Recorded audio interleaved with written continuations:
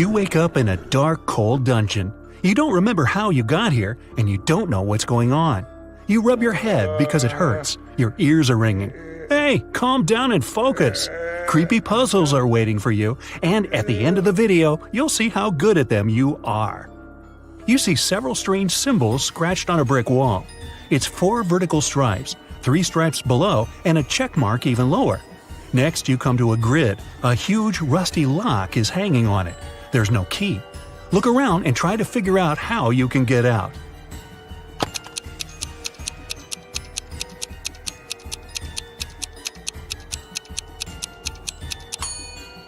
Have you noticed that brick that sticks out of the wall? Try pushing it.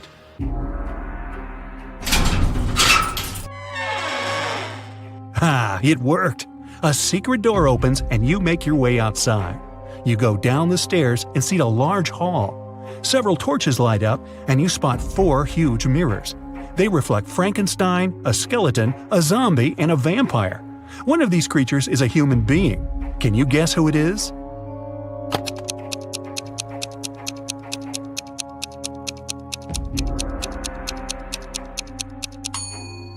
Vampires don't get reflected in the mirror, so you're looking at a human. He gives you a small bone and warns that you will need it. You get outside and realize you're in the courtyard. This is the territory of a large, sinister castle. There are no clouds in the sky, and the sun is hidden behind one of the tall towers.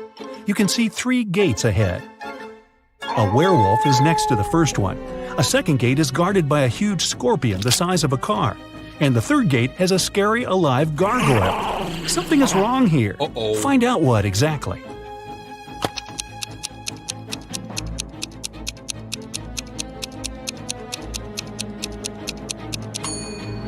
The sun is shining brightly, so there's no full moon. So what's a werewolf doing here? It's just a human in a costume. The werewolf opens the gate and you go through. You're back in the castle and step into a small room. There are cobwebs everywhere and a lot of garbage on the floor. You can see a jar of salt on the table and a note on the wall. It says, "A circle of salt." You decide to take the jar just in case. At this point, a slippery, viscous liquid starts dripping onto your shoulder. You look up and see a big spider descending towards you on its web. You run away and see 3 doors. You can hear screaming behind the first one. Behind the second door, you hear the sound of a chainsaw. A dog is barking behind the third one. Quickly, you've got to decide where to go.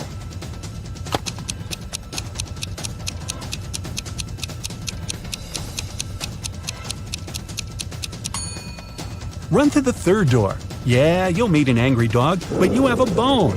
You throw it, and the dog immediately feels better. It nibbles on its trophy and forgets all about you. On the floor, you can see human footprints that lead to the next door. You push the handle down. It's locked. Look around the room and find the key.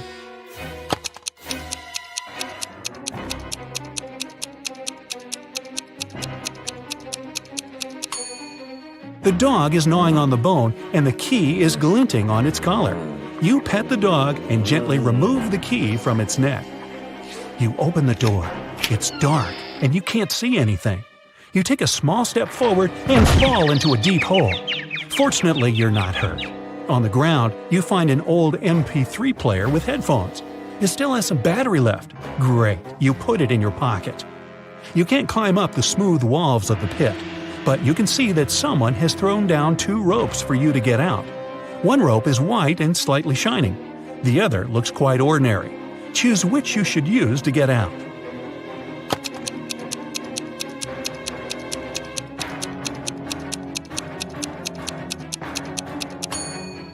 The white rope is a spider web. The spider is still chasing you, so you choose the normal rope. You get out of the pit. The rope is tied to a marble pillar. You untie it and put it in your pocket. You slowly walk down a dark corridor and hear a growl behind you. It's a werewolf. The full moon is out. You run out of the corridor and find yourself in the street. There are 3 paths ahead of you. The first road is covered with lava. The second one is swarming with snakes. And the third road leads to a poisonous lake. Hurry up, the werewolf is coming.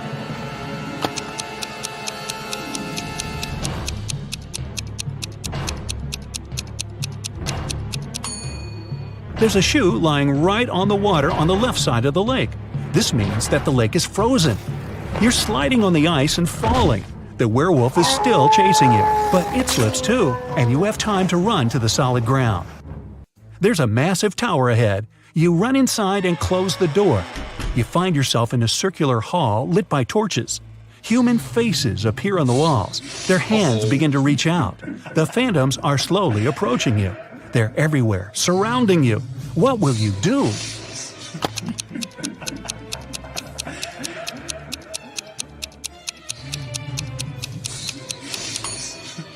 Remember that jar of salt and the note saying, "A circle of salt"? You should spill salt around you, and the phantoms won't dare cross that line. You do, and then wait for a while, and they disappear. You climb up a spiral staircase to the top of the tower. The door slams shut behind you. There's one window and an iron torch stand mounted on the wall. In the center of the room, you notice a wide bed, surrounded by a white veil. You push the veil aside with your hand and see that 2 zombies are sleeping there. They open their eyes, get up, and slowly walk towards you. What are you gonna do now?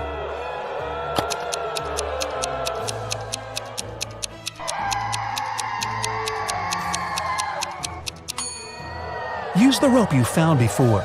Tie it to the torch stand and go down through the window. Great. The zombies are too stupid to pull the rope back. You're on the ground and see a car. At this moment, the werewolf breaks out of the castle. You get into the vehicle and lock the door. The werewolf hits the window with its paws. You can't find the key. It's probably in the glove compartment, but it has a 3-digit combination lock. Recall the beginning of your adventure and try to guess the code. Hurry up before the werewolf breaks the glass.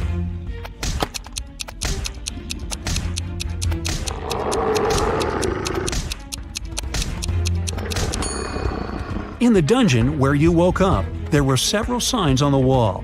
4 vertical stripes, 3 stripes below them, and a check mark even lower. The check mark is the Roman numeral 5. Then the code is 435. You take out the key, start the engine, and drive away. You leave the castle but realize the car's brakes don't work. There are 3 roads ahead. A brick wall is at the end of the first one. The second road leads to a burning forest. And the third road ends on a high hill with a cliff. What path will you choose? There's almost no time. You're driving too fast.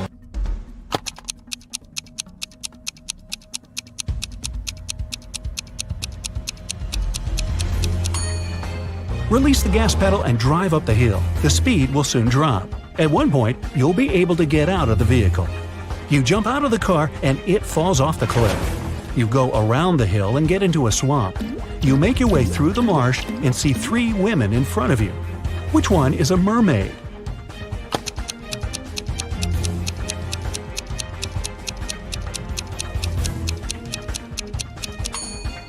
The woman in the middle has something strange on her neck. Those are gills. The second girl has webbed fingers. The girl on the left seems normal. She's a human. You pass through the swamps and find yourself on the seashore. An old motorboat is lying on the sand. You push it to the water, start the engine, and climb inside. You go far away from the island with the castle. In the distance, you see some rocks and shipwrecks. You slow down and hear beautiful singing. It's coming from several women staying on top of the rocks. They're sirens. Using their singing, they lure sailors whose ships crash against the rocks. You move straight toward them and can't resist it. The rocks are getting closer and closer. Do something, quickly!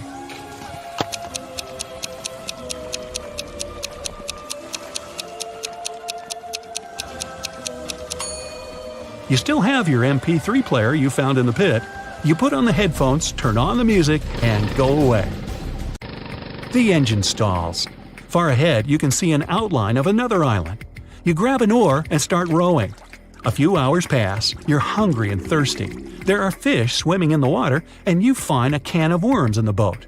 But how can you catch them without a fishing rod?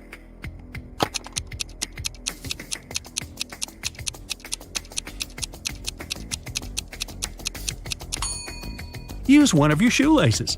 Tie the bait to it and lower it into the water. It works! You catch a few fish, but then you notice a shark's fin. It circles you and pushes the boat. The island is really close, but you need to get away from the dangerous creature. How are you going to solve this problem?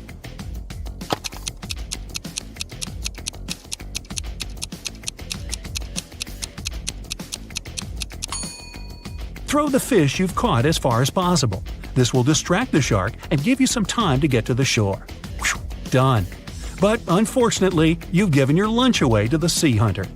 Exhausted, you get to the shore. Here, you meet a man. It says it was him who left you the MP3 player and the rope. He also wrote the code on the wall of the dungeon. Without a word, you kick him in the shins and he hobbles off. No, you don't, but I sure would. Anyway, you're glad that everything is over and just lie down on the sand. But the man tells you it's not the time to relax. Other tough tests are waiting for you. You hear bizarre sounds coming from the jungle. But that's another story, and this one is coming to an end. Time to find out your score. 0 to 4 points, don't get upset. You can do better, but it's a bad idea for you to go to magic castles. 5 to 8 points, not bad. You've proved that you're brave, but you were a little lacking in resourcefulness. You will solve other riddles better. 9 to 12 points, almost perfect. You've passed the test and proved that you can get out of any dangerous situation alive. 13 to 15 points. It's not you who should run away from the monsters. They should be wary of you. Any mystical castle can become your home. 4 friends were hiking in the mountains. At lunchtime, it started pouring down. The friends hid in a cave. They decided to 4 friends were hiking from the entrance to protect themselves from the chilly wind. When they were already deep in the cave, Amelia discovered she'd lost her phone. The girl asked her friends to go and look for her gadget, and she was going to stay there and start a fire. In a half an hour, the guys were back. James said he hadn't noticed a lake in the dark and had fallen into it. Oliver told her he had seen some bats, got terribly scared, and rushed back. And Ethan nearly got lost. "I'm so happy I made it back to you." Which guy behaved suspiciously?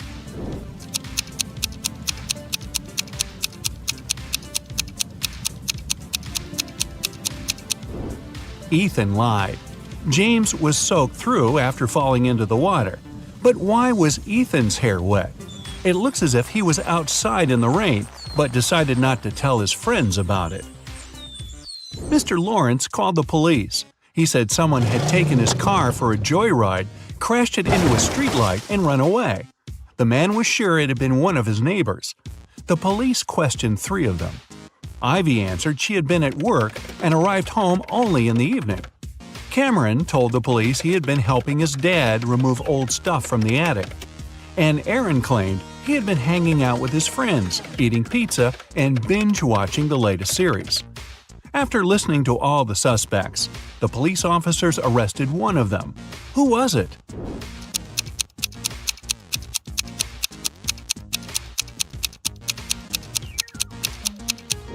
It was Cameron. There's no attic in his house. He invented the whole story. Jackson was going to marry the love of his life, Liza. But one day before the wedding, his fiancée disappeared. Her room was a mess. On her bed, Jackson found a note with several hastily written numbers, 5509-710. Jackson knew 3 other guys were in love with his wife-to-be.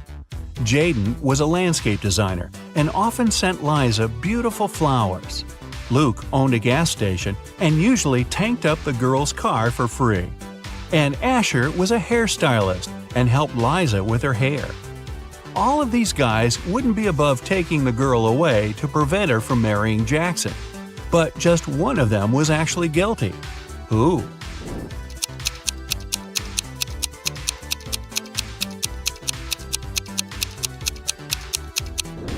Jackson turned the note over and realized it read, "Oil Boss."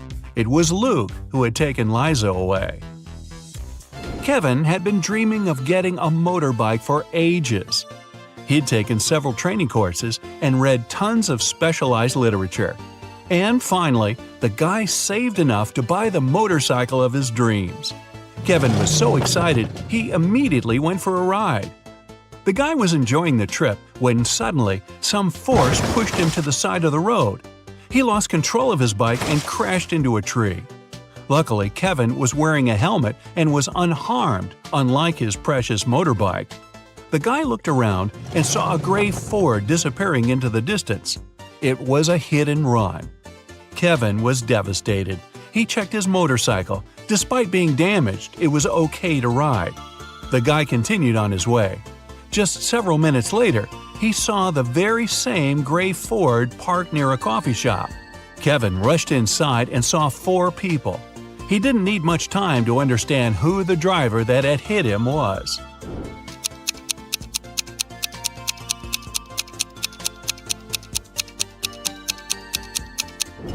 It's the man standing near the counter. The rest of the visitors are already eating. He's the only one still choosing what to order. Naomi invited her friends to a pajama party at her house where she lived with her parents and an older brother. The only thing she told the girls was, "Don't enter my brother's room. Mark loves playing tricks on people, and once you're in there, you might not be able to get out." They had been eating, gossiping, and watching viral TikTok videos until one of Naomi's friends asked, "Wait, where's Rebecca?" What the girls didn't know was that Rebecca went to the kitchen to drink some water. But she got lost and ended up in Mark's room. The door closed behind her back, and try as she might, it wouldn't open. That's when the girl noticed a password lock with letters on it. At a loss, Rebecca looked around.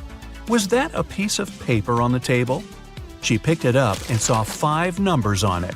37692. The girl thought for a while, then entered a combination of letters and got out of the room. What was the password?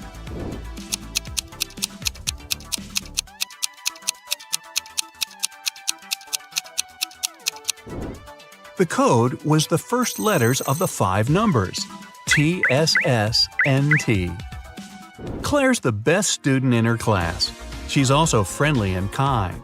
Her classmates love her nice character and how she always finds a way to help them at the tests. This time, though, it's going to be tough.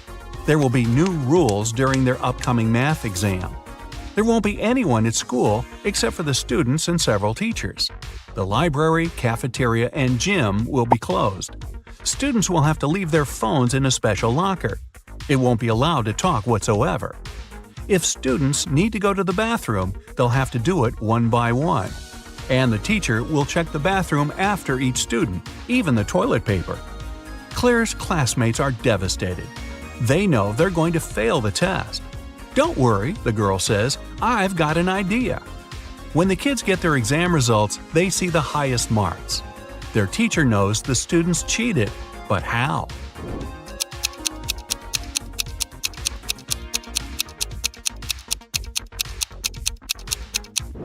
Claire was the first to go to the bathroom.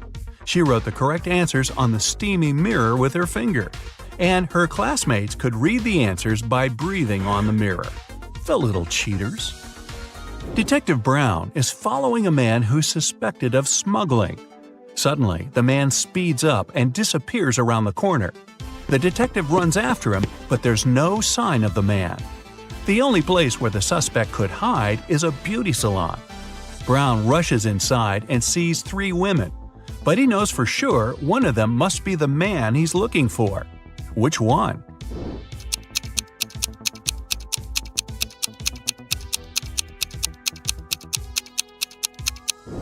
All of the women look stylish and ladylike. But look at the arms of the one sitting on the right. They're too hairy to belong to a woman. That's our criminal. An expensive ring went missing from a jewelry store on the first floor of a large shopping mall.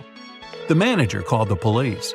After watching the CCTV camera footage, they had 3 suspects: a student, a woman with a 10-year-old daughter, and an elderly man. The student said he had agreed to meet with his friend next to the jewelry store. "I didn't even set foot inside." The woman was furious. "I was at the movies with my daughter here in the mall when everything happened." The elderly man said, "Yes, I did enter the store. I felt unwell and asked for a glass of water, but I didn't take the ring." Who's lying?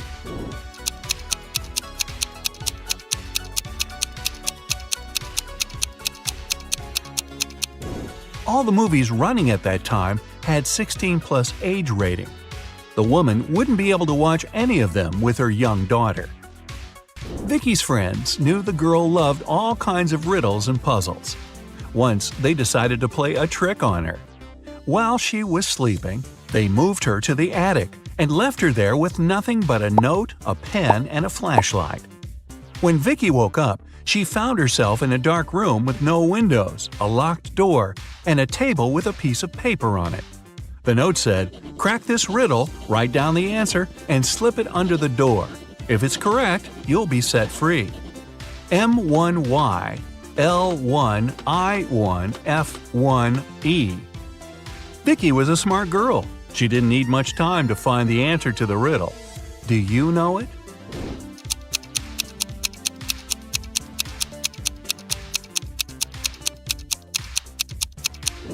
The expression hidden in the note is, "for once in my life." After Vicky slipped the paper under the door, her cheering friends let her out. Justin was an archaeologist who explored ancient pyramids.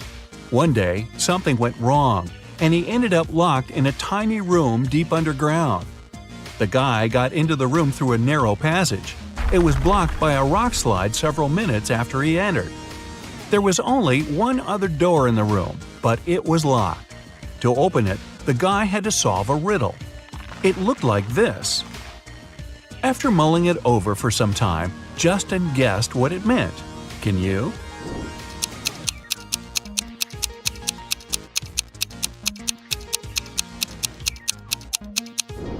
The answer is, try to understand. One day, a public library made a strange announcement. Each member could borrow as many books as they wanted. They also didn't have to return them for the next half a year. Why?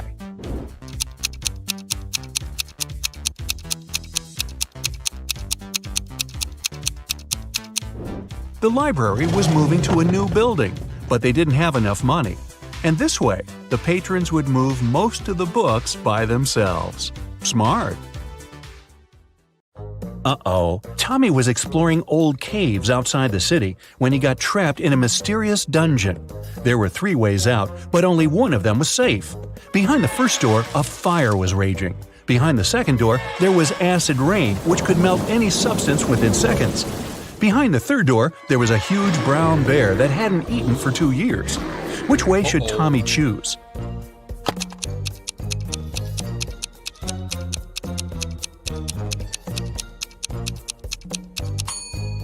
Tommy should choose the third way.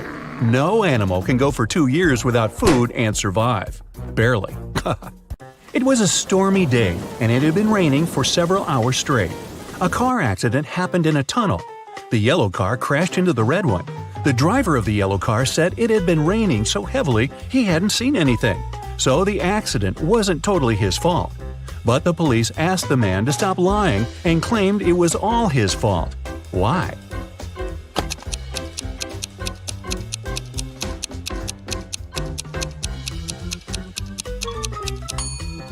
The accident happened in the tunnel. It couldn't be raining there.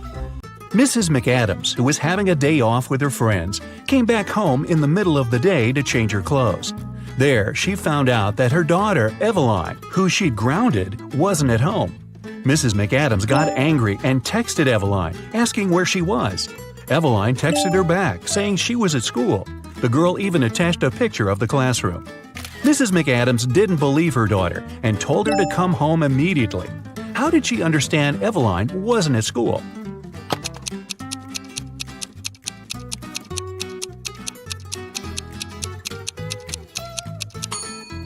Look closely at her cell phone. It's Sunday.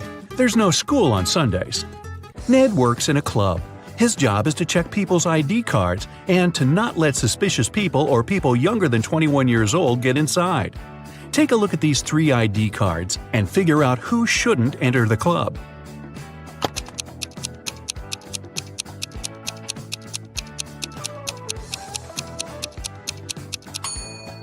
The first person is already 21, and nothing else looks suspicious in his ID. The second girl seems alright too. It's written that Brielle was born on September 31st. But such date doesn't exist. Her ID must be fake.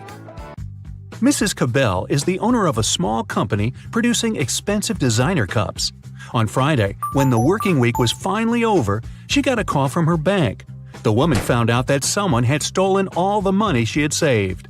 Mrs. Cabell realized it must have been one of her workers, so she asked each of them what they had been doing that day.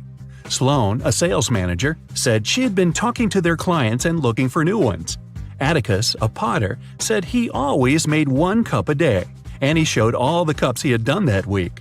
Sierra, a designer, said she had been working, but she also admitted she hadn't been really productive that day because of some family issues. Who lied?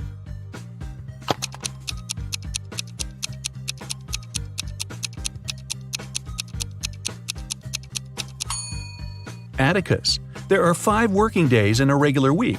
The man said he made 1 mug a day, but he only showed 4 mugs. It means he missed 1 day of work. Lennox and Finn were friends living in the same college dorm. One day, Lennox reported that something had happened to his friend. He said Finn hadn't left his room all day. He also never responded to any of Lennox's texts. In the evening, Lennox started to worry and knocked on Finn's door, but the guy didn't answer. Lennox peeked through the keyhole and saw that his friend was lying on the floor, so he called the police. After that, Lennox got arrested. Why?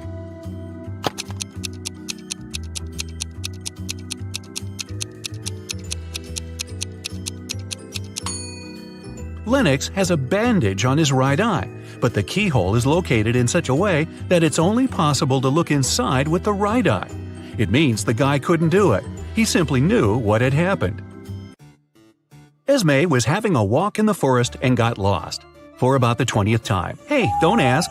Anyway, she found the witch's house, walked in, said hi, petted the cat, and asked the witch to show her the way home.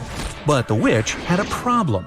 She was learning a new spell and accidentally did something strange to her chairs. On the bright side, she now had a riddle for Esme to solve. The witch had 20 chairs. Now, some of the chairs only had 2 legs, and half of the rest had no legs at all. How many legs did all these 20 chairs have in total?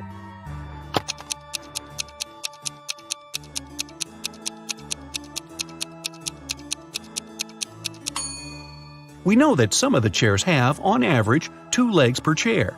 The rest of them have either 4 legs or no legs at all. And since half of the rest have no legs and the other half have 4, together they have 2 legs per chair. So there are exactly 40 legs. Mr. Tucker was a businessman. He wanted to find an interesting hobby to impress people. He chose art, even though he knew nothing about it. Still, he kept buying paintings and even owned a couple of famous masterpieces. He liked to invite his potential business partners over to show off his collection. One day, his guest was Miss Geneva Darby, a young lady who owned a jewelry business. As always, Mr. Tucker boasted about his collection, but Miss Darby wasn't impressed. Why?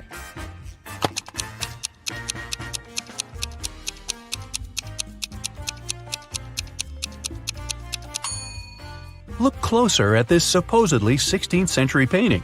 There are a couple of cars on the road, but there were no cars at that time, so the painting must be fake. Evie and Kai were planning to go on a bike tour with their friends. Unfortunately, Evie didn't feel well, so she canceled on her friends and asked Kai to stay with her. Kai was disappointed but agreed. Evie fell asleep. When she woke up, she already felt better. She offered Kai to ride their bikes a bit, just the 2 of them. But when they went outside, Evie realized that while she had been sleeping, Kai had been out with the friends without her. How did she understand it?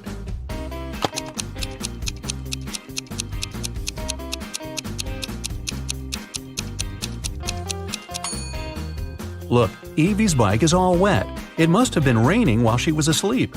But Kai's bike is dry. It means that he used it and then wiped it off. Or maybe he wasn't even in the area when it was raining. 2 weeks ago, a bank was robbed, but the robber hadn't been found yet. A phone call woke Detective Callum up in the middle of the night. His colleague reported that a farmer had found the money. When the detective arrived, he questioned the farmer. The man said, I argued with my wife and went outside. That's when I found a bag with money in a cornfield. Detective Callum asked if the farmer had noticed anything suspicious before. The farmer replied, About 2 weeks ago, before going to bed, I looked out of the window. I saw a man walking through the field. It was a full moon and I could clearly see his silhouette. But there wasn't enough light to notice more details about him. The farmer was arrested. Why?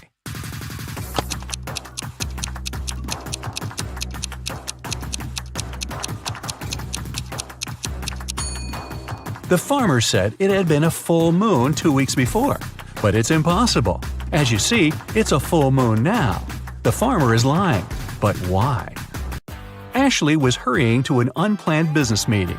She asked her boyfriend Dean to walk the dog. Dean agreed, but then his friend called and invited him to play a new video game. So the guy decided to skip walking the dog that day and joined his friends. He and Ashley met right outside the house when they both were going back home. Ashley asked what Dean had been doing. The guy said, "I walked the dog and then went to play video games with my friends." Ashley immediately understood he was lying. How did she figure it out?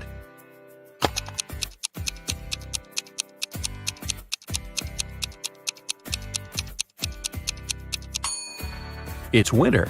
Look at the footprints in the snow. There are Ashley's footprints going both ways and Dean's footprints going both ways too.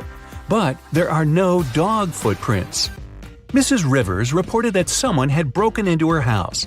They stole all the money and jewelry she kept in her living room. Detective Callum arrived to investigate the crime. The room was a mess. It was obvious that someone had been looking for something there. But in the end, the detective concluded that there was no robbery. Mrs. Rivers made the whole thing up. Why did he decide so?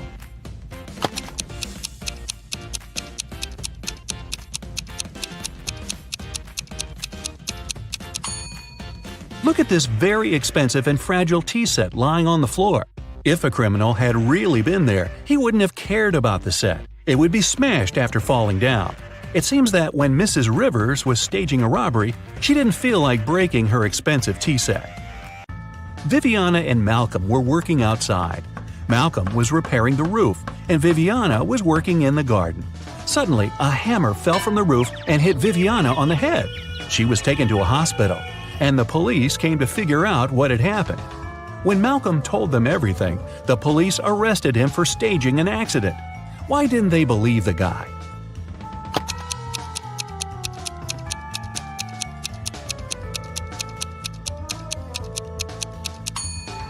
Viviana was working right next to the house. She was sitting under the roof. If the hammer had fallen accidentally, it would have slid down the roof and fallen behind the woman's back. It could hit her only if someone threw it at her on purpose. Well, that's not nice. Freddie is one lucky guy. He works at a chocolate factory as a night guard. Once, he was checking the factory as usual. He noticed that someone had stolen several boxes with exclusive chocolate candies. The next morning, Freddie questioned 3 suspects. Jason, a pastry cook, said that he'd finished his shift at 7 p.m. and gone home right away. His wife couldn't confirm that he stayed indoors all night. Harry, a delivery guy, said, "I don't eat chocolate at all. Even the smell of it gives me a severe rash." And Peter, a cleaner, said, "Yesterday, I was cleaning the warehouse. I found 1 chocolate candy on the floor and ate it. I'm so sorry. Please don't fire me." Who is the thief?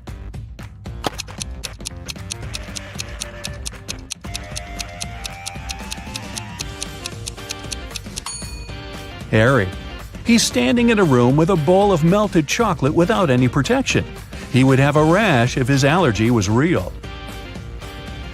Another working day at the chocolate factory. Jason decided to prank Freddie and covered a raw chicken egg with a layer of chocolate. Then he wrapped it and put it among real chocolate eggs on a tray. When Jason brought the chocolate eggs, Freddie spotted the fake one immediately.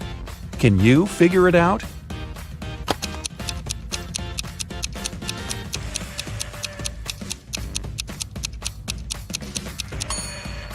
The real chocolate eggs are hollow inside, so they were rolling all over the tray when Jason was walking. But the raw egg is heavier, and it didn't move much. Well, Freddie decided to pay Jason back. He dressed up as a ghost to scare him. But suddenly, several real ghosts appeared in the room. Can you figure out which of these ghosts is Freddie?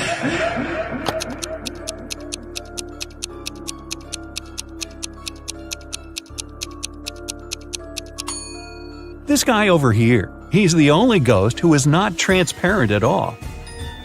One evening, the factory was celebrating its anniversary. The management organized a party.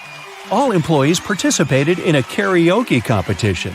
Most of them all sang incredibly well and received gifts and flowers.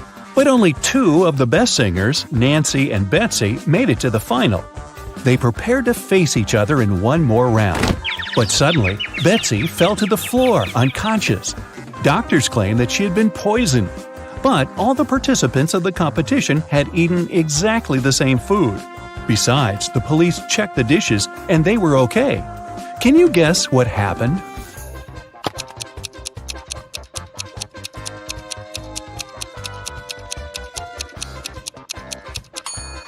Someone poisoned Betsy's flowers. Next day, Freddy came to work as usual. He looked around and exclaimed, wait a minute, who's brought a cat to the chocolate factory? No pets are allowed here. Can you see any animals?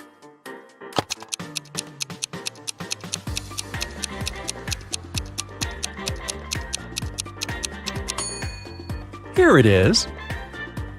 The cat got scared and ran away to another room. Freddy followed it.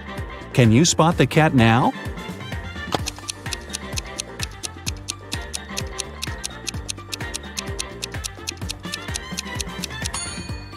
It's hiding over there. And again, Freddy failed to catch the cat. It ran out of the building and hid in the garden. Can you help the guy find the cat?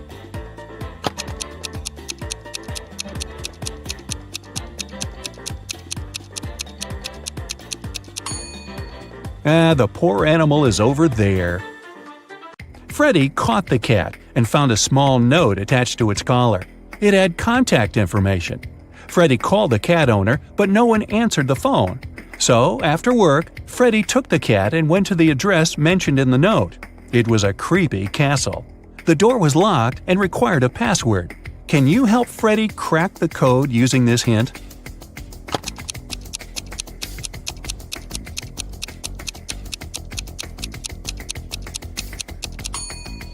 The password is rainbow. A gloomy old man greeted Freddy inside the castle.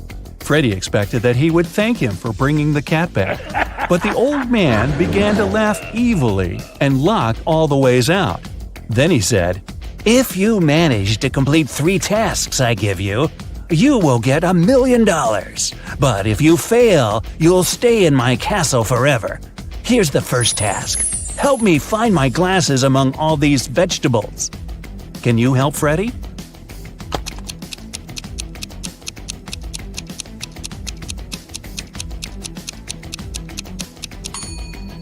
Here they are. The next task from the old man was to cook a potion and do it in the correct order. He gave Freddy this recipe. Can you help the guy?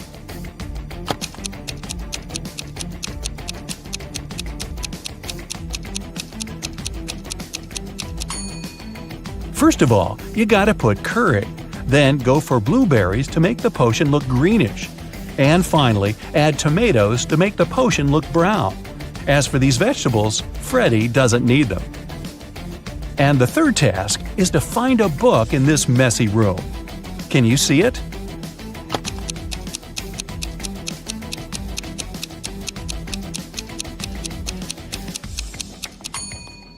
It's half hidden inside the sofa. The old man gave Freddy his money, showed him the exit, and disappeared. But when Freddy tried to leave, he realized that the door was locked. It had a combination lock. Freddy found this mysterious note nearby. He has to get this right or he might stay trapped for a long time. What code will open the door?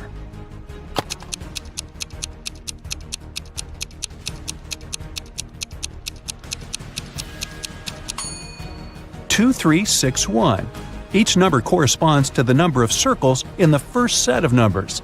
Now, Freddy was free to go. As soon as Freddy got out of the creepy castle, he decided to quit his job and go on a trip around the globe. First of all, he took a flight to Spain. On board the plane, he met Gloria. He asked what country she was from. Instead of answering, Gloria showed him this puzzle. Can you guess the country?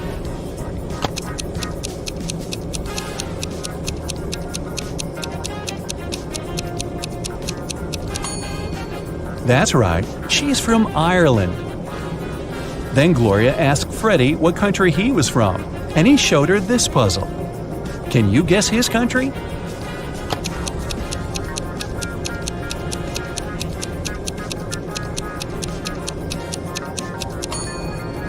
Cuba. Freddy landed in Madrid and went for a walk. He hadn't rented any hotel in advance, so he just wandered around the city, searching for a nice place to stay. Suddenly, Freddy noticed this cute little hotel and entered it. Big mistake. Why?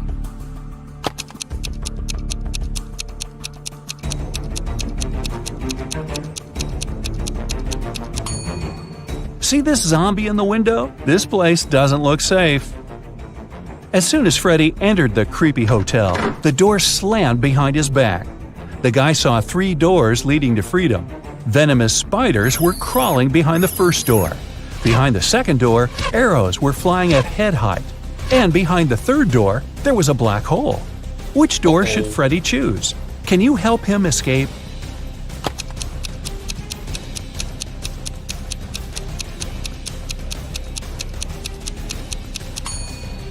He should choose the second door. He can crawl under the arrows.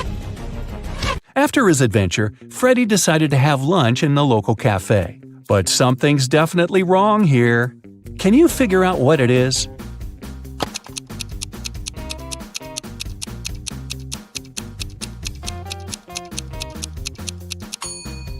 Look at this window.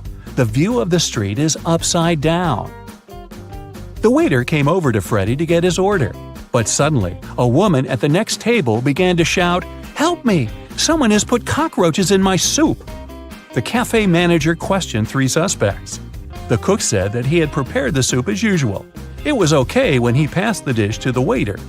The waiter said he hadn't touched the soup. He just served it to the woman and switched to another client, Freddy.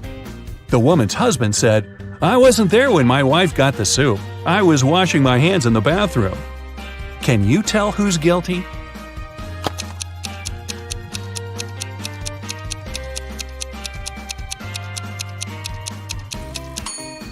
No one. Take a look at the ceiling. The cockroaches crawled out of the ventilation and several of them fell into the lady's soup. Freddy used a special app to rent a luxury apartment in Madrid.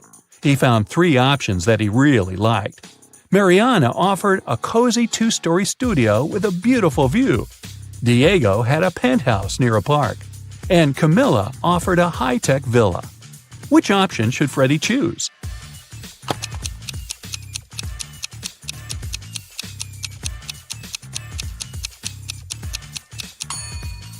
This penthouse has a cracked glass roof, which is extremely unsafe. As for the third option, see the Eiffel Tower? Camilla's high-tech villa is in Paris, not in Madrid. So, Freddy should choose the first studio.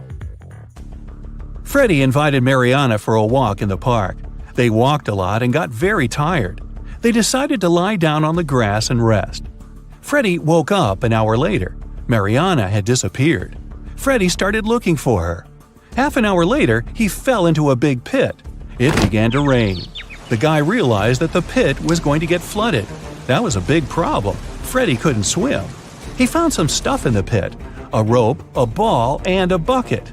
How can Freddy get out?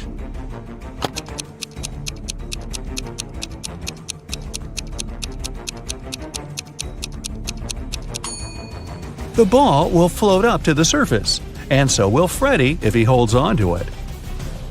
Freddy kept looking for Mariana. He came across a wizard's castle. The wizard had caught the girl and turned her into a frog. Freddy had to help her. The guy and the Mariana the frog found the wizard's book of potions. It described all the necessary antidotes. But first, the guys needed to understand which potion the wizard had used on Mariana. Freddy looked through the book. The first recipe included a slice of pumpkin, a slice of green apple, an orange wedge, and half a kiwi. The second recipe required a chamomile petal, 3 garlic cloves, and half of a red apple. The third potion should contain an orange wedge, a garlic clove, a banana peel, and a chamomile petal. Which potion did the wizard use?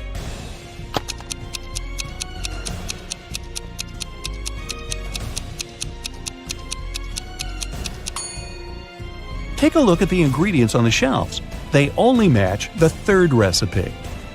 Freddy helped Mariana turn back into a human. The wizard got very angry and teleported Freddy to jail. The guy was desperate. He had no idea how to escape. Suddenly, a creepy man opened the door and said, "Come on, I'm going to help you escape." Freddy followed him, but he slipped, fell to the floor, and hit his head. Freddy woke up in a pit. He didn't remember how he got there. If he went to the left, he would end up in the bathroom. If he went to the right, he would have to crawl through a tunnel filled with toxic waste that was leading outside. Which way should he choose?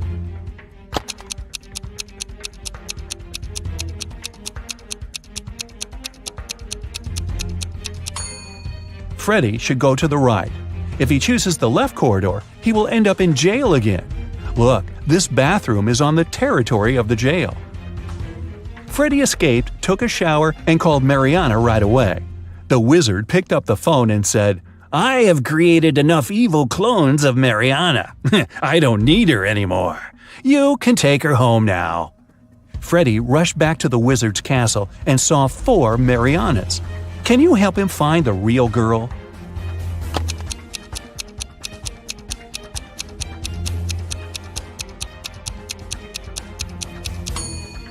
This Mariana has claws instead of nails. She looks like a werewolf. This one has very sharp teeth and ears. She's probably a vampire. This lady has scales on her face. She's a mermaid. So the real Mariana is over there. Srows are flying in the sky, 1 ahead and 2 behind, 1 behind and 2 ahead, 1 between 2 and 3 in a row. Can you figure out the exact number of crows?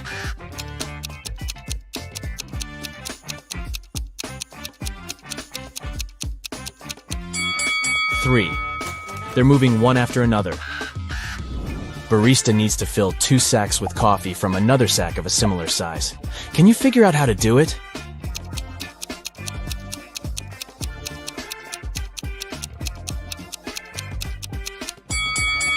Easy. Put the empty bags into one another and then fill them with coffee. 2 mothers and 2 daughters enter a coffee shop and order 3 cappuccinos. Each gets one. How's that possible?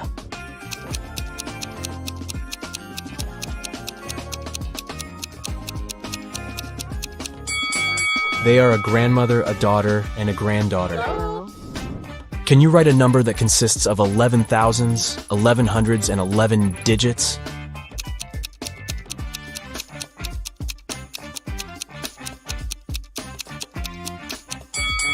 Many people think it will be 111,111, but in fact, it's 12,111.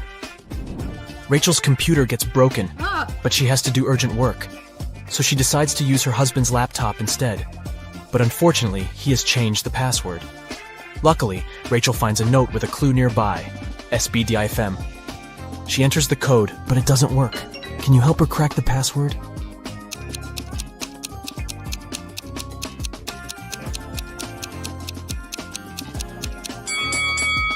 To solve this puzzle, Rachel needs to change each letter with the previous letter in the alphabet. S implies R, B implies A, D should be replaced with C, and so on. And the final password is Rachel. Oh, so cute. Peter, Jenny, and Timothy are trapped in 3 separate cages. Peter's cell has an explosive in it. Jenny's cage is filled with toxic gas. And Timothy's cell is covered with ice. Can you guess who has more chances to survive?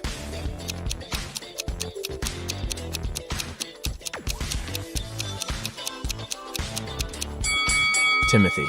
It's just ice, so it's gonna be melting soon. Timothy won't have time to freeze. Yeah. Gerald is 100 years and a few months old, but he only had 25 birthdays in his entire life. How could this be?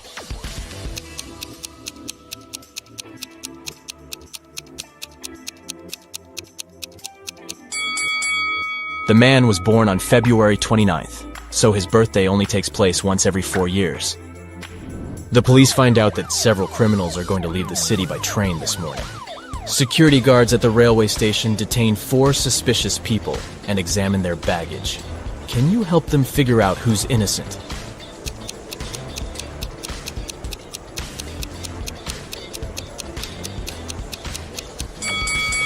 This guy carries toothpaste without a toothbrush. A supposedly blind person carries a flashlight. And why would a bald man need a bottle of shampoo? It seems only the guy on the left isn't a criminal. Birds sat one on each tree. One didn't have a place. But when they sat two on each, one tree was left free. Can you figure out the number of birds and trees?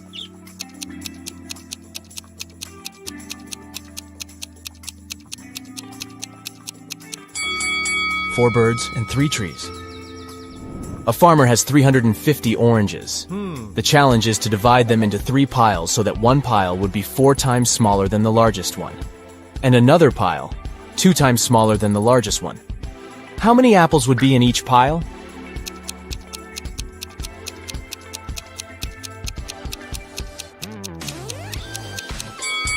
Zero.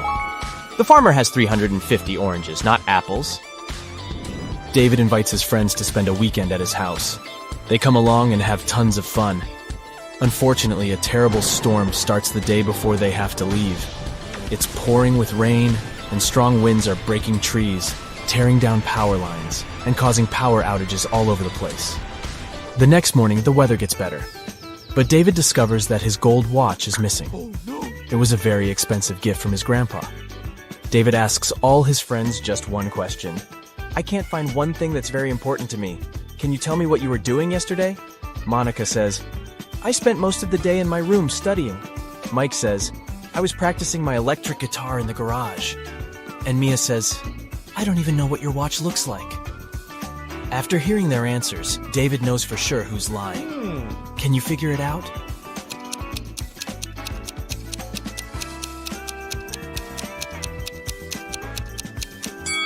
There was a power outage. It means Mike couldn't play the electric guitar. Also, David said nothing about the important thing being a watch. So how did Mia know it? Therefore, Mike and Mia stole the watch. Can you create a square by moving just one matchstick?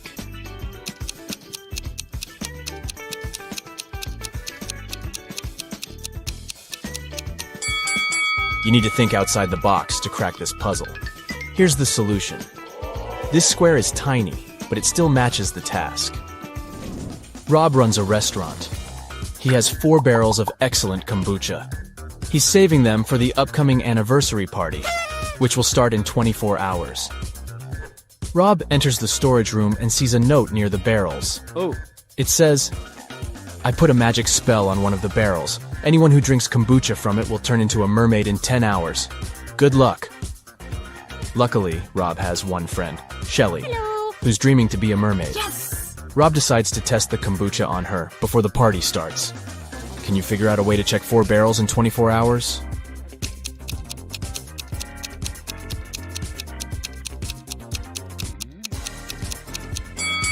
Rob should give Shelly kombucha from the first barrel right away. Then the second barrel's kombucha 1 hour later, and the third drink 2 hours later. If Shelly turns into a mermaid in 10 hours, it means that the first barrel is under the spell. If she changes in 11 hours, it's the second barrel to blame. And if she becomes a mermaid in 12 hours, it's the third barrel. But if Shelly stays the same, the fourth barrel is enchanted. A computer store manager calls the police and yells, "Help me! My store has been robbed!" The officers arrive at the place immediately, but they can't see anyone. Suddenly, they hear someone banging on the door in the corner of the store. They unlock it and see an anxious lady. It's the manager. Someone locked me in the storage room. It must be one of the shop assistants. The police officers ask the lady to call her employees for interrogation. The manager says, "Just a second, I can't find my phone." "Oh, it's over here." She didn't even start to call before the officers arrested her. Why?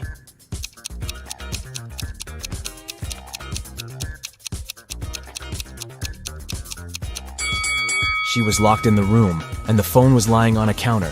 How could she call the police? Where does Friday actually come before Thursday? Take your time to think it over.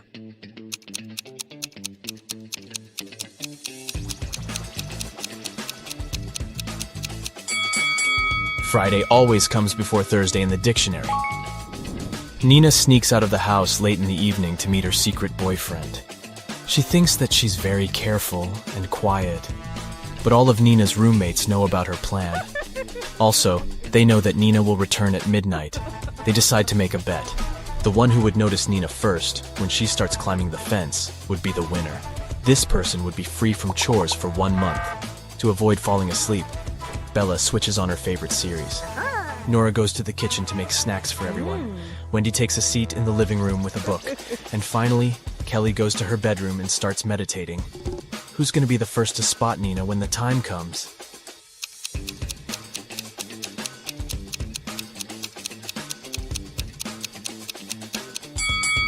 Kelly. Her eyes will be used to the darkness and she will see better than the others.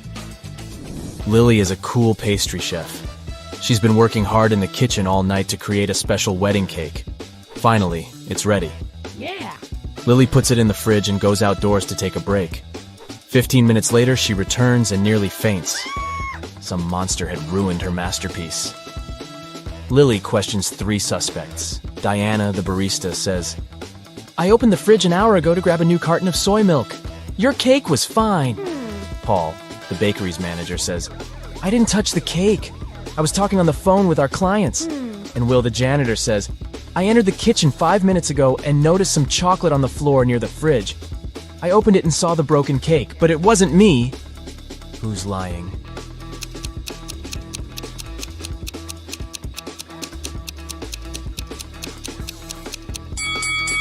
Diana.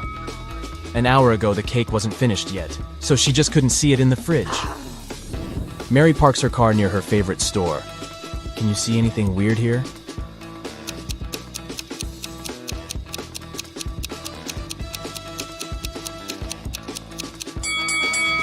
Take a look at the reflection in the window. The color of her car doesn't match reality. A small town hosts a winter festival with an ice sculpture competition. The top 3 sculptures made it to the final. The party goes well and everyone has fun.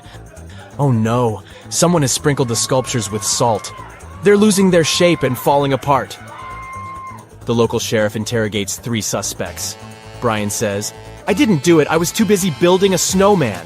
Gemma says, "I was far from the sculptures taking selfies with my granny near the dining area. See for yourself if you don't believe me." And Dan says, "I believe it was Brian. The winning sculpture was created by his ex-girlfriend. They don't get along." After hearing what they had to say, the sheriff knows for sure who's guilty. What about you?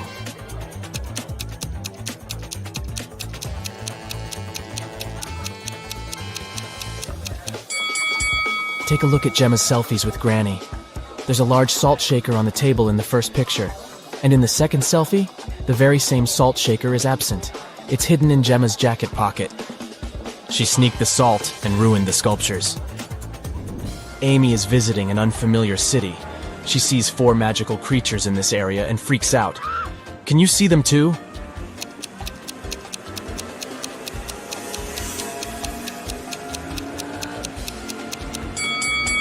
Take a look at this tree. It's a wood goblin. There's a transparent lizard crawling up the skyscraper. Also, there's a leprechaun hiding in the flower bushes. And there's a pixie driving this taxi. Diana returns home from work and discovers that someone had broken her antique teapot in the kitchen. What?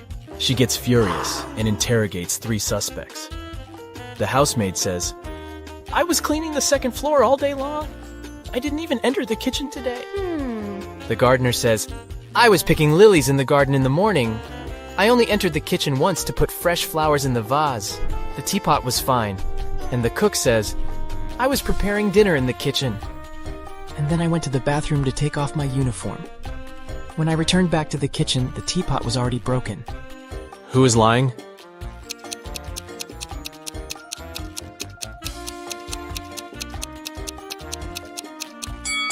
The gardener. Take a look at the flowers in the vase. They don't look fresh at all. Bob used to be a farmer in another country. He kept chickens. Things were going well and he made good money. But then he bought a bigger farm in another country and moved there. Soon Bob got to know that floods are very frequent in this area. But he didn't give up and decided to breed ducks instead of chickens. Why?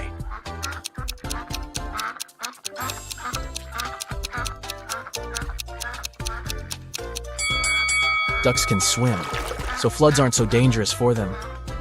Here are 3 matches. Oh, really? Can you make a 6 out of them without breaking them into pieces?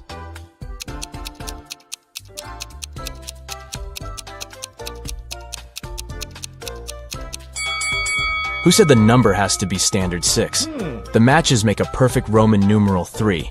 So all you have to do is bring the bottoms of the first 2 matches towards each other, and you've got a Roman numeral 6. You have 2 sand hourglasses, a 7-minute one and an 11-minute one. Using just these 2 sand hourglasses, how can you measure 15 minutes?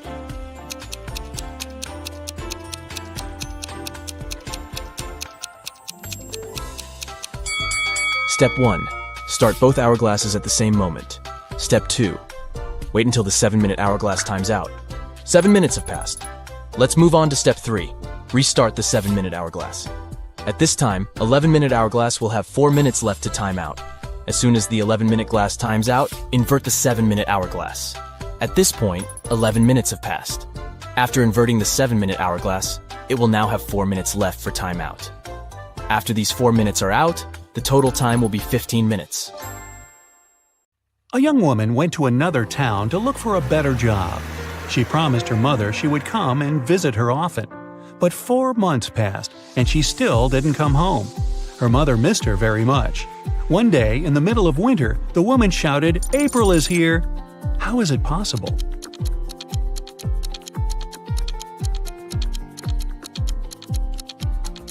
April was her daughter's name. She finally came to visit her family. It's usually under you. Take away its first letter, and it'll be above you. Take away its first 2 letters, and you won't see it. What is it?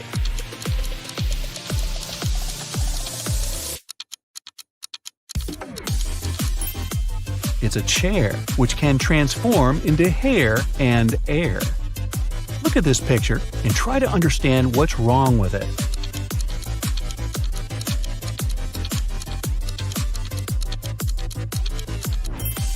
Why would this young lady put a pair of boots on the table and a saw in the fridge? How about this image? Does anything strike you as odd?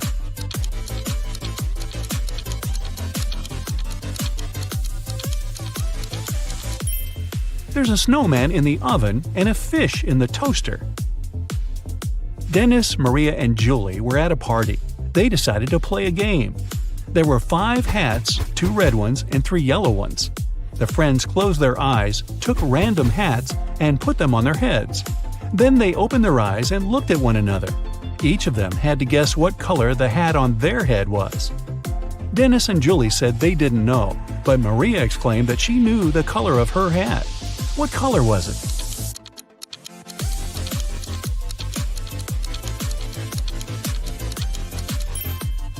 It was yellow. Maria saw that Dennis and Julie were wearing red hats, and she knew there were only 2 of those. You can't share it until you take it. What is it?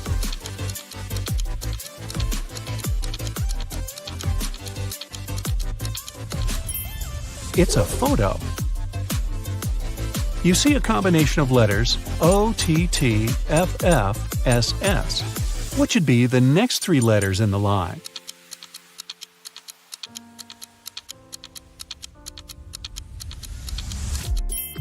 They should be ENT. These are the first letters of the names of the numbers from 1 to 10. Michael was walking along the street when a sealed envelope landed near his feet. The guy picked it up. Inside, there was a key and a note. It said, "Help, 323." Michael entered the building. Soon, he found a door number 323 and used the key to open it. He saw a man near the open window.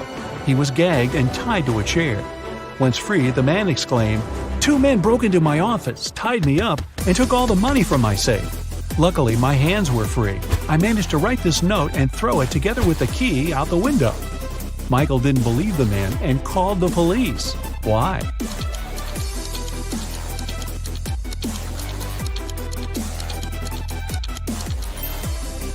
The envelope was sealed. How could the man do it if he was gagged? It can never be thrown, but it can be caught. People are always looking for ways to lose it. What is it?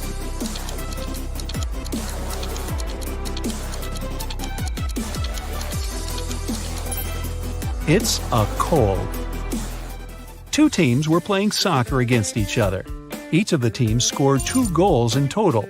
And still, it wasn't a tie. One team won and the other lost. How come?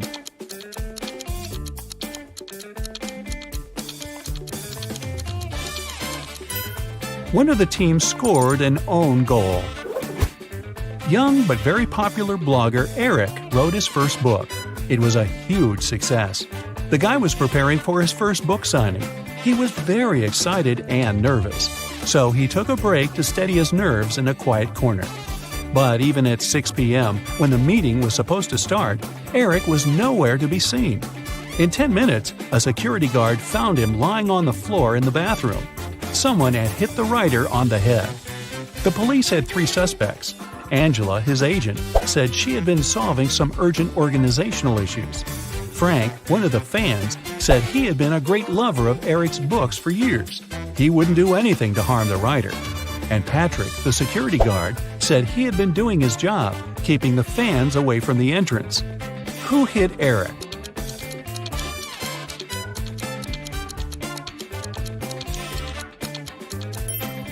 It was Frank. It was Eric's first book. Frank couldn't possibly be reading his books for years. Look at these guys carefully. Who is a fake fireman?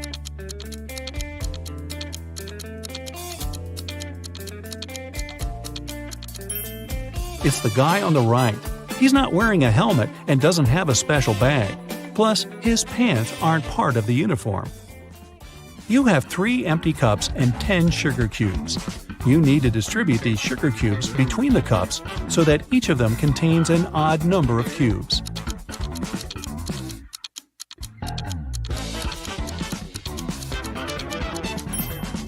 Put 3 sugar cubes in the first cup and 3 cubes in the second one. After that, put the remaining 4 cubes and the second cup in cup number 3. Now, the first cup has 3 sugar cubes, and the second one has 3 sugar cubes too. As for the third cup, it has 7 sugar cubes, 4 of its own and 3 in the second cup. 2 roommates, Deborah and Rachel, were walking home after doing their weekly grocery shopping. Deborah kept complaining about how heavy her bags were. Then Rachel told her, "I don't understand why you're upset. If you gave me one of your bags, I would have twice more bags than you do. And if I gave you one of mine, we would have the same number of bags." How many bags were the girls carrying?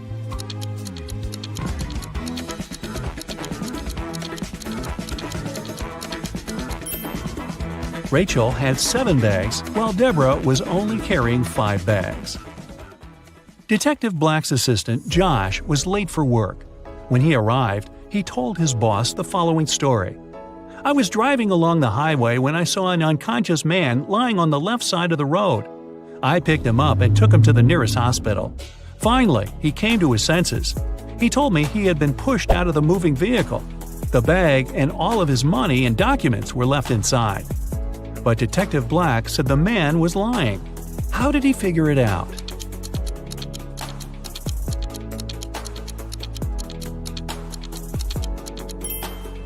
If the man had indeed been pushed out of the car, he would have been lying on the right side of the road, not the left one. Kenneth was starving. He found a nice diner that served burgers and bought one. After a waiter brought him his order, Kenneth went to the bathroom to wash his hands. But when he came back, his burger was gone. The guy looked around the diner and understood who had taken his lunch. Can you figure it out?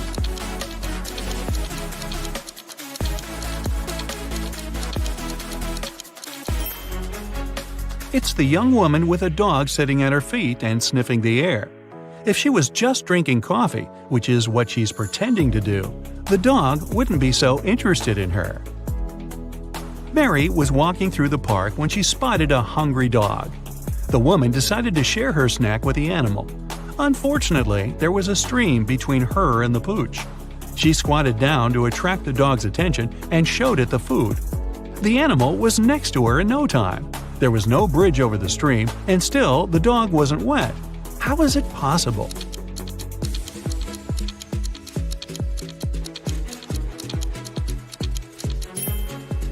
It happened in the winter, and the stream was frozen. A rich entrepreneur disappeared from his office. The only thing he left behind was a note with the numbers 6, 4, 9, 10, and 11, and a calendar. The police have 5 suspects: James, Kevin, Carol, Jason, and Laura. Who knows something about the man's disappearance?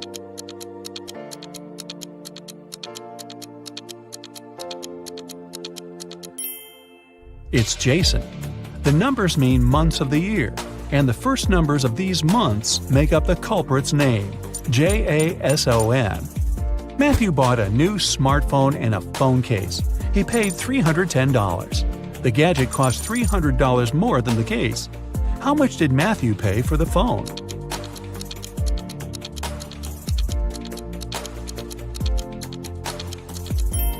He paid $305. Tony was hosting a party. 3 hours after it started, several guests came up to the guy. They asked where they could charge their phones.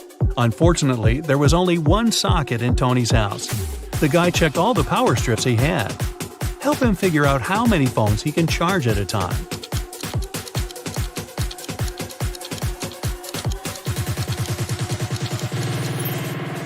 Tony can charge 8 phones.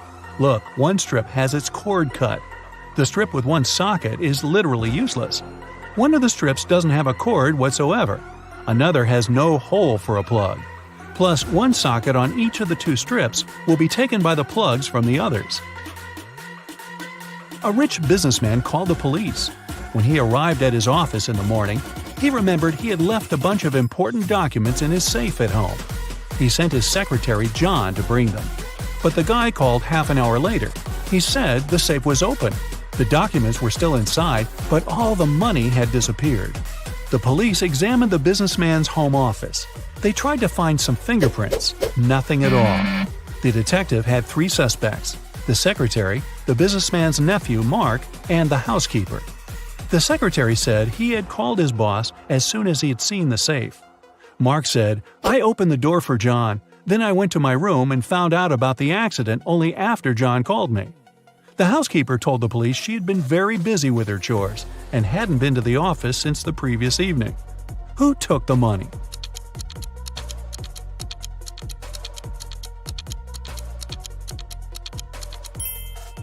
It was the secretary. There were no fingerprints in the room, but John was there and definitely touched different things. If he hadn't been guilty, he wouldn't have wiped his fingerprints off. Can you find a dino that is different than the rest?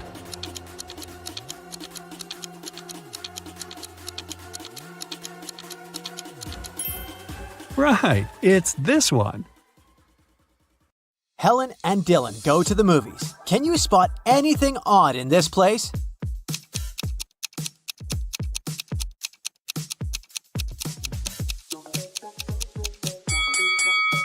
There's a spider hiding in this guy's popcorn. This lady has a working camera, which is not allowed in the movies. The seats are numbered in a random order in this row, and there's a monster hiding behind the seats. Can you spot a criminal among these 2 truck drivers?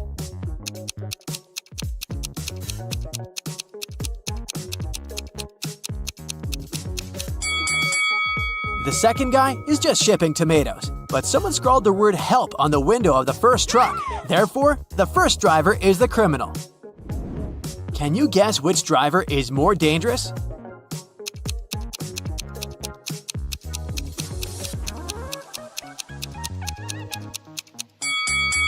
The second one.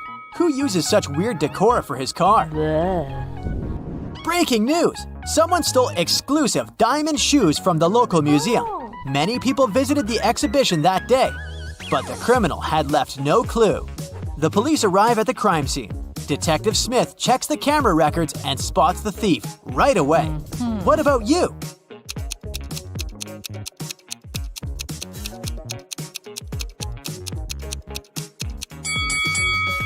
Something about this lady is very suspicious. Her height increases in the second footage. This probably means that she's wearing the stolen diamond shoes. Kelly throws a pajama party, but one of her guests is a criminal. Can you guess who?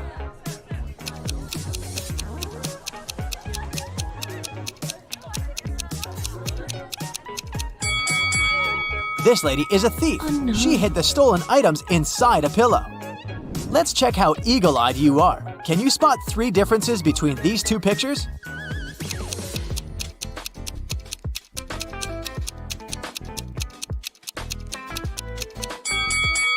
Here they are. Yes! What about these pictures? Are they identical?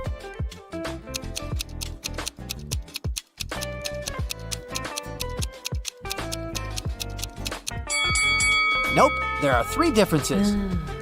Can you see 3 differences here?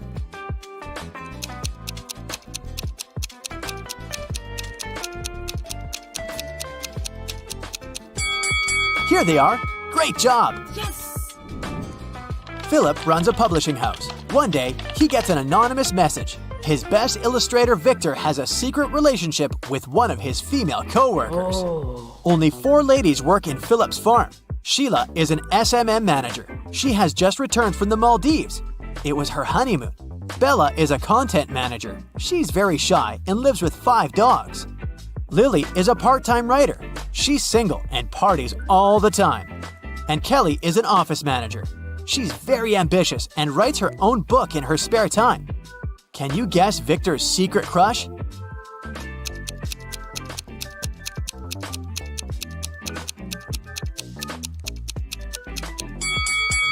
Bella! Philip has white dog hair on his jacket, just like Bella. Crystal is a doctor. She arrives at a medical conference and takes several pictures with her colleagues before the event. In an hour, the local janitor finds Crystal unconscious in the storage room. Later, Crystal gets better and tells the police, "I was walking to the toilet. The last thing I remember was someone pushing me from behind. I don't know who did it." Police questioned all the doctors. Everyone claims that they were listening to the report when the attack took place. Officers examine the pictures before the conference and immediately identify the criminal. What about you?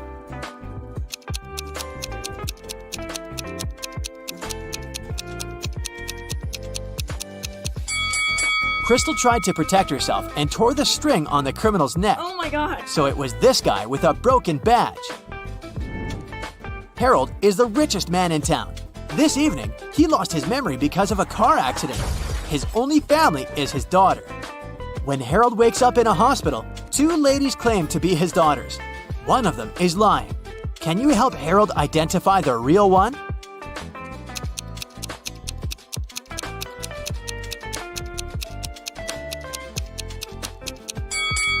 There's a photo frame near Harold's bed with a picture of him with his daughter.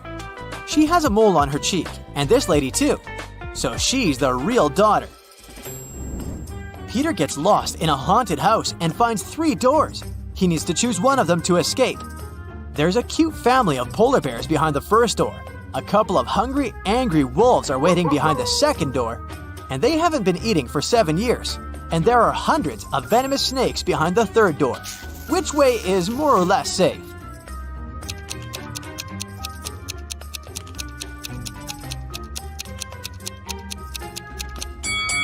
The second one. Wolves can't survive without food for so long, so they're not a threat anymore. Mary is heading back home from work through a forest road. Somewhere along the way, she gets lost. She comes across 3 caves. Mary needs to choose one of them to go ahead. There are venomous scorpions inside the first cave. They can't wait to bite Mary. Inside the second cave, there's a tiger that will eat her alive. And inside the third cave, there are man-eating bats. Which cave is more or less safe?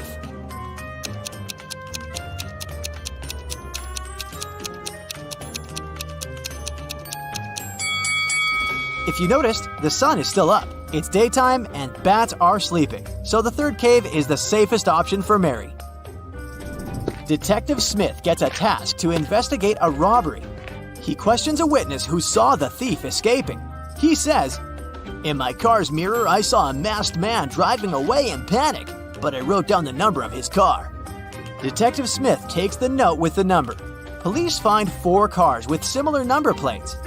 Detective Smith carefully examines all 4 cars and figures out which one of them belongs to the robber. How?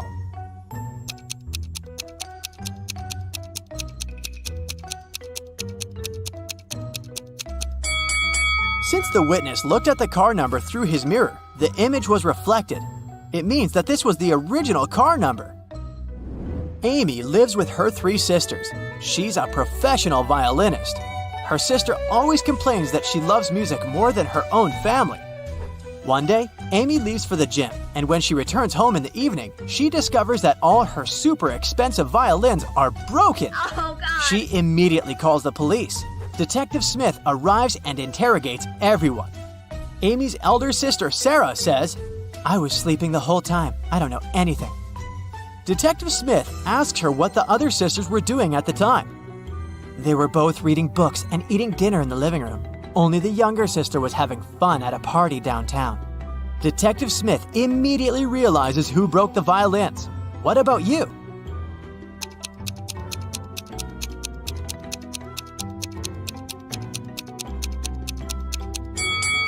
If Sarah was sleeping, how did she know who was doing what? This implies that she's hiding something. A woman in tears enters Detective Smith's office and asks for his help. She explains, "I was walking down the road when a man approached me from behind, snatched my phone from my hand, and ran away." But Detective Smith suspects 3 people and invites all of them, but everyone says that they didn't steal the lady's phone. Detective Smith checks their phones and immediately understands who did it. Can you guess who snatched the phone?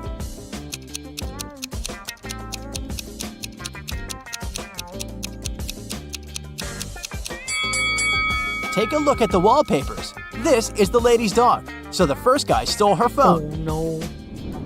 After a particularly large snowfall, Chuck walks outdoors. He discovers a weird thing. He has half as much snow in his yard as his neighbors, but it seems like Chuck is not surprised at all. Can you guess why?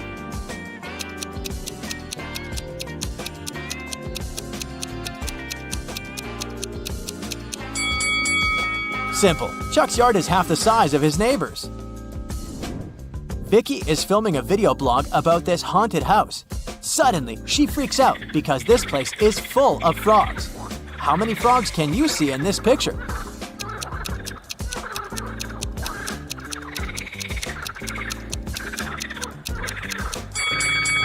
The correct answer is 11.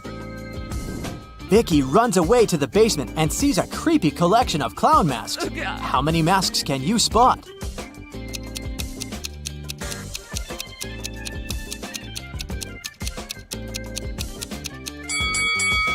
This one is not a mask, it's a portrait. Philip is walking down the street. Suddenly, a woman approaches him from behind and sneaks his wallet. She runs away and hides in one of the houses. Philip follows her. The owner of the house is inside. Philip asks him, "Has anyone visited you today?" The owner replies, "Nope, neither have I left the house. I live here alone and work from home."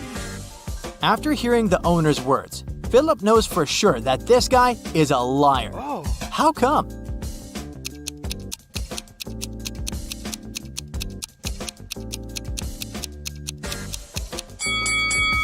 There are 3 cups of hot tea at the table and female sandals standing near the door. So he's probably an accomplice of the thief.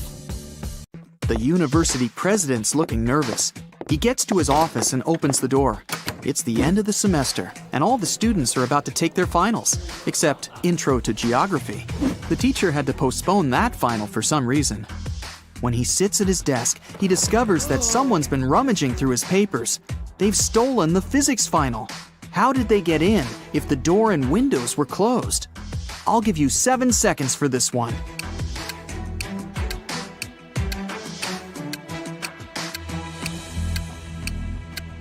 That ventilation panel above the president's desk, it's been moved. Someone crawled all the way through there. Impressive. But who did it? To answer that, you need to solve a bunch of other riddles first. Then maybe you'll figure out the mystery at the end of the video. The president leaves his office and walks down the hall. There's a loud crack, and the power goes out all over the building. Someone must have flipped all the fuses. He heads down to the break room to see what's up. I mean, he's the president after all. Yep, someone's been messing around down here. There's 3 suspects in the room. The cleaner says somebody turned off the generator when he came in to clean. Rachel's a new transfer student. She says she totally got lost and ended up in here by accident. Simon's a junior. He has his phone in his hand. Says he was playing one of those video games where you have to find stuff. Which one of them shut off the power? Your 7 seconds starts now.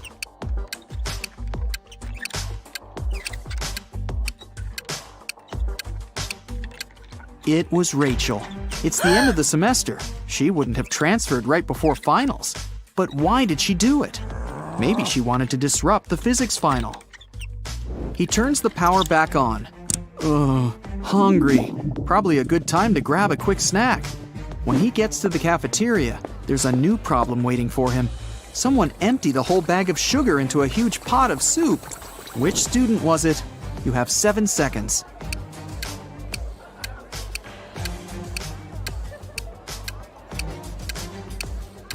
All the suspects have bowls of soup in front of them, but one of them doesn't have a spoon, just a fork. He was never going to eat the soup. He knew it would taste disgusting. Just as the president finishes up his sandwich, he gets a text. It's from a professor. He needs help in his office ASAP. In the office are 3 students, standing around and looking guilty. The professor claims one of them graffitied the painting on his wall. Which one did it? You've got 7 seconds to figure it out.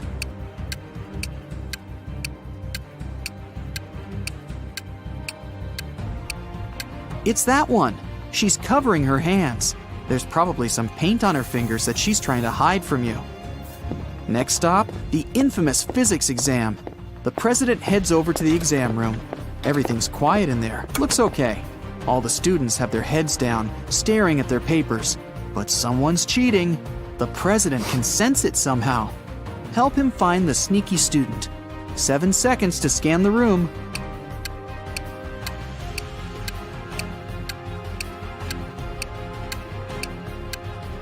It's the guy with his legs crossed. Clever. He wrote the answers on his calf muscle. But where did he even get those answers? After a brief shakedown, he spills the beans. He got them from a friend. That hassle's over. Time for a coffee and a snack. A big one. But just then, a piercing beep smashes through the silence. The fire alarm! Oh, come on. Students file out of their classrooms, and the entire university has to be evacuated. The students are standing outside, looking at the building. No fire, no smoke even. The president gets a text from the alarm company. The alarm was triggered by a person, not a smoke detector. The president looks around. Time to round up the usual 4 suspects. Matt says he was in the bathroom when the alarm came on. Julia was taking the geography final. Clark and Lex were studying strange green meteorites together in the science lab. Which one of them is lying? You have 7 seconds starting now.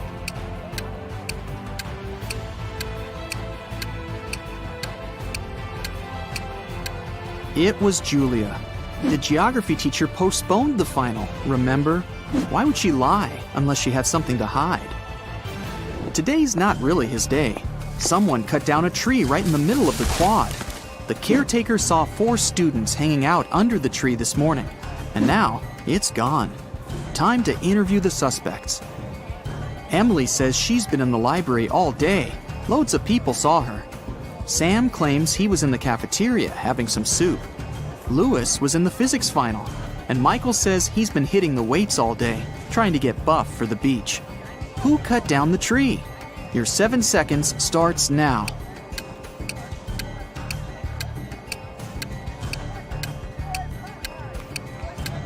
It was obviously Sam. He said he was having some soup, but remember, if he had really been in the cafeteria, he would have mentioned the whole sugar thing. Plus, the president was in there and didn't see him. He's lying. On to the biology final. They've got a new teacher who's giving a unique type of final. The president sneaks in the back of the room. The teacher explains that she gave her students ficus seeds at the beginning of the semester. Whoever has the most beautiful ficus plant will get the highest grade. It's time to present the results. The students start to file into the classroom. Half of them are holding pots with beautiful green ficus trees. The other half have pots filled with plain old earth. No leaves, no nothing. The teacher says the students with empty pots all get an A. Why did the teacher do that? Solve this mystery in 7 seconds. Go!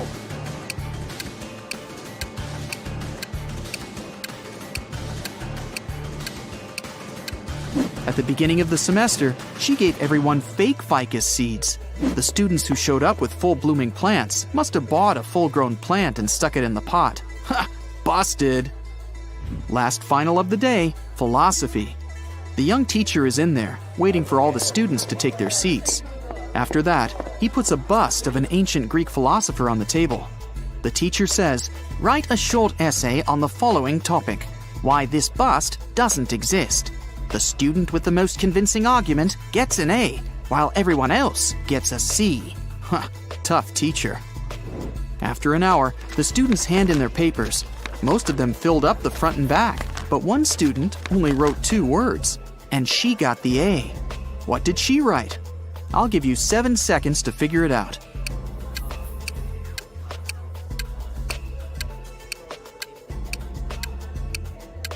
She wrote, "What bust?" The president heads outside again, this time for the parking lot. What? Someone took the tire right off of his car. How's he gonna get home? He still has a spare tire in his trunk, but the thieves took the bolts too. All 4 of them. What can he do? You have 7 seconds to come up with a plan.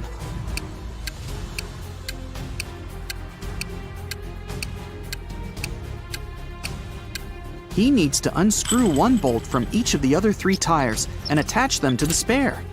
Each tire now has 3 bolts. That'll be enough to get to the nearest service station. What an intense day. The president's ready to kick back for a few, but he gets another urgent text. There's broken glass all over the quad. Someone broke a window up there. The only 3 people around are a cook, a gardener, and a student. The cook says he's been boiling up a new soup for the last hour, since someone put sugar in the last one. The gardener admits he was up in a tree cutting branches. He saw a student break the glass. The student says he was studying in the library. I'll give you 7 seconds to figure out who's lying.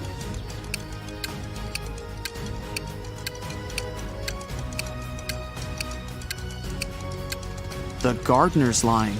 How could he have been up in the tree? It had already been stolen. He broke the glass, probably just by accident.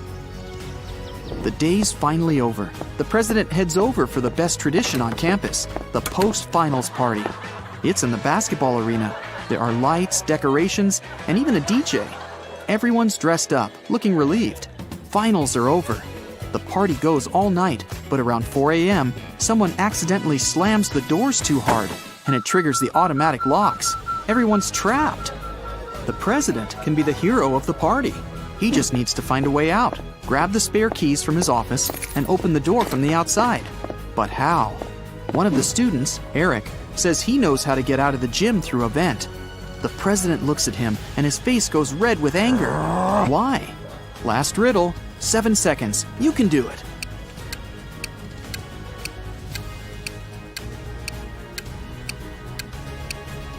Eric just gave himself away. He's obviously been in the ventilation shafts before, so it was probably him who stole the physics final. Becky attended her high school reunion last weekend. Hello. All of her friends seemed to be doing really well in life. Connor showed up wearing clothes from expensive brands. Hello. Matilda had not just 1, but 2 of the latest smartphones. Oh. Tom showed up in a fancy sports car, and Beth was wearing a luxurious watch on her wrist. Take a good look at Becky's friends. Can you tell who is really rich?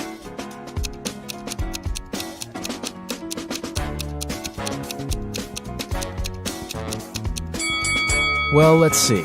If you look closely, Connor didn't take off the tags from his clothes. This probably means that he's planning on returning them after the reunion. Yeah. Matilda's phones are fake.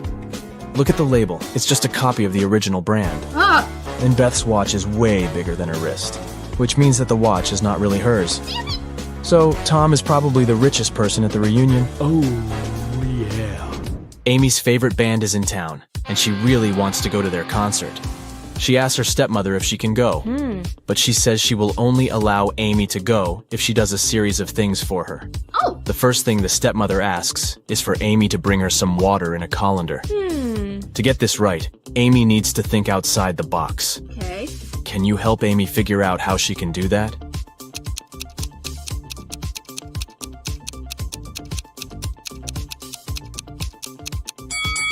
Amy needs to freeze some water and put the cubes in the colander. Yeah. Technically, Frozen water is still water, right?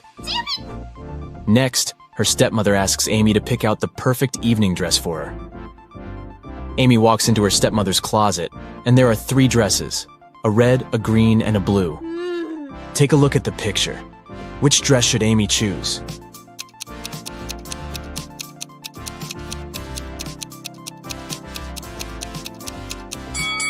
If you look closely, the button on the blue dress is about to come off. The green dress has a big paint stain on it, so Amy should pick the red dress. Yes! Before Amy can take the dress to her stepmother, the woman enters the room. She sees the stain on the dress and starts to shout at Amy, "How could you do this to my dress?" But Amy says she didn't do anything wrong, and that the paint was already there when she walked into the closet. Yes! The stepmother asks Amy to find the culprit. Oh, If she could figure out who had stained her dress, then Amy could go to the concert. okay. The 3 main suspects are Amy's stepsisters, Ella, Bella, and Gabriella. What? They don't like Amy, so it's likely that one of them splashed paint on their mother's dress in order to frame her. When the stepsisters are out of the house, Amy sneaks into their bedroom to try to find the culprit. Take a look at the room. The first bed belongs to Ella, the second belongs to Bella, and the third bed belongs to Gabriella. Can you tell who did it?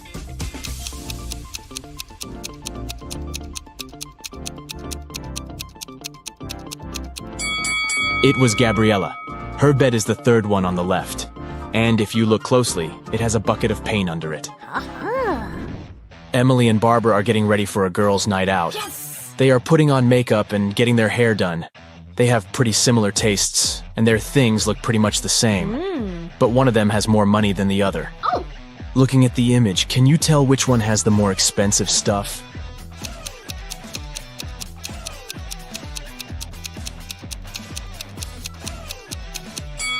Take a look at Barbara. Her dress kind of gives it away since it's obviously a knockoff. So Emily is the one with the more expensive stuff.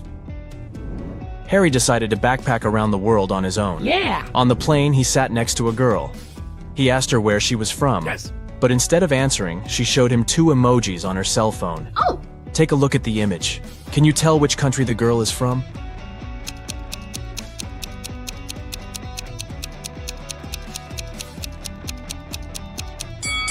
Let's see. That's an iron and a piece of land. I guess she's from Ireland? As soon as Harry landed in Paris, he went strolling along the streets to find a place to stay. He found a cute little hotel and decided to go inside. Big mistake. Why?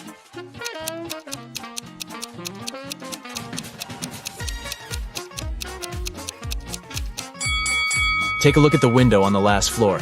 It looks like there's a ghost. Yikes. I'd look for another place to stay if I were him. After he found a better hotel to stay in, he decided to get lunch.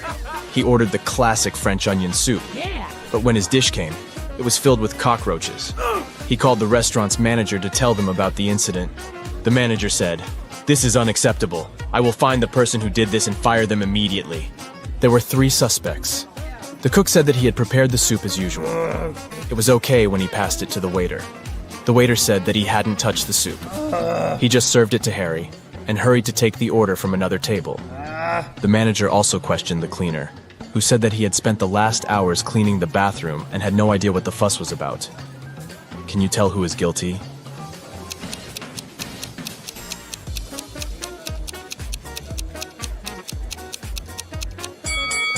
No one. Look at the ventilation system. It's full of roaches.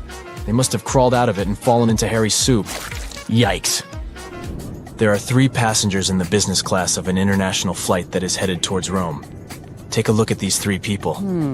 The first lady looks pretty well dressed. She's wearing a luxurious designer handbag and is texting on her expensive phone. Hello. The guy in the middle is working with stock charts on his laptop, and the third guy is enjoying a cup of coffee while reading an article in the Financial Times. Can you tell which one is the real billionaire?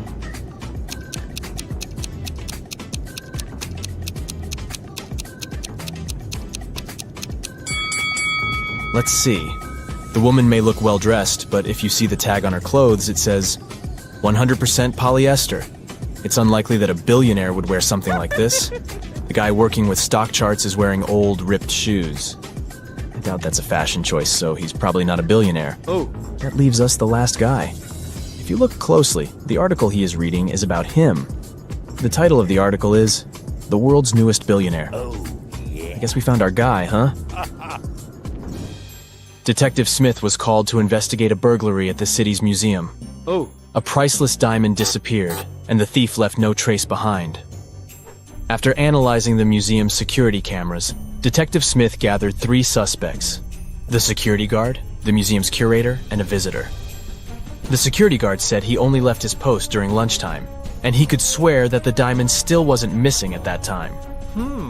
The museum curator spent the day guiding a tour of the museum for a foreign group.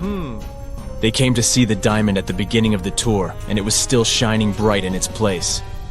The visitor said he only popped in for a quick visit and didn't even pass through the Metzi aisle where the diamond was kept. After these 3 interviews, Detective Smith found the thief. Can you tell who it was?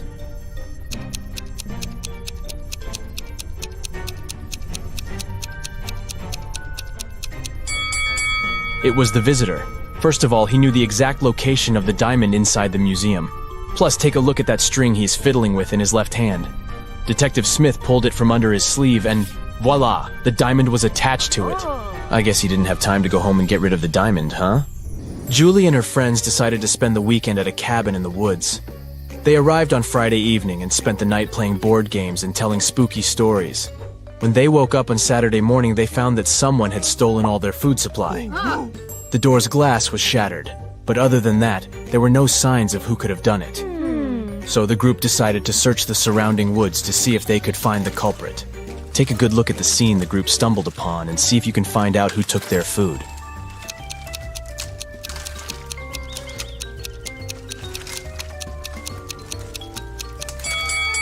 What's that at the left corner? Those look like bear footprints, huh? And not just one, but rather an entire family of bears. Oh, and they even left an Oreo wrapper on the ground as evidence. Yep, these grizzlies were the culprits for sure. Atlas woke up in the attic of an abandoned house. He tried to find a way out of the house, but all he could find was a room with 3 doors. Each door hid a different danger. The windows and floor behind the first door were made entirely of magnifying glass, which meant that the sunlight would probably burn him if he entered. The second door hid a room full of poisonous gas, and behind the third door was a hungry lion. What should Atlas do to escape?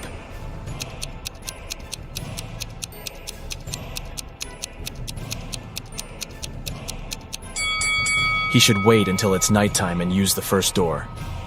Sydney told her mom that her gymnastics team would go to a sports camp for the weekend. She asked her mom to help her pack a bag for the trip. Her mother packed everything she thought her daughter would need. When Sydney came back from the weekend, she was telling her mother all about the trip. But somewhere during the conversation, she asked her mother why she hadn't packed a toothbrush. The mother immediately knew Sydney was lying about where she had really been that weekend. How?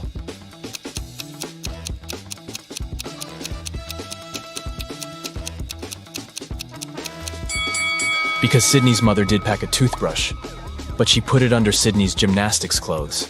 If Sydney had really gone camping, she would have used the clothes and found the toothbrush. Kimberly discovered 3 bags in an old attic along with a note. The note said that there were $1 million inside one of the bags. It also said that the 2 other bags were empty. She only had one chance to figure out which bag had the cash, and she could trust that one of the messages written on the bags was true. On the first bag, it said, "The cash is not here." On the second bag, it was written, "The cash is not here." The last bag read, "The cash is in the second bag." If you were Kimberly, which bag would you choose?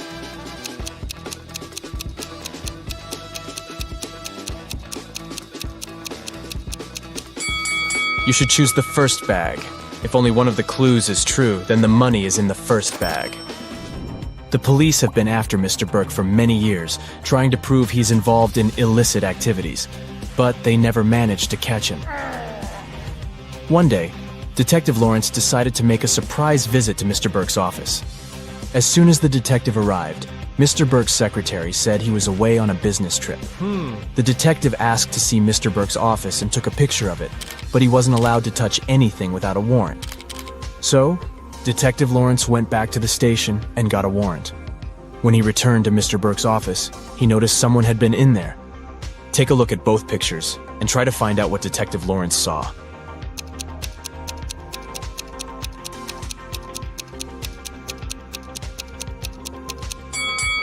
The desk lamp is tilted and the books are in different places. Someone definitely was in that room.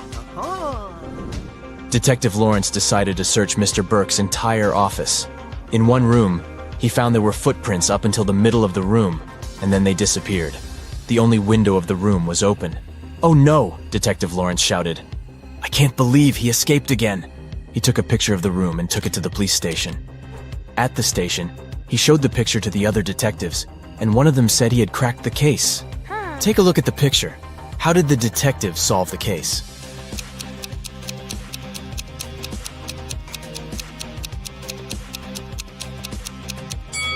The detective understood that Mr. Burke was a shapeshifter. This explains why the footprints didn't reach the window. Plus, look at all the bird food on the floor. He probably shapeshifted into a bird and escaped. You suddenly wake up trapped in a dark room. Your only source of light is a candle.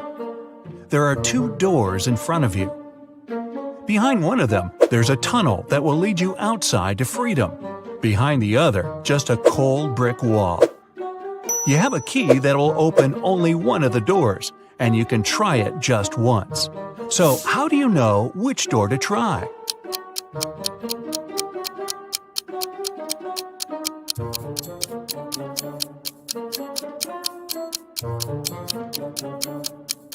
Hold the candle up to each keyhole. The flame will move near the door that leads outside.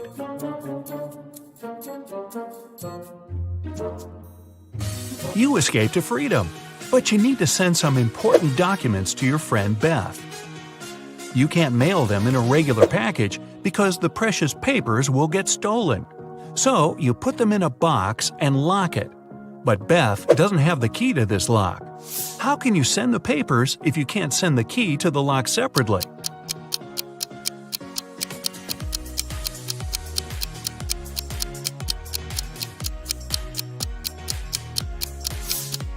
First, send the locked box to Beth.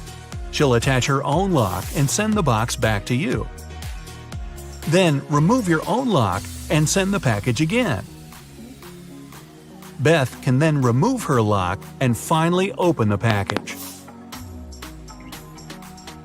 Bad news. You get a call one morning from Beth. She says the crucial documents were stolen from her office. They'd been on the desk the evening before, but are nowhere to be found this morning. You immediately go there to question the employees. In no time, you gather 3 suspects. Sean said he had been at the movies last night. Michael had taken his girlfriend to an amusement park. And Christina was at a prestigious art gallery. Who's lying?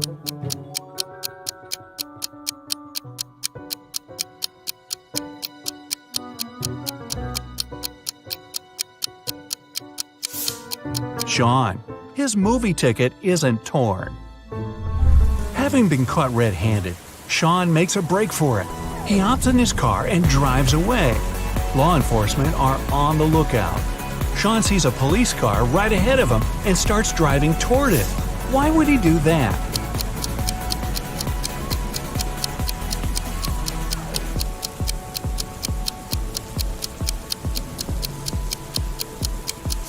He was on a bridge. He needed to go toward the patrol car to get to the other side and make his escape.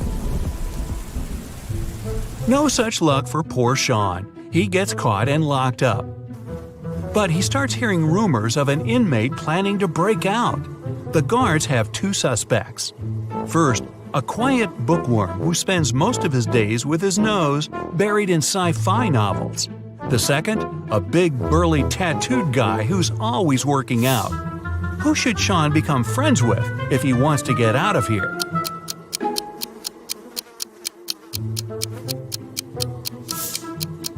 The bookworm.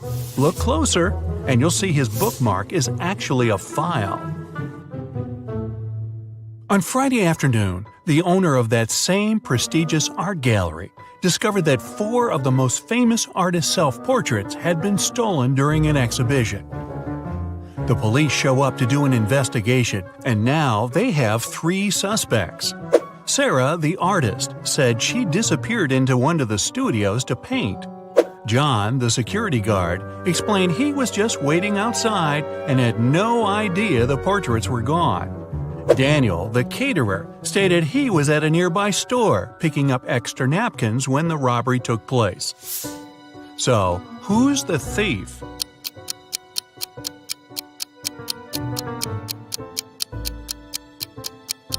It's the security guard. He couldn't have known the stolen paintings were portraits if he was standing outside.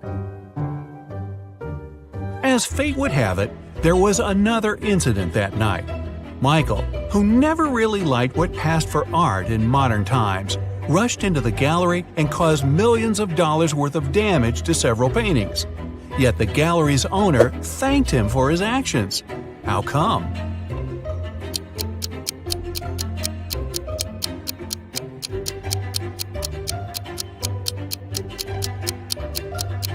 Michael is a firefighter. The water from his hose damaged several masterpieces, but he still managed to extinguish the fire and save many more works. They awarded Michael a big check in gratitude. He heads home just in time to get his 5 kids all packed up for a camping trip that weekend. Mike and his wife are really looking forward to having the weekend for themselves to relax. But when they woke up on Saturday, they discovered the check was missing from their safe.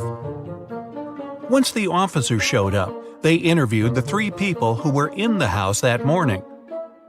The chef said he was in the kitchen getting school lunches packed. The cleaner said he finished cleaning quickly that day and left early. The butler had just gotten back after taking the kids to camp 3 hours away. Who's lying?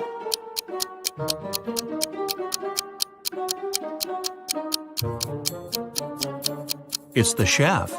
It's Saturday, so there's no school, and the kids have gone camping. Meanwhile, on the other side of town, a scientist is working on something bizarre. He invites Kevin and Claire as blind test subjects for his new serum invention. He gives them each a glass of ice-cold lemonade. Kevin drinks his fast, but Claire apprehensively waits to see the side effects on him first. After 2 hours, nothing happens, so she drinks her glass. 2 minutes later, her skin turns green. If both the drinks had the serum, why was only Claire affected?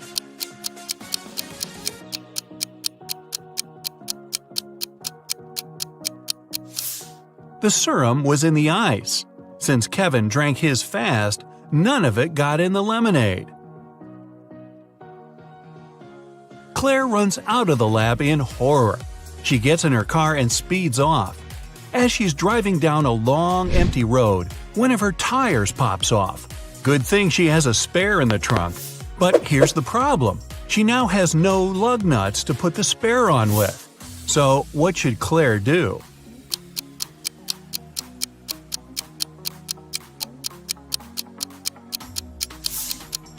Unscrew one lug nut from each of the other 3 wheels and use them to attach the spare tire. It'll be enough to get to the nearest garage safely. As Claire is putting on her spare tire, the scientist catches up to her. He hands her 4 pills and tells her it's a complex cure to the green face serum. 2 of the pills are an antidote, and the other 2 are a catalyst that activates it. Claire must take 1 of each type together. If she takes 2 of the same, her face will stay green forever. Just as the scientist is handing her the pills, he trips and they get all mixed up. They look identical. What should Claire do?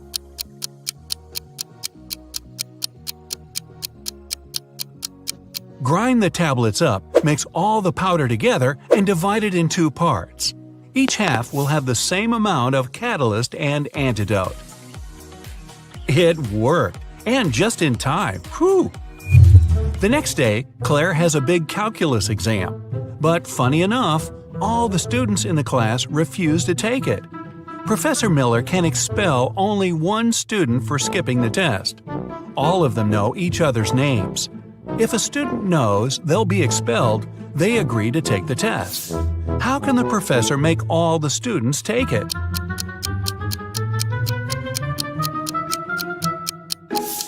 She should tell them she'll expel the student whose name comes first alphabetically. Then this person won't skip the test. The next person on the list won't skip either, and so on until the end of the list. The next day, class isn't any easier.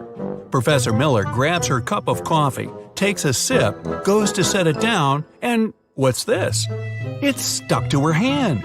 Somebody put glue on the cup, and she's got 3 suspects. Look carefully to find out which student is playing tricks on the professor.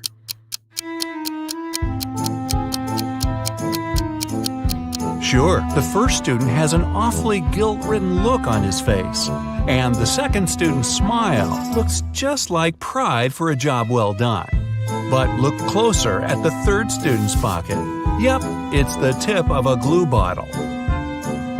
Professor Miller is so annoyed by her class's shenanigans, she decides to change her career. Wow. She opens a shoe factory. She's so successful that she builds a second one in another city. But despite her success, the problems don't end. Her employees keep secretly taking shoes from the plant. What can she do to resolve the issue?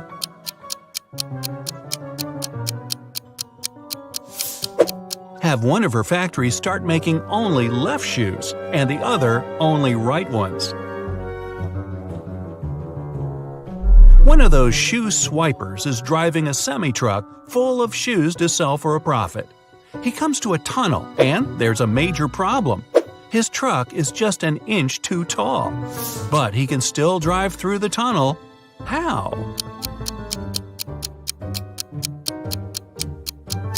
Let some of the air out of the tires. It'll lower the truck just enough. When the shoe swiper gets through the tunnel, he comes to a fork in the road. One goes to the town, the other to never-ending wilderness. There are guides standing at each. The catch? One always tells the truth, the other always lies. The driver doesn't know who's who, and he's only allowed one question. What should he ask to find out which road goes to town?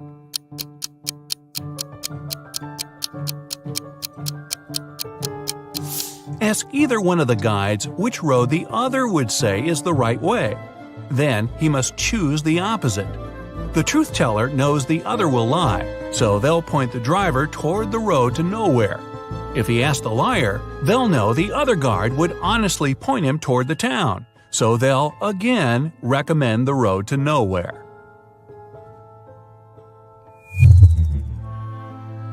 The shoe thief takes the road to town, but he has another puzzle to answer before he's allowed to enter.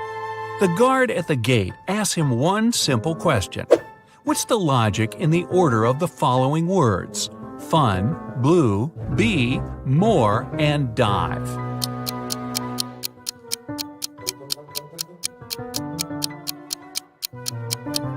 Every word rhymes with its number on the list. Fun 1, blue 2, bee 3, and so on. The shoe swiper finally settles down in this new town. Too bad for him, he can only use a payphone to make calls. One day, the phone breaks. He informs the phone company, but they do nothing. He tries again the next day. Same result. The third time, he finally gets them to come out and fix the phone. So, what did he say?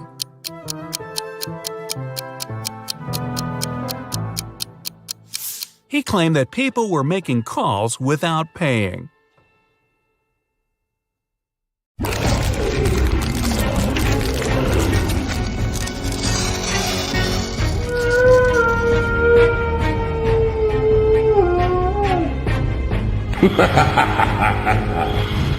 Leslie was driving at night to visit her parents, but unfortunately, her car broke down in the middle of nowhere. She decided to walk around to find some help and came across an eerie-looking house. As she started walking through the garden to reach the door, she suddenly got really scared and ran back to her car. Can you spot the 3 things that made her terrified?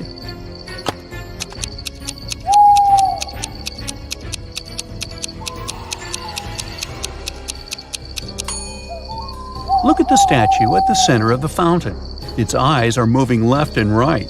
Secondly, do you see the skeleton hands that are trying to crawl out of the ground? Creepy.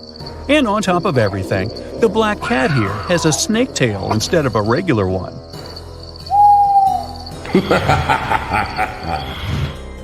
Mrs. Blair thought, what better way to scare her students than with a pop quiz on Halloween? But she decided to pay extra attention during the exam because everybody would be coming to school dressed in costumes, and that would make it easier for them to cheat. And she was right, because one of them was indeed trying to cheat. Can you tell who?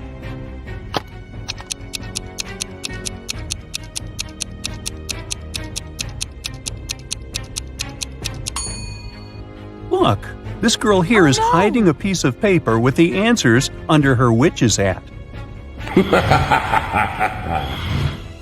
On Halloween night, Amanda was playing Truth or Dare with her friends. When it was her turn, they challenged her to enter the old mansion, which not a single soul in town dared to enter before. She accepted the challenge and went inside. But suddenly, the door behind her closed on its own and got locked. Then a skeleton butler greeted her and said, "You're not welcome here, but you can leave if you know my riddle. In the darkest night, I come to life. My eerie gaze causes no strife. What am I that lights the way when monsters and goblins come out to play?" Can you help Amanda?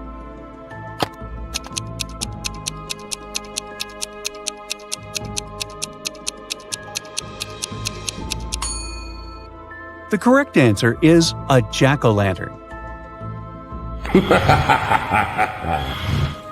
Amy was invited to a Halloween party in her neighborhood.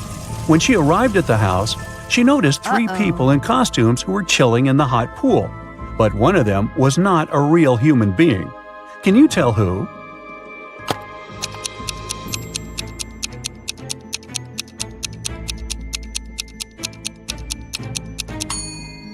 Well, the first girl in the witch's costume and the second guy with fangs look scary, but they're only wearing makeup. But the girl who is in a mermaid costume is a real mermaid, because look at her neck. She has gills. It was Aurora's 21st birthday, and her witch aunts were finally going to accept her to their coven. However, there was one spell that she needed to complete as her final test, and it required a magical cauldron. The catch is one could only use this cauldron if they solved the riddle that was engraved on it, which said, "I am a season of colors with leaves that fall. It's when cozy sweaters come out to warm you all. What am I, aspiring magician, do you know? Solve this riddle and your magical powers will grow." Can you help Aurora find the correct answer?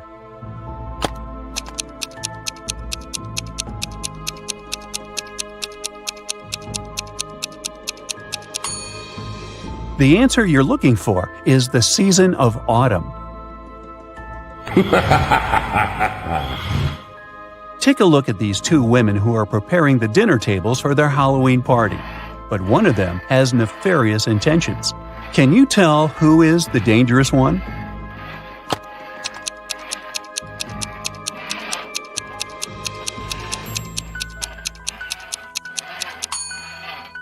If you take a closer look, you'll see that the lady on the left is more spooky than scary. The green cream on the brownies may look poisonous, but it's just food coloring. And those fingers on the tray are only finger-shaped cookies. So she is simply preparing for the holiday. But the lady on the right didn't even bother to wear a costume, even though she's throwing a Halloween dinner party. And why would anyone sharpen their knives before her guests arrive? That's suspicious. So she must be the dangerous one. The young witch, Elaine, who lived in a deep enchanted forest, was invited to her coven's Halloween gathering. Unfortunately, her broom was broken, and the only other way she could get to her destination was through drinking the teleportation potion. However, she had never cast it before, and the three main ingredients for it were hidden with a riddle in her spell book. The first one was, "In the shadows I quietly grow, not a plant nor an animal you know. After rain I might start to bloom, often found in a forest gloom." Can you tell what the first ingredient is?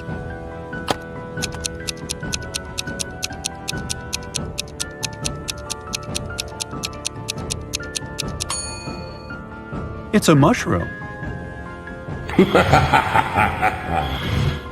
The riddle for the second ingredient went, I'm as light as air, soft to the touch. Upon a bird's back, I don't weigh much. I help a creature soar high and free, yet I fall to the ground for all to see. What am I? Do you know the answer?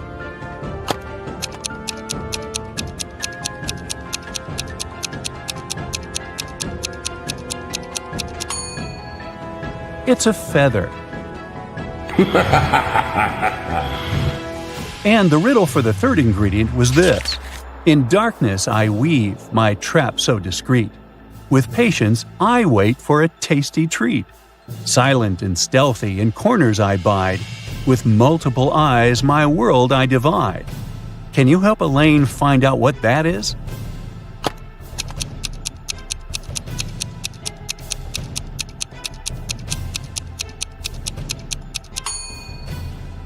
The answer is a spider. But now she needed to wander deeper into the woods to find those ingredients. Take a look around. Can you help her spot them?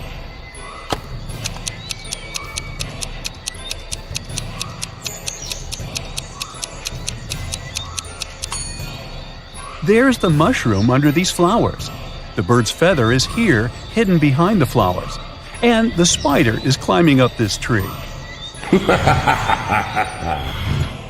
One famous club in the city was organizing a Halloween party, and Jenny and her friends were going to go. Inside, there were 2 different counters from where they could get their drinks. But one of these bartenders is dangerous. Can you tell which one?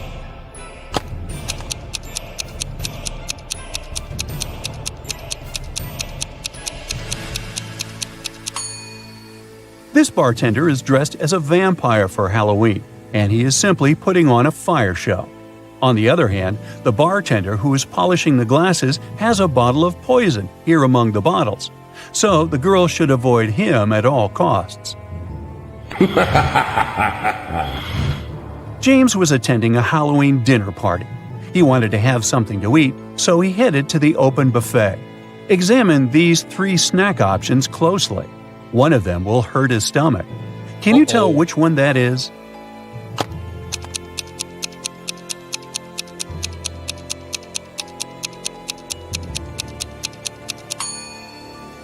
The first cupcakes might look like they're dripped in blood, but it's just cherry-flavored glaze. And these worms on the pudding cups are just worm gummies. But look at this candy apple. It's glowing like fluorescence. That looks toxic. Monsters from all around the world were going to meet at their annual Halloween celebration. But the word was out that a human heard about it and was planning to crash their party. So they placed a monster security at the entrance of the venue. The security was suspicious of these 3 creatures. Can you help him figure out which one of them is actually a human?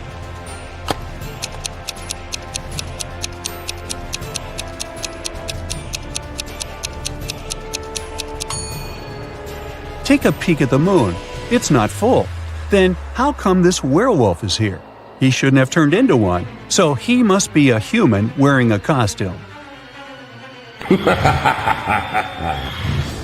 Amy and her friends went to the Halloween parade that was visiting their town. There was a scary maze, and Amy decided to try it herself. However, after a while, she got lost and started to panic. But she didn't notice that there were hints around the maze that would guide her to the exit. Can you spot them?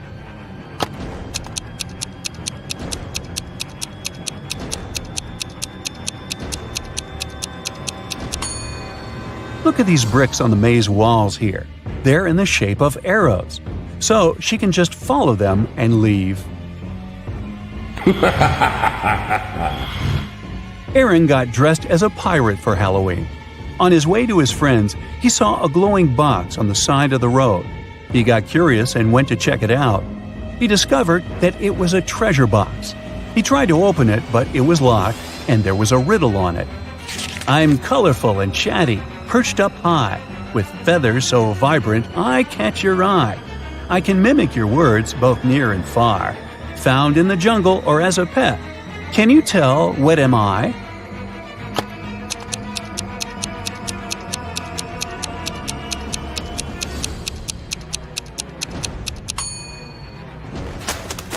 It's a parrot.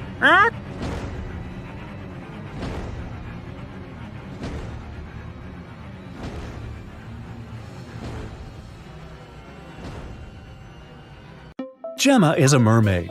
No, really. She lives in the Atlantic Ocean with her family and friends.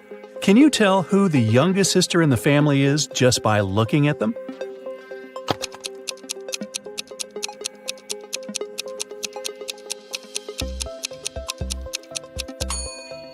Take a look at the granny mermaid. She has plenty of starfish on her tail. It's a hint. Each star symbolizes 1 year of life. That means that the second mermaid is the youngest. Her tail is decorated with 15 starfish, which means she's 15. And 2 other sisters are 18 and 22 years old, respectively. Now one day, Gemma went to a mermaid party, but one of the guests was not a real mermaid. Can you tell who it was?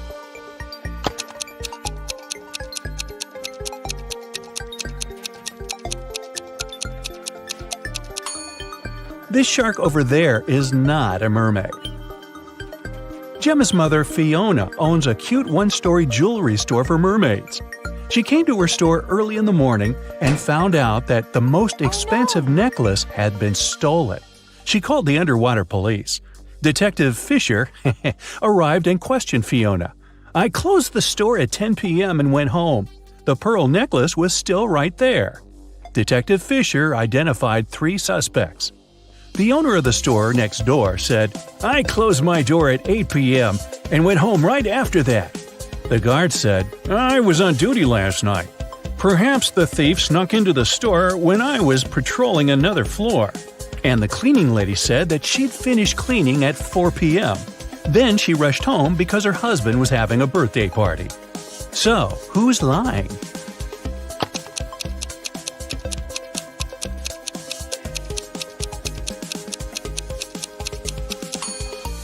The guard. Fiona's shop is a one-story building. He couldn't be on another floor when the necklace was stolen. There's no other floor. Gemma was swimming with dolphins and reached the surface of the ocean. Suddenly, she noticed 2 handsome guys, Nick and Rick, and they were both in trouble. Which guy should Gemma save first?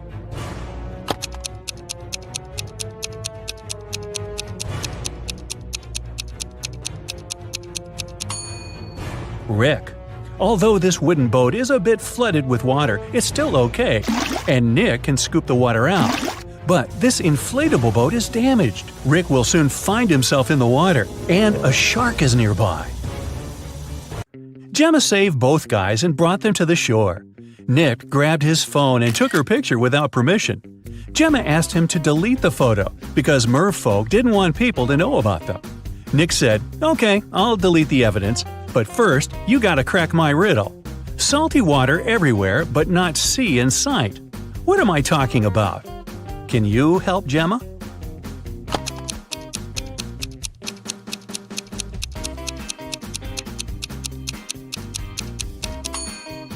The correct answer is tears. Rick asked Gemma on a date, and she said yes. She went to a local witch doctor to buy a potion to get human legs for 24 hours. The door to the witch's house was locked, and the note said, "If you want to meet me, find the key first." Can you help Gemma find the key?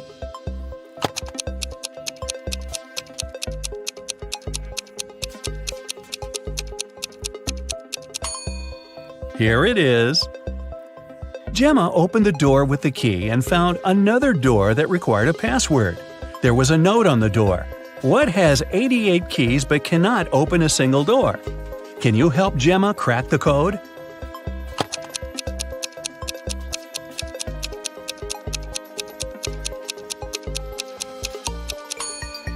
It's a piano.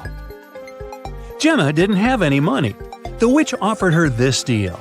If you guess my riddle, I'll give you the potion for free. But if you don't crack it, you will be my servant forever.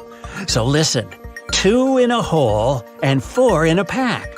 6 in a trio, you see. 8's a quartet, but what you must get is the name that fits just one of me. What am I? Gemma cracked this riddle right away and got her potion. What about you?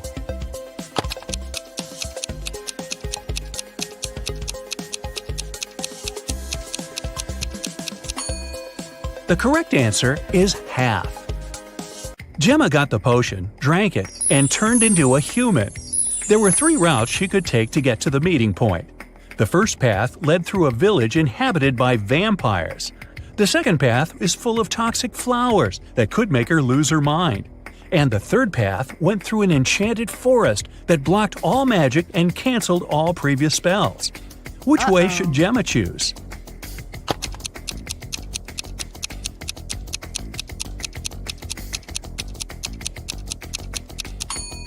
The first option is the safest. It's a sunny day and vampires are probably sleeping. Rick and Gemma met at a restaurant called 3 Mermaids. But there are only 2 statues of mermaids on the porch. The owner of the cafe, Victor, is well aware of this and could easily fix this. But he doesn't. Why?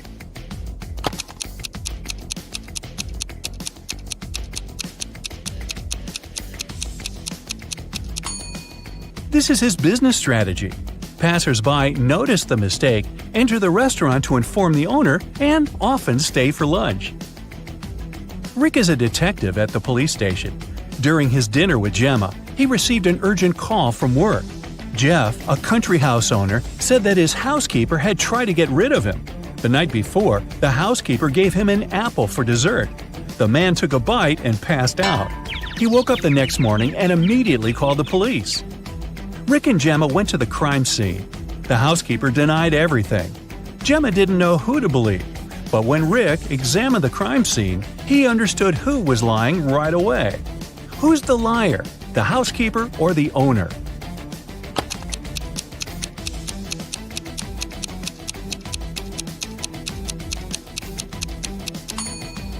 The owner said he'd eaten a poison apple. So if it happened the day before, this apple must be brown now. But it's not. The man must have bitten into it just before calling the police. Gemma didn't notice this clue because she doesn't live on land. Rick and Gemma decided to have a picnic in a sunflower field. But something's wrong here. Can you tell what exactly?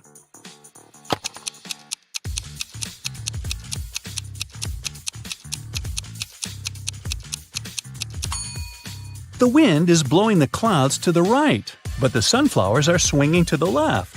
That's impossible. Gemma fell asleep in the field. When she woke up, Rick was gone. She looked around and saw an evil elf. He said, "I have put your boyfriend in jail, mermaid. If you want to see him again, solve my puzzle. I can be red, blue, purple, and green. No one can reach me, not even the queen. What am I?" Can you help Gemma save Rick?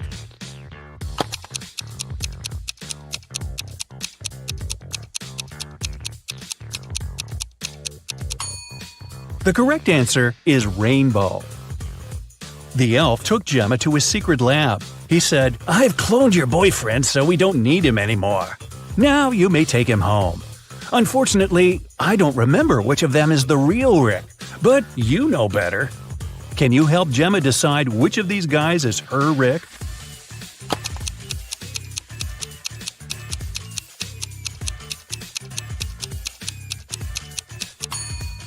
This guy has 3 fingers. This Rick's teeth are too sharp for a human. This Rick lacks eyebrows, and this one has pointed ears. So this one is the only real human. The elf returned Rick to Gemma. The guys rushed away from his lab. It began to rain, and they decided to hide in an old, creepy castle. When they entered the building, they saw a beautiful fountain. That's when Rick and Gemma realized that they were not alone. There were many ghosts in this castle. Can you figure out the exact number?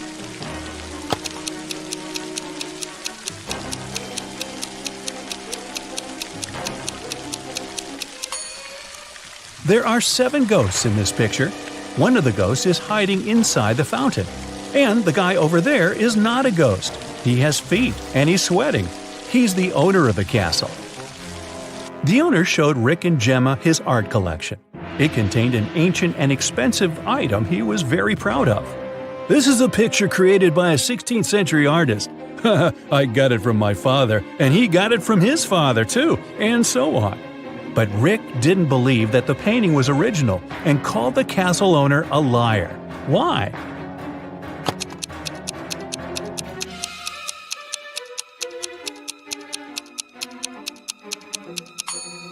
See this plastic cup? It couldn't exist in the 16th century. Well, it stopped raining and the guys decided to leave the castle. But the door had disappeared. The owner of the castle was very angry and offered them only 3 options to escape. There was a tunnel with a fire burning inside behind the first door. Dangerous, angry snakes were waiting behind the second door. And there was a portal leading to a black hole behind the third door.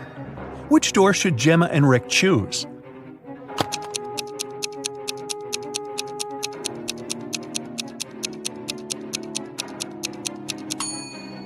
The first door. They can put the fire out using the water from the fountain and vases from this shelf. Rick and Gemma went to the beach because the 24-hour spell was coming to an end. Gemma had to return to the Sea Kingdom. Suddenly, the Wicked Witch appeared out of nowhere and said, "You guys are so cute. I don't want you to be apart. If you manage to solve my riddle, I'll turn Gemma into a human for good. Here's your task. How to poke a balloon without popping it." What do you think? Rick cracked this riddle right away. What about you?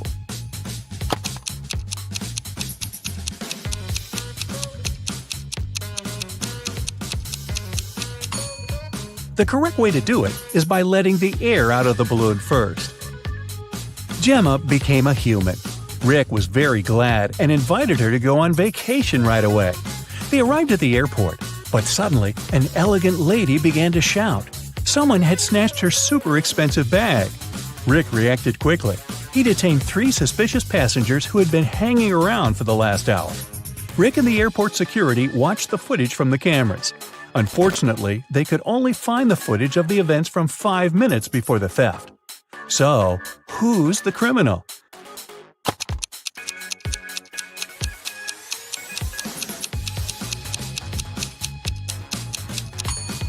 It's the guy over there.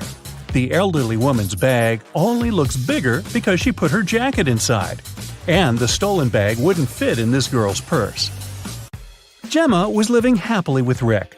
But one day, she received this postcard from her mermaid sister. Gemma was horrified. She dropped everything and went back to the Sea Kingdom to save her sister. But when she got there, she saw that her sister was safe. How did she survive?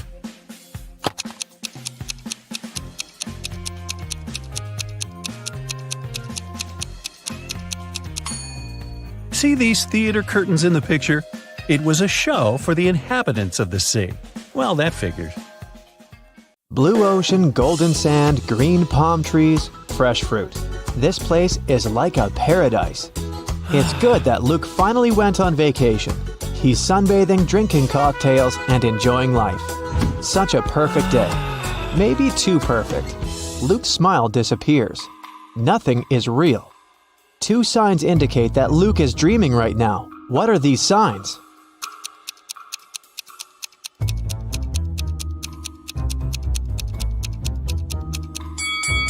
The first thing is that there are 2 suns in the sky.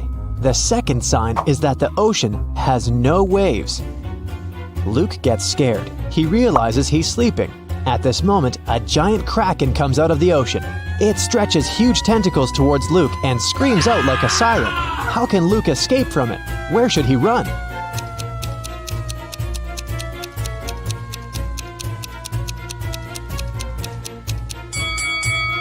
There's no need to run anywhere. This is a dream, and the kraken can help Luke wake up. The monster grabs the guy, and he opens his eyes and realizes he's in a laboratory. He was caught a few days ago. A group of people have been conducting strange experiments on him all this time. It wasn't the kraken he heard, it was a real siren. Flashing red lights illuminate the lab. The room itself is a mess. Lots of stuff on the floor, overturned tables. There are no people, only pictures of some scientists on the wall. There should be a key to the door among all these documents and garbage. Quickly, help Luke find it and escape.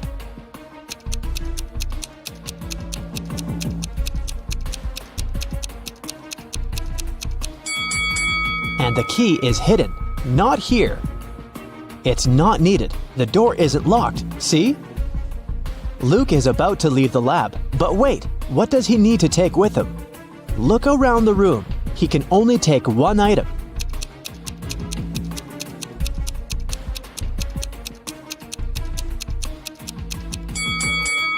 Luke should opt for the shoes. They're going to be useful outside. Luke puts on a pair of boots and gets out of the lab. He's in a long corridor. He sees several guards ahead. They start chasing after him. Luke runs away in the opposite direction. There are 3 ways in front of him. One corridor is filled with toxic gases. The second way is a bottomless dark abyss. The third corridor is so hot that the walls are glowing red. What should Luke choose?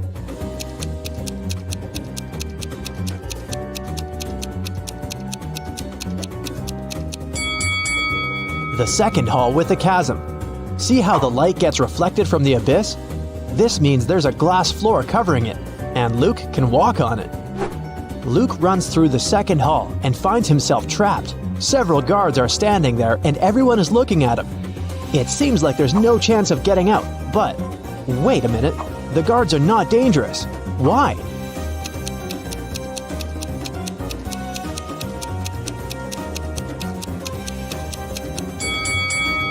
They're motionless because they're either well-done wax figures or real people who can't move for some reason. Luke leaves the room, and now he's in a long corridor again. The doors close behind him, guards are rushing towards him from the hall, and doctors are running from the other direction. What should Luke do? Hurry up, help the guy before they notice him.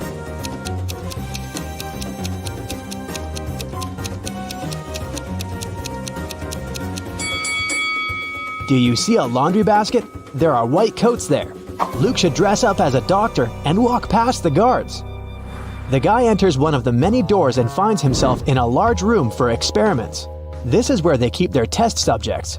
There are several locked cells with people sitting inside.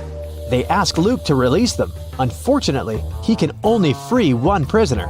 But who? A werewolf is locked in that cell. An electrical human is in another. A seemingly ordinary girl is locked in the third one. In the furthest cage, there's a guy with a shark's mouth.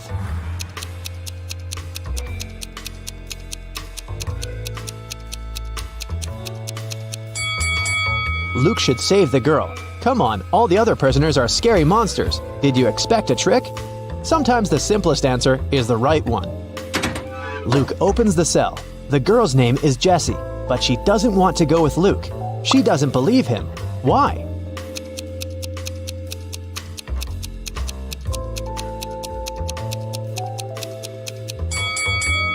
Because Luke is wearing a lab coat. He explains to Jessie that he put on these clothes to remain unnoticed.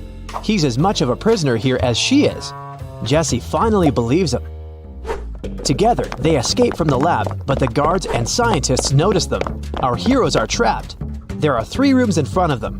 An electrical current is running non-stop through the first one.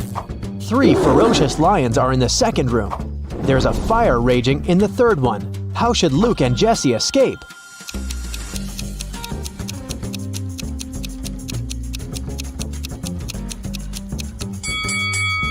They don't have to enter any of these rooms. In the corridor above them, there is an open ventilation hatch. These guys should help each other get in there. They crawl through the vent for a few minutes. Finally, they reach the elevators. But the heads of 2 creatures have got stuck in the elevator doors. One of them is a werewolf. The other is a zombie. Jessie and Luke can only save one of them. Who will survive without their help?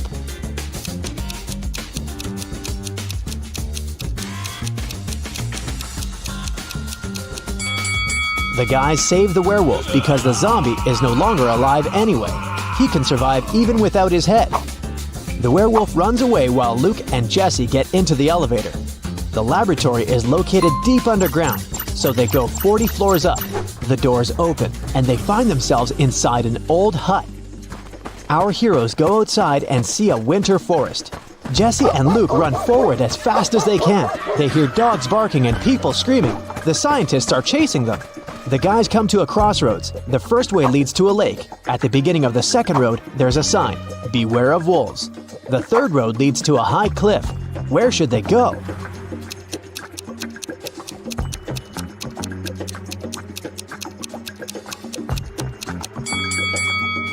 It's winter now, so the lake is frozen. Luke and Jesse run across the lake and find themselves in a clearing. Two guys are standing there. Both of them seem normal. They ask Luke and Jesse if they can come along. Luke feels that one of the guys is not who he claims to be. How can he figure out which one it is?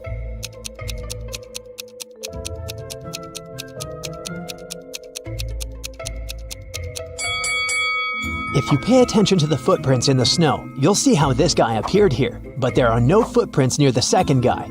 How did he get here? It's suspicious. Jesse and Luke agree to take along the first guy. His name is Max. He says he's also escaped from the lab. He knows there's a road somewhere nearby, so they decide to find it. They wander through the forest for several hours. No one seems to be chasing them anymore. But now, they have a new problem. They're cold and hungry. Sometime later, they see a small house where they can warm up. But the door is locked. Where's the key?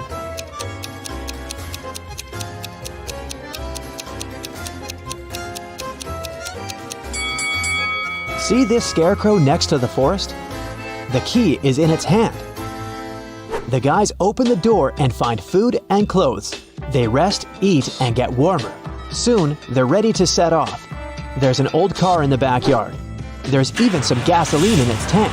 But when Luke is driving it out of the yard, the car runs over a nail. The tire is punctured. Now they have to walk again. It's getting darker and colder. Despite warm clothes, our guys start freezing. How can our heroes keep warm?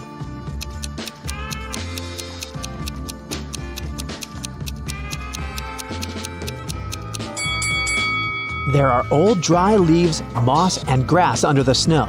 Luke, Jesse, and Max put all this inside their clothes. Yeah, they stain their t-shirts and sweaters, but they also create an additional layer of protection against the cold. Finally, they're near the edge of the forest. Through tree branches, the guys see a road illuminated by moonlight.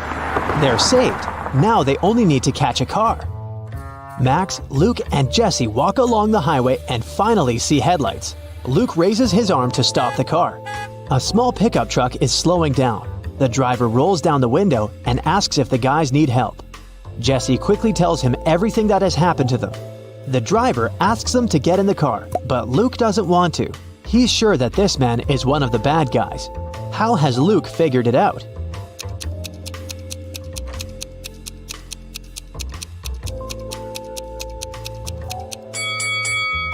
When Luke woke up in the lab, he paid attention to the pictures of the scientists on the wall.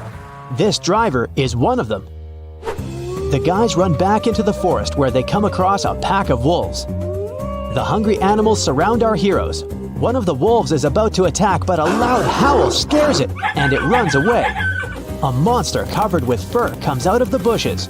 Max screams and is about to run away, but Jesse and Luke look calm. Why?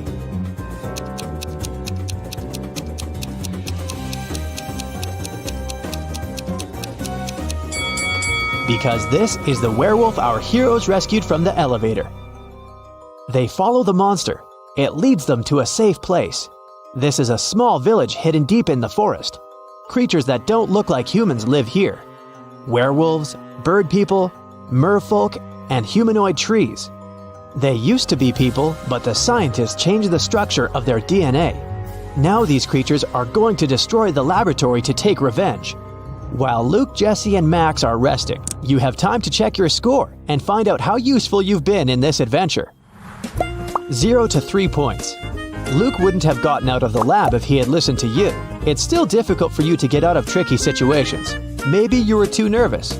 Or perhaps you should work on your ability to focus. 4 to 7 points. You've been helping the guys get out of trouble pretty well, but still, this is not enough to become a team leader. You'll definitely get better after a little more practice. 8 to 11 points.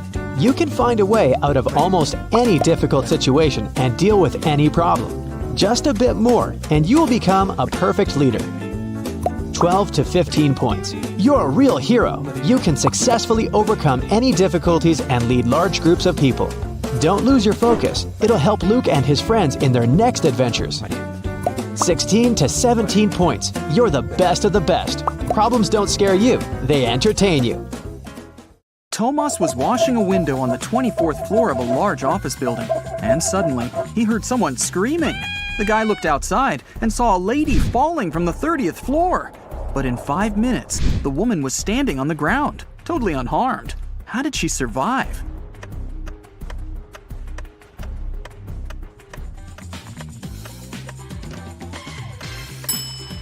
Take a closer look at the sky. Yes, it's Superman! He saved the lady. Look at the picture. What's wrong here?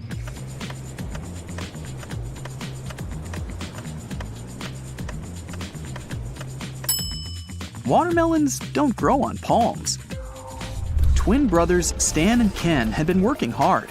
They wanted to collect money for their mother's anniversary. Unfortunately, they didn't manage to save enough to buy her the car of her dreams. The brothers were very upset and agreed to go shopping the next day and pick another gift. At night, Ken couldn't fall asleep because he got a genius idea. While his twin was sleeping, Ken secretly took all their savings and headed to a casino. It was his lucky night. He tripled the sum. In the morning, Ken put all the money back in the box and fell asleep. Stan woke up, opened the box, and immediately realized that Ken had touched their savings. He didn't even need to count the money to understand that. How did Stan figure it out?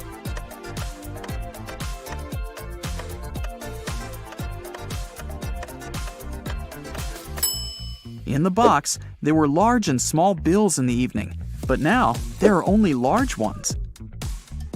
Kelly was traveling and discovered a beautiful abandoned castle. She entered the building and went downstairs. She was taking pictures when someone locked her inside the basement. Kelly looked around and saw 3 tunnels leading to freedom. In the first tunnel, a huge hungry monster was waiting for her. The second tunnel was full of snakes, and the third tunnel was filled with sleeping gas. In 5 minutes, Kelly was outside the castle, running to the nearest police station. How did she escape?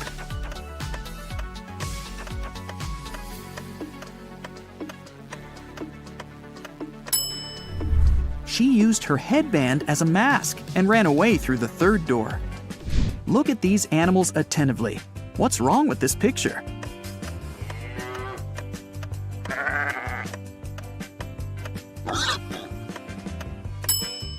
This little guy on the left is listening to music. 2 sisters went on a hike. Each of them took a box of matches. Nellie put her matches in a bag together with toothpaste, and Shelley decided to store her matches in a bag with nail polish. While the sisters were walking through the forest, they accidentally fell into a huge puddle. When they got out of it, Shelley suggested making a fire to dry their clothes and cook something to eat. Both sisters took out their matches. Unfortunately, Nellie's matches were covered in toothpaste, and Shelley's were in nail polish. Both girls left the matches to dry in the sun and left to collect some firewood. It started raining, and all the matches got soaked. But 10 minutes later, the sisters still managed to make a fire and toast some marshmallows. Whose matches did they use?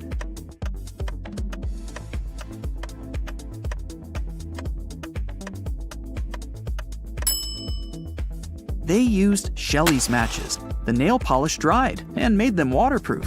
If you don't keep it, it'll break. What is it?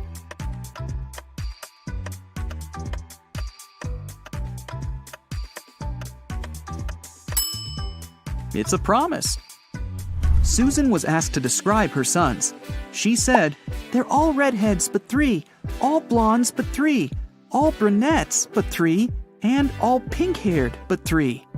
How many sons did Susan have?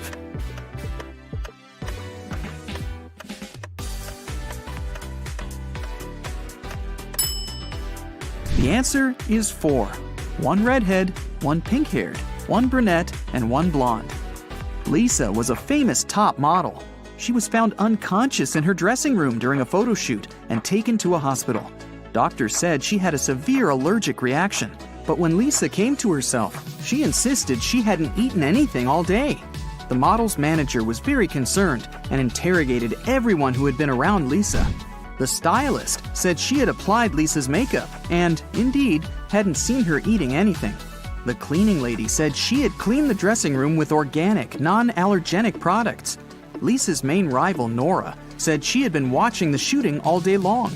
She hadn't noticed anything suspicious. Who's the culprit?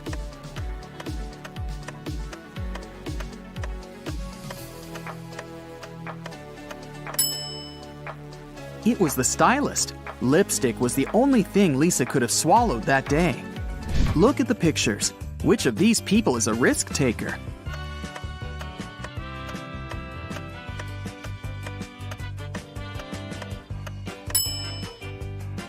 The girl is risking less. She's sitting on the second floor, and there's a pool below.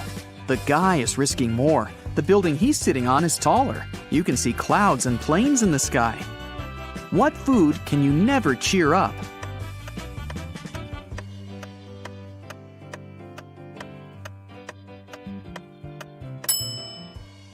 A blueberry, because it's always blue. Haha. Okay, let's move on. There are 5 lemons in a bowl. You take away 3 of them. How many lemons do you have now?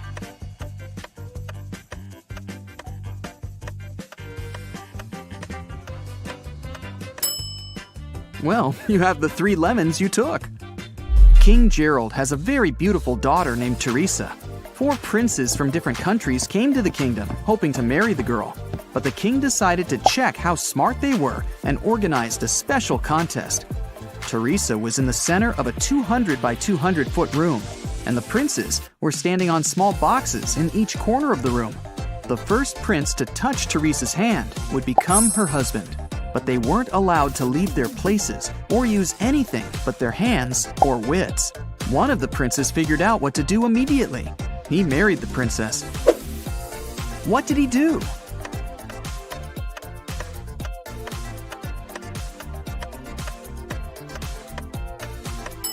He just asked Teresa to come over and touched her hand.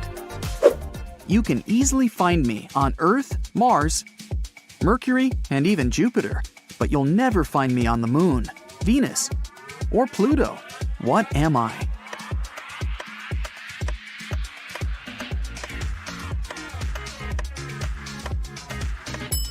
I'm the letter R. Manager George received an anonymous text message. It said a robber had just entered the supermarket where he worked. George hurried into the hall and saw 4 pregnant women in the grocery section. The man looked at the ladies attentively, detected the thief, and called the police. How did he know?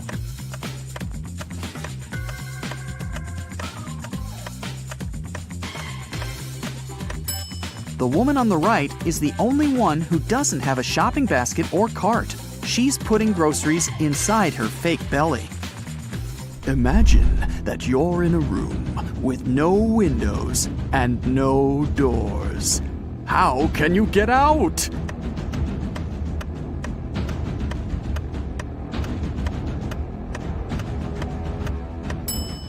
Just stop imagining the room.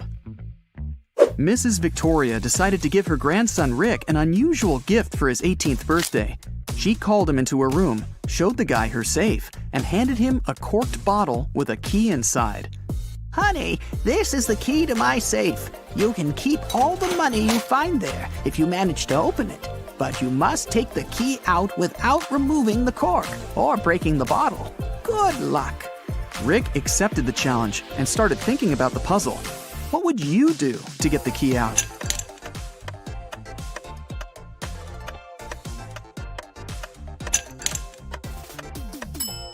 Push the cork into the bottle, and you'll easily get the key. Look at the picture. What's wrong here?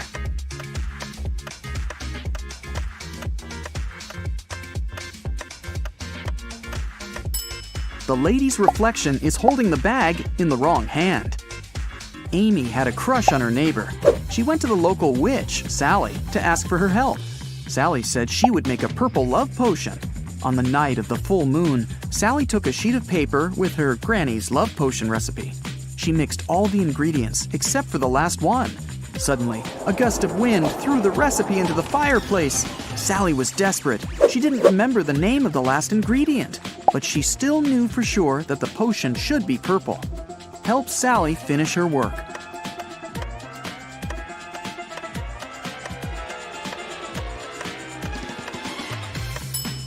She should add the blue ingredient. When you mix blue and red, they make purple. Harry and 3 other video bloggers traveled to a creepy canyon. They wanted to make a video about this mysterious place. They had been filming all day long. In the evening, they gathered around the fire, but it started to rain and everyone went to sleep in their tents. In the morning, Harry woke up, left his tent, and headed to the big bag with food to grab something for breakfast. That's when he discovered that all the food was gone. Harry got angry. He woke everyone up and interrogated the members of his team. Fred said he'd been looking at the starry sky all night.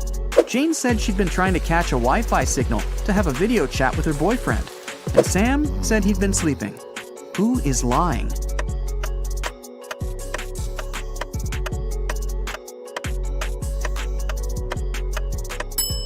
It's Fred. It was raining at night, and he couldn't see any stars through the clouds. 2 students, Betty and Sarah, went for a walk after a very stressful test. They bought some coffee and candies and began to look for a picturesque spot for a picnic in the park. But suddenly, a guy in a mask grabbed Betty's bag and ran away. Sarah and Betty followed him. At one point, they saw a blind man sitting on a bench. He was wearing glasses and had a cane. The girls asked him if he'd seen a person in a mask carrying a female bag, but the man said he couldn't have seen anyone because he was blind. Sarah got very embarrassed, handed him a candy, and thanked him for his help. Then the girl took Betty aside and whispered that the blind man was the robber. They needed to call the police. Betty was very surprised. Why did Sarah decide the man was the robber?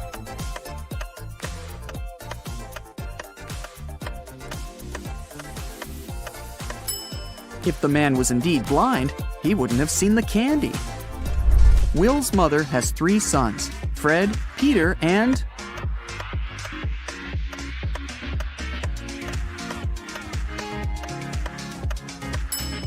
Will.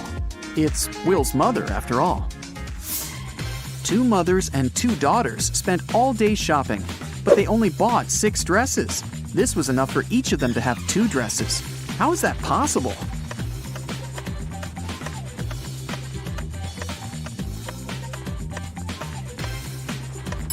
Only 3 people went shopping: a mother, her daughter, and her daughter's daughter.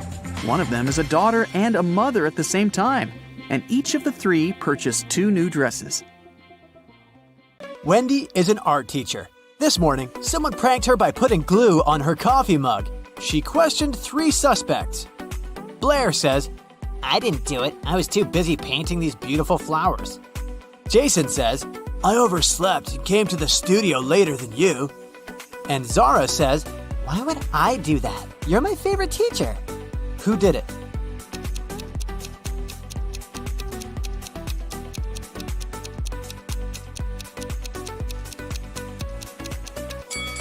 It was Zara. There's a glue pen in her pocket. Wendy gives her students a task and leaves the studio. After a while, she returns and sees this painting. She says, Wow, who painted this masterpiece? 3 students claim to be the author of the painting. Can you guess who tells the truth?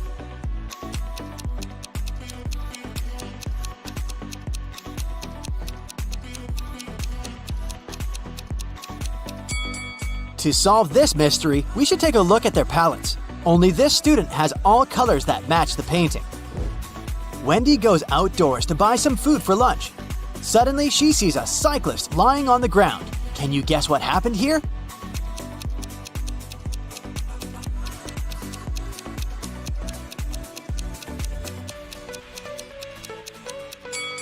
In fact, the car hit the ketchup bottle. The cyclist just fell nearby and got stained. Wendy receives a delivery. 3 identical boxes with artist supplies. All boxes are labeled incorrectly. Wendy needs to label all boxes correctly by opening just one of them. Can you help her?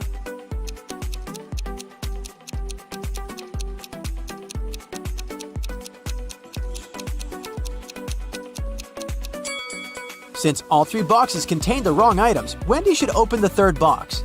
If it contains watercolor, the first box will definitely have brushes, and the second box, watercolors and brushes. And if she finds brushes in the third box, the first one will contain both watercolors and brushes, while the second one, watercolors only. The delivery guy walks outside and yells, "Hey, call the police! Someone stole my car!" The police begin an investigation and find these 3 suspects. One of them is a thief. Can you guess who?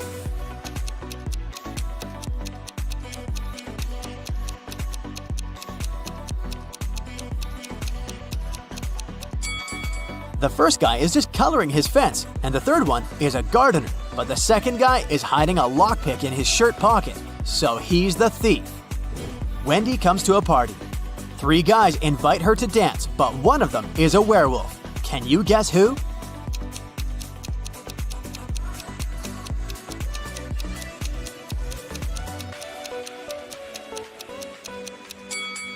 The first guy is just wearing a werewolf costume. The second one has some scratches, but it proves nothing. But the third one has a real wolf tail.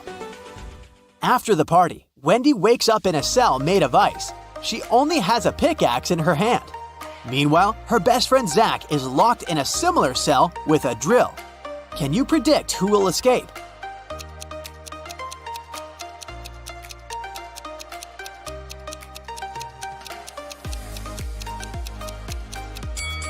Only Wendy will escape. Zach can't use a drill without electricity.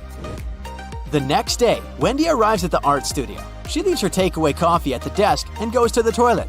Wendy returns and finds out that someone had drunk her beverage. She checks the cup surface for fingerprints, but she only finds her own traces.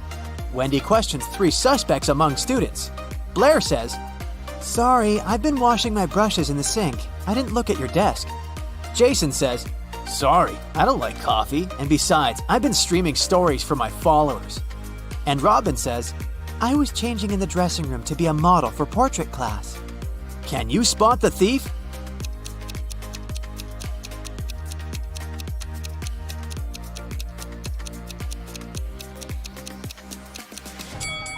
It was Jason.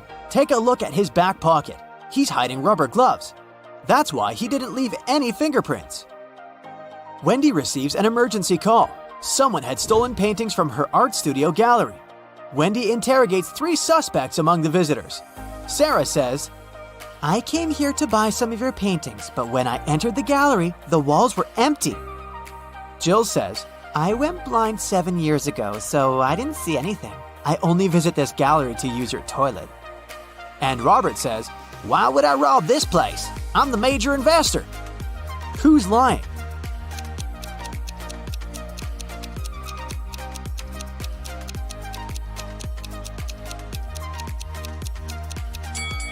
Jill. If she's really blind, why did she bring this photo camera with her? Wendy carries out entrance exams for art students. One of these 3 artists is left-handed. Can you guess who?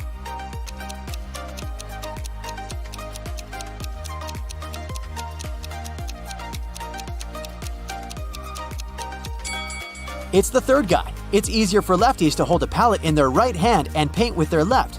This way, his left hand works and the right one stays static. During exams, one guy named Bobby gets very sick and faints. Wendy calls the ambulance and takes him to the hospital. She's just met Bobby, so she doesn't know his relatives, but still. Wendy manages to notice his wife in the hospital right away. Can you spot her too?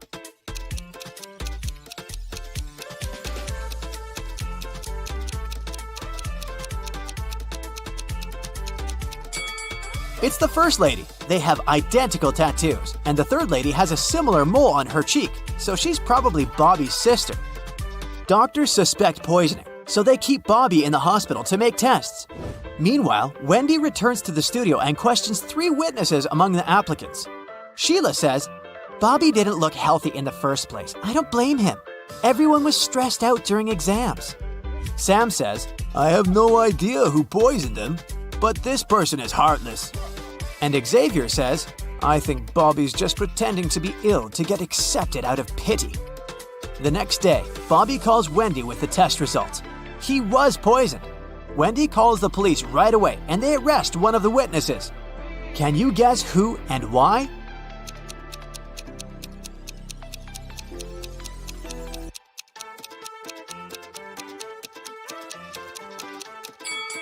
Sam. He knew about the poison before the test results were ready. The next morning, Wendy enters the studio and sees that someone has left a hot mess. Canvases are torn and paints are spilled all over the floor. Can you count all the brushes in this room?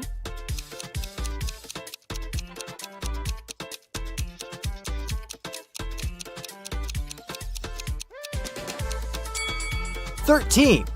What about the glass jars? Can you count the exact number?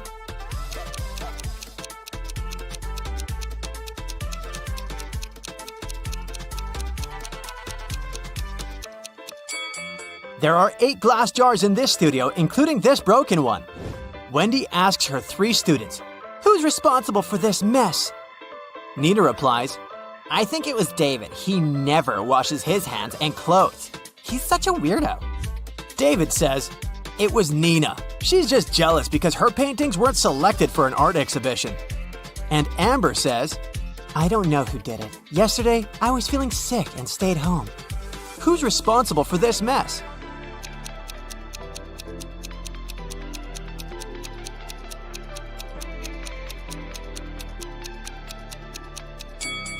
Take a look at the canvas frames. They're all signed. The only canvas that wasn't torn has David's name on it. Therefore, he ruined the studio and his rival's works. Wendy asks her students to the park for an en plein air class. Can you see any weird details in this area?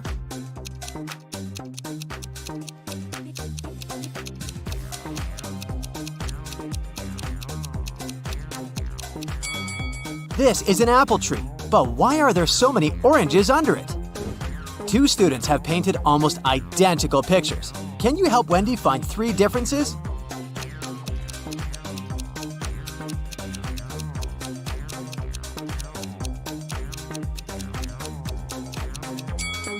Here they are. What about these portraits? Can you spot 3 differences?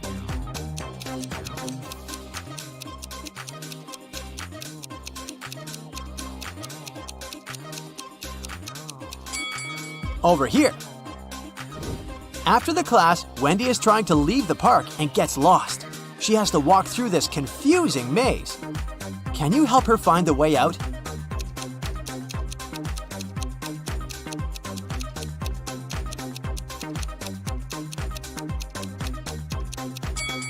Only the first path is correct. On the way home, Wendy enters a supermarket. Can you count the number of cacti?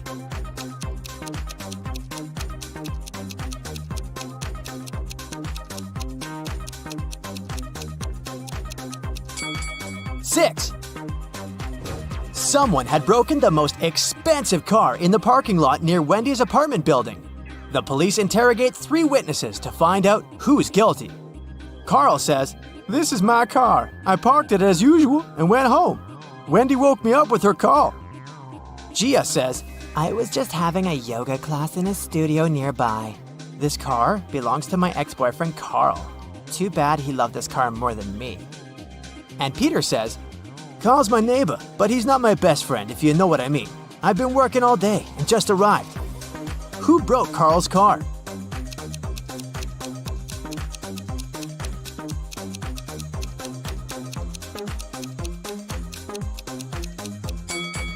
It was Gia. She's hiding a baseball bat inside her yoga mat. Jaden bought a beautiful ring for his girlfriend. He wanted to propose to her at the weekend. He left the ring on his desk at home and went to work. But when he got back in the evening, he didn't find the ring. Only his 3 sisters were at home that day, and all of them didn't like his girlfriend. He went to question each of them. Mia was in her room. She said she had spent the whole day there painting the walls. Emily was in the kitchen. She answered she'd been cooking a birthday cake for her friend. And the youngest, Nora, was in the garden. She said she had been planting roses. It didn't take Jaden long to figure out who had taken the ring. Do you know who it was?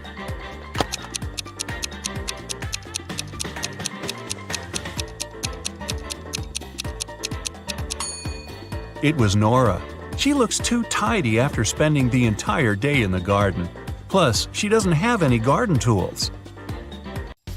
Carter's literally running home from school. He has a piece of cake waiting for him there. But as soon as the boy opens the fridge, he realizes someone's eaten his cake.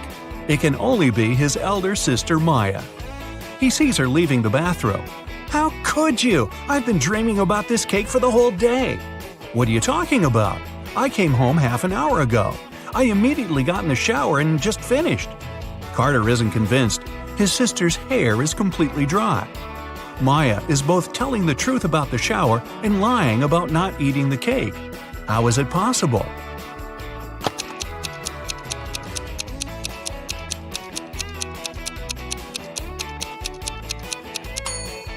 The girl did get in the shower, but she didn't turn the water on. She was just sitting there and eating the cake. Someone stole the money Adam kept in his safe. Oh my God. The police questioned 3 suspects. Julia said she'd gone to bed at 10 p.m. and fallen asleep right away. Parker told the detective he'd been watching TV from 11 p.m. to 2 a.m. And Aiden had said he had been at his friend's playing computer games all night. The police immediately arrested the thief. Who was it?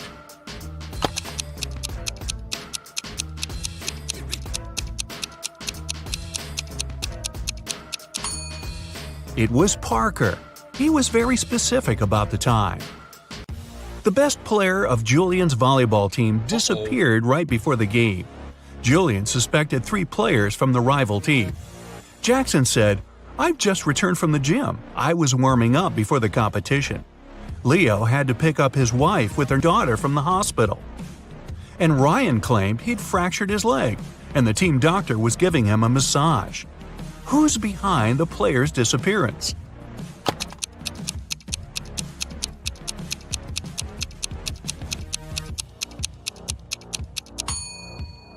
It's Ryan. Getting a massage when your leg's broken? Really? A rich businessman called the police and said a precious vase from his collection had gone missing. When the detective arrived, he found out the businessman had just returned from his overseas trip. While he was away, a security guard was looking after the house. The man was questioned. "It happened last night. I was in the same room with the vase reading. Suddenly, the power went out. I heard the doorbell ring and hurried to open the door, but there was no one outside. When I came back, the vase was gone." The detective didn't believe the security guard and arrested him. Why?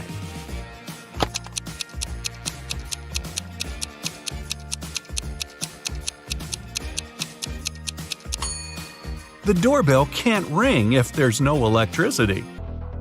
Caroline went for a walk to the park. Deep in her thoughts, the girl wasn't really looking where she was going. That's why she didn't notice a pit in the ground and fell into it. When she came around, she found herself in a strange room. There were no windows, no door. In the dim light, the girl saw a table with 3 apples on it. And was it a note? "To get out of this trap, you've got to eat an apple. But only one of them isn't poisoned. Pick carefully." Caroline was terrified. But after examining the apples, she bravely bit into one of them, and nothing bad happened. Which apple did she choose?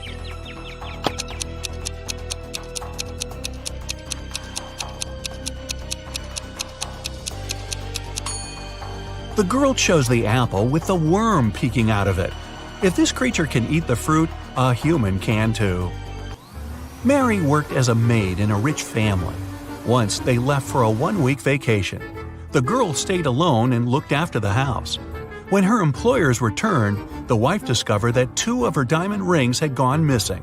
The woman called the police and accused Mary of taking the jewelry. Can you help the girl prove she has nothing to do with the theft?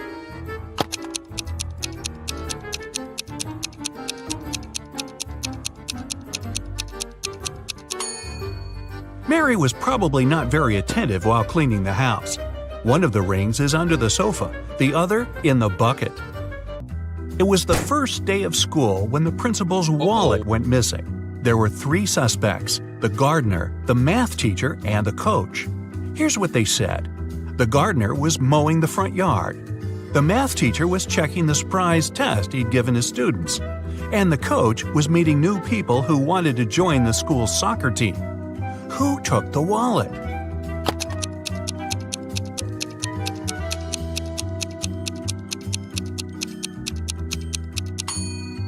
It was the math teacher. Nobody gives surprise tests on the first day of school. Landon's mother is going to visit her relatives in another town. Before leaving, she enters her son's room to say goodbye. Oh my, it's a terrible mess. And the boy's playing games on his phone. The woman takes the gadget away and locks it in her safe. I'll tell you the password only after you send me a photo of your room, tidy and squeaky clean. She's at the railway station when Landon sends her the photo. She's happy at first before she realizes it's an old one. How did she understand it?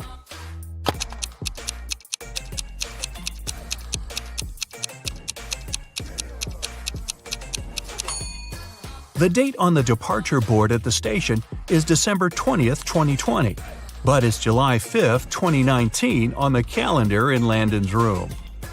Logan is a special agent who's trying to catch a notorious villain. After long months of investigation, he finds the criminal's headquarters. But the door is locked, which is not a surprise really. Logan sees a screen next to the entrance. He touches it and the display lights up. It must be a riddle. Our special agent needs to solve it to get inside. Add 1 line to make it right. 9.5 equals 10, 10, 10. Logan cracks the puzzle in no time. What's the answer?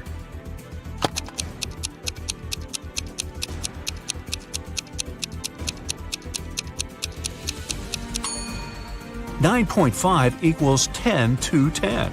The door opens and the man steps into a dark corridor. After walking some time, Logan notices a door. A code lock again. That's when the man also spots a calendar hanging on the wall. At the bottom, there are several letters, M, F, W. After connecting the dots, the special agent figures out the code. What is it?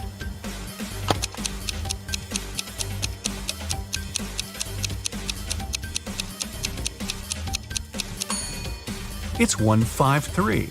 The letters stand for the days of the week, Monday, Friday, and Wednesday. Monday is the first day, Friday the 5th, and Wednesday the 3rd one. The door swings open and Logan sees a room. There's not much inside, just an old mattress, several half-rotten fruits in the corner, a small knife half hidden under the mattress, and a water dispenser with a bottle of water on top of it. The villain must have kept someone here. Anyway, there are 4 doors leading out of the room. Behind the first one, there's a mother bear with a cub. The second one leads to a lake with hungry crocodiles. Behind the third door, there's a room filled with toxic gas. And the fourth door hides a wall of fire. With his special training, Logan doesn't need much time to choose the door and leave the room. Which one does he pick?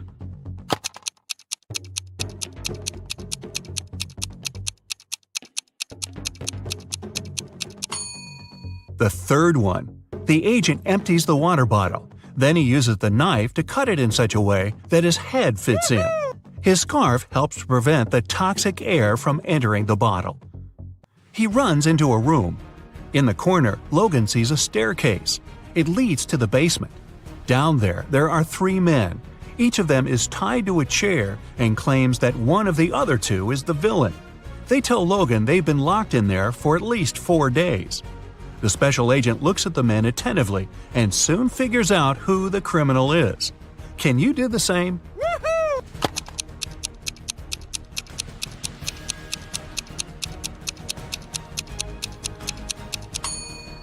The villain is the man on the left.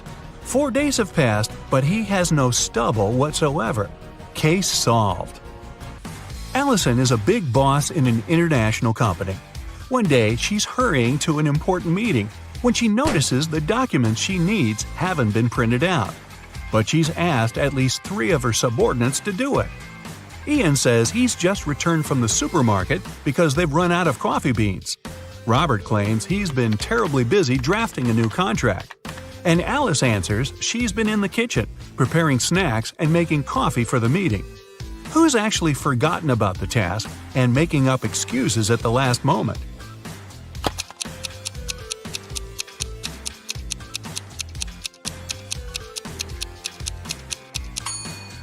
It's Alice.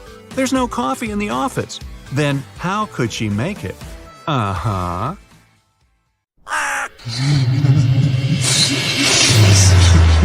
Ooh, Halloween is coming close, and Detective Marlin has his hands full with all kinds of creepy creatures and mysterious cases. Hopefully, you'll help him crack these frightening riddles. Yeah. A scared store owner called Detective Marlin. He said there was a vampire in his store. When the detective arrived, he didn't see the store owner, but there were 3 other people inside. Look at them attentively and help the detective figure out which one is a vampire.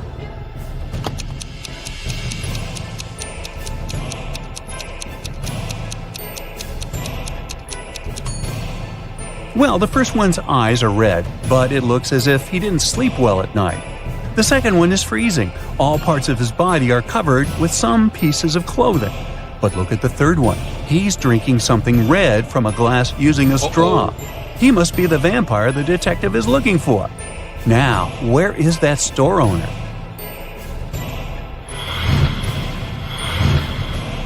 Look at this family very attentively. Detective Marlin was invited to their house to figure out in the body of which family member a ghost is hiding. Soon he found the answer. How about you?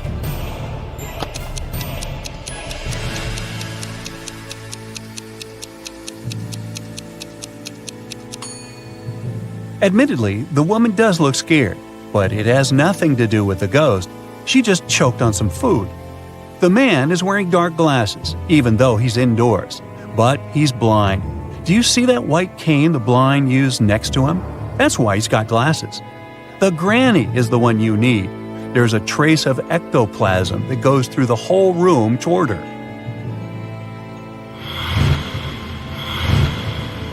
One day, a very pale woman covering a bite on her neck with her hand approached Detective Marlin.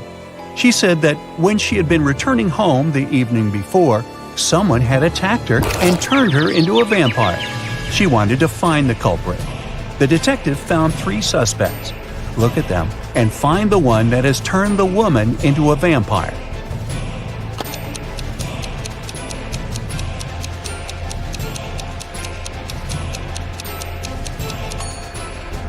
This man is quite old and has no teeth, so he can't be a vampire. This woman has tan marks, but vampires can't sunbathe. So the man wearing a hat and gloves must have turned her into a vampire. Now Detective Marlin is walking through a park when he notices 3 men sitting on a bench.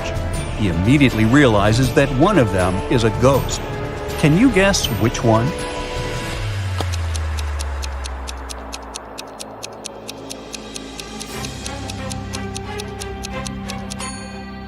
The first man has a pale complexion.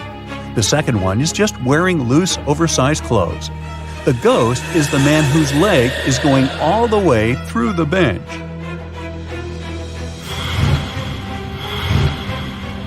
Two husbands suspect their wives were werewolves. They invited Detective Marlin to find out the truth. The detective examined the women's bedrooms and realized that only one of them was a monster. Which one?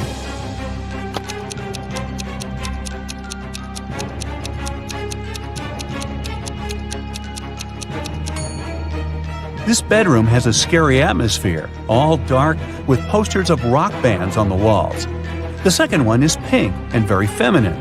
But have you noticed scratch marks on the floor in the bed? The woman who lives here is a werewolf.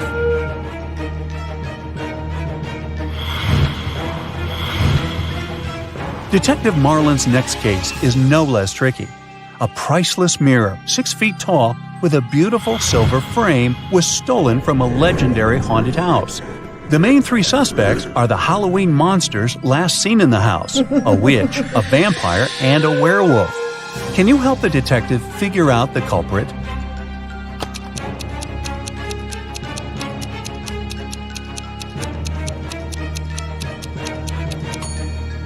It was the witch. Silver is known to harm werewolves. The werewolf wouldn't have touched it. Vampires can't see their reflections, so the vampire wouldn't have any need for the mirror. The only one who might need this mirror is the witch. Detective Marlin is exhausted.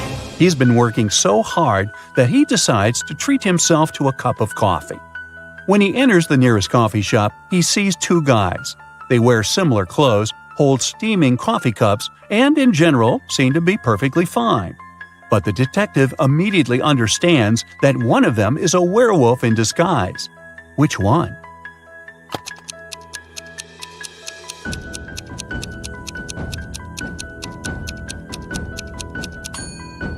Look at the guy on the right. There are strange marks on the rim of his cup. Are they left by his fangs? Also, his pupils are a bit elongated. And there is a paw print design on the coffee shop paper bag he's holding. Wait, is it a special establishment for werewolves?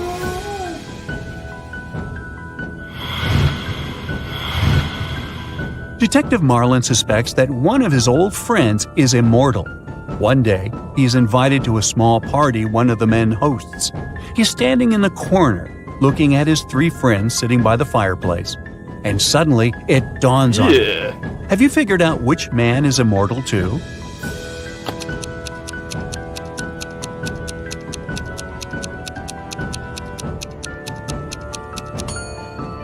The man on the left looks very old-fashioned.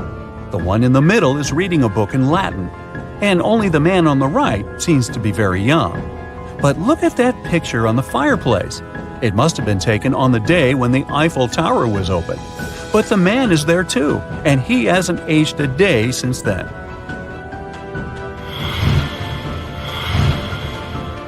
Last night, on a full moon, several people disappeared in the city. Detective Marlin questioned locals and found out that they believe the culprit was a werewolf. Soon the detective had three suspects, Jack, Levi, and Luke, but all of them had alibis. Jack said he had been walking with his girlfriend near the river. Levi had been choosing a silver ring for himself in the mall. And Luke, who worked as a museum guard, had a night shift at work. So, which guy is guilty?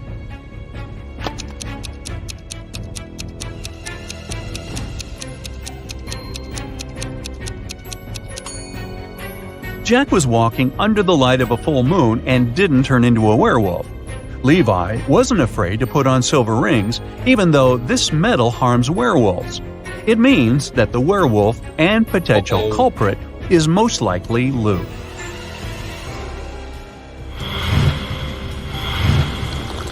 Once, Detective Marlin found out about a strange case. A man who was visiting the city heard about a cursed house. A vampire and a beauty were said to live there. And since the rumor had it that the beauty was held in the house against her will, the traveler decided to help the girl. But when he was talking to her, she suddenly shouted, "The vampire is returning! We have to hide in the basement and lock the door!" And so they did. But in the morning, the man still found himself turned into a vampire. How was it possible?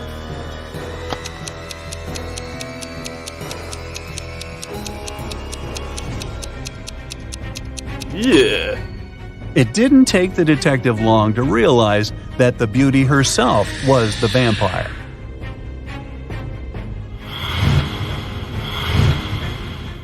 Detective Marlin's wife was decorating their house for Halloween. She sent her husband a message asking him to buy something with a leg, an arm, and a head, but without flesh or eyeballs. At first the man was confused, but soon he realized what his wife wanted. Have you figured it out too?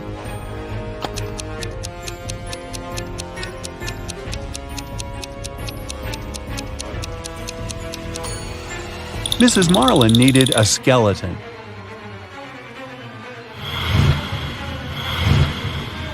The next day, the detective got a new message from his wife. This time he needed to get something wrapped, but not a gift.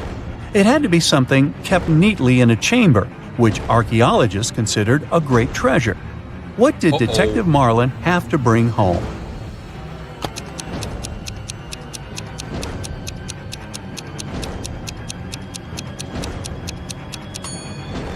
Mrs. Marlin wanted to use a mummy to decorate the house. A zombie, a mummy, and a ghost bought a house. It has lots of different rooms, but there's one room you will never find there. What is this room?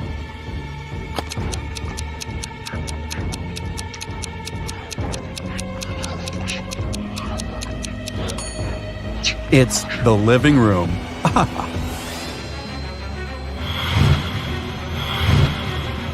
Look at these two ladies. Which one seems suspicious?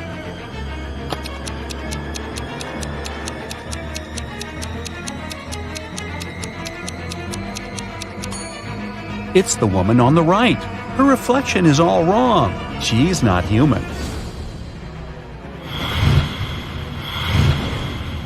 Look at these people dancing at a costume party attentively. You need to figure out who is a werewolf.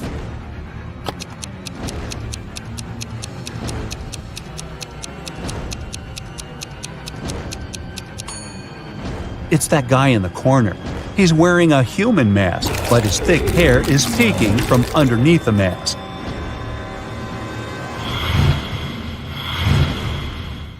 Some people believe in me and others don't. At night, I roam around, and sometimes I float. If you hear a troubled noise coming from the ground, go run and hide from my creepy sound. What am I?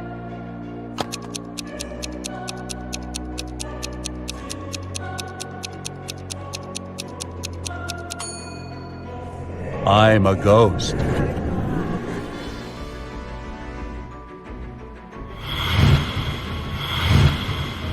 Some people fear me.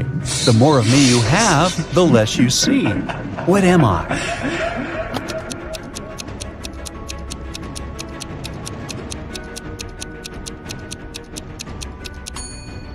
I'm darkness. I'm thought to bring bad luck. I blend in the night, and I'm known to mingle with witches. What am I?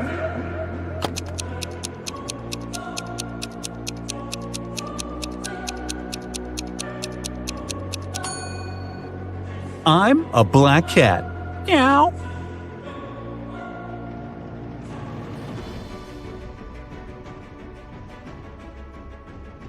Molly, Holly, and Sally are going to the prom in a fancy limousine, but the car breaks down on the way. The party hall is nearby, so the ladies decide to walk. Suddenly, it starts to rain. Luckily, all three ladies have umbrellas, but still, one of them gets wet. Can you guess who?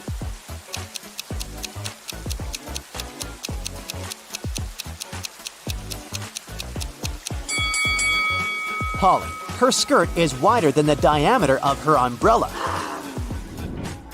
Finally, the ladies arrive at the prom. All of their friends look very elegant and fancy. Leah is wearing very expensive designer shoes. Bella carries a Chanel bag. Alice is taking selfies with the latest smartphone. And Kim is showing off a sparkling diamond necklace.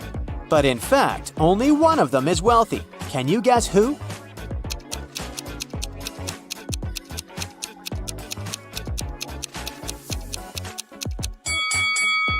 Take a closer look at the logo. Bella's Chanel bag is fake. Leah's shoes are way bigger than her feet, so she probably borrowed them from someone else. As for Alice, the smartphone in her hand is not hers. It has Kim's name on it, so Kim is the richest person here. Kim goes to the dance floor. Bobby, Billy, and Kenny invite her to dance, but one of these guys was bitten by a vampire, so he's not safe to dance with. Can you guess who?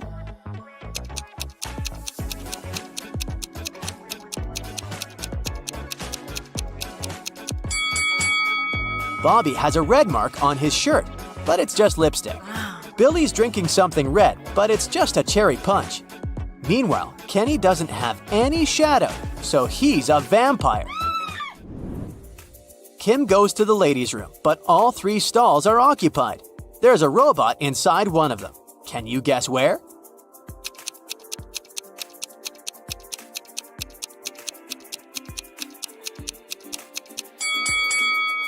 Let's take a look at the first lady's feet. Ouch! She's rubbed multiple corns with her fancy sandals. She can't be a robot. As for the third lady, her pedicure is too messy for a robot. Therefore, the robot is in the second stall. Bella asks Kim to take her picture. Kim takes a couple of shots. Can you find 3 differences between them?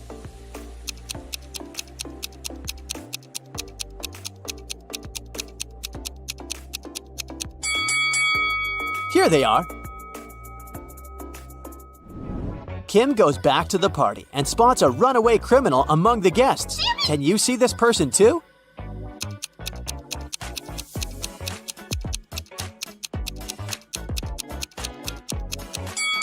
It's the show host. He's hiding a prison robe under his suit. At the party, Bella gets bitten by a vampire too. Kim takes her to the hospital. They meet 2 doctors in the lobby. One of them is an imposter. Can you guess who?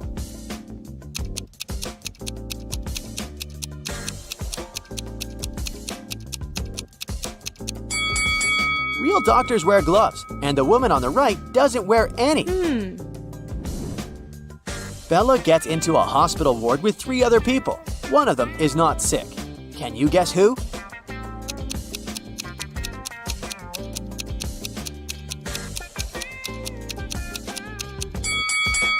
The woman on the left looks perfectly healthy. She has her lipstick on and a glamorous hairstyle. Although her arm is broken, it doesn't mean that she's sick. Kim comes home from a long day. She's very excited to treat herself with a bubble bath. She's been dreaming about it all day. But someone used up all her bubble foam. Kim interrogates her family members. Father says, "I spent all day at the garage repairing my old car, and I haven't visited the bathroom yet." Mother says, "I was feeling sick all day, so I didn't pay any attention to your beauty products." And Kim's brother says, "It wasn't me who took your bubble foam, but I think it was Mom." Who did it?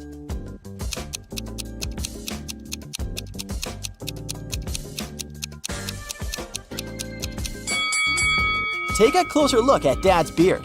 There's pieces of foam on it. Busted! The next night, Kim goes to a sleepover with her friends. One of them is a werewolf. Can you guess who?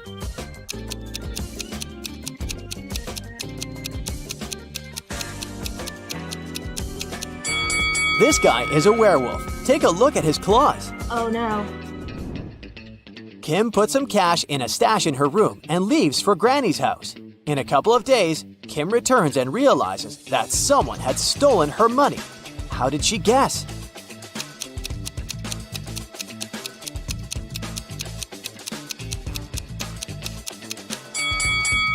Kim's stash was in this book. It was on the shelf when she left, and now the book is gone. Oh God. Kim runs to the living room and yells at her family. "Who stole my book?" Everyone swears to have nothing to do with the robbery, but Kim spots the thief right away. What about you?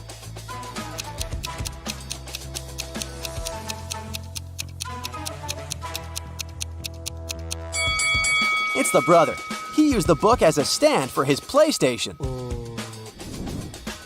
Kim is watching a TV program about risky sports. Oh. Can you help her guess which guy has a better chance of survival? Oh God.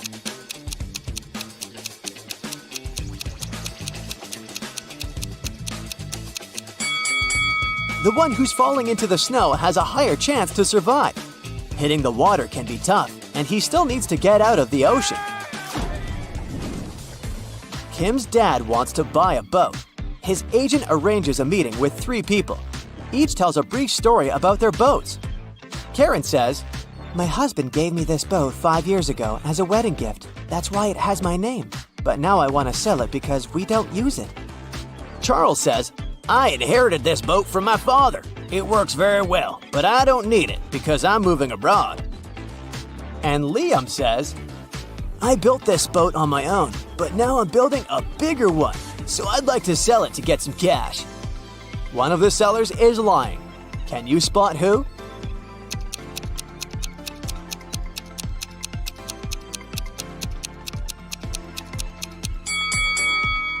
Take a closer look at the first boat. Its name is Karma, not Karen. Therefore, she's a liar. Oh. Kim goes to the nearby hardware store to buy something for her home. Kim asks, "How much for the one?" The shopkeeper replies, It's $2. then Kim asks, "How much for 11?" The shopkeeper replies, It's $4. and finally, Kim asks, "How much for 100?" And the shopkeeper replies, $6. "What is Kim buying?"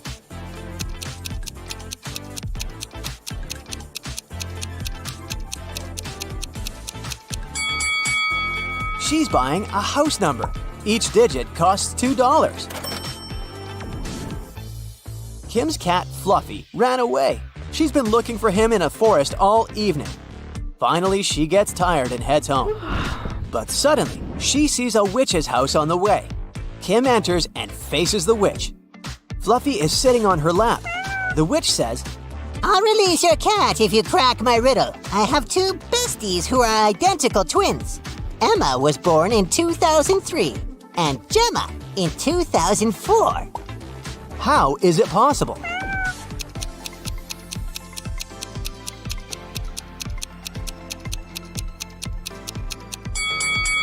They're twins, but they were born on New Year's Eve. Emma was born right before midnight and Gemma right after midnight. The next day, Kim meets a handsome guy who likes puzzles. She asks his name, but instead of answering directly, the guy writes a date on a piece of paper. Can you help Kim figure out his name?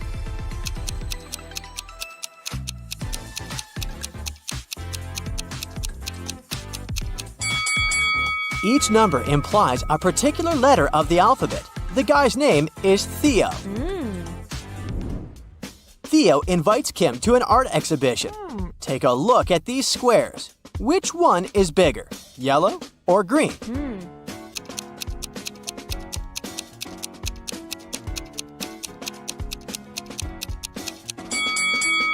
All these black and white squares usually confuse perception, but it becomes obvious that the green square is larger than the yellow one if we put them away. Kim asks Theo, "What month were you born?" He replies with 4 emojis. Can you guess the month?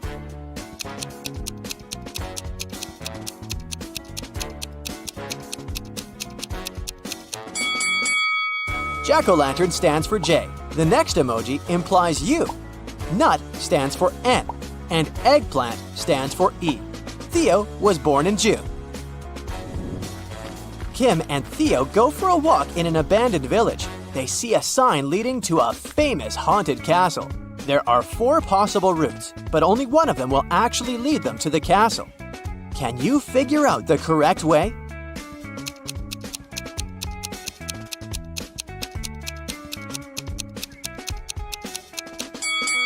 It's way easier to untangle this maze if you start drawing from the final destination. They should take Route B. Finally, Kim and Theo find the castle. They enter the property and see a fancy living room. There are 6 zombies hiding in the living room. Can you spot them?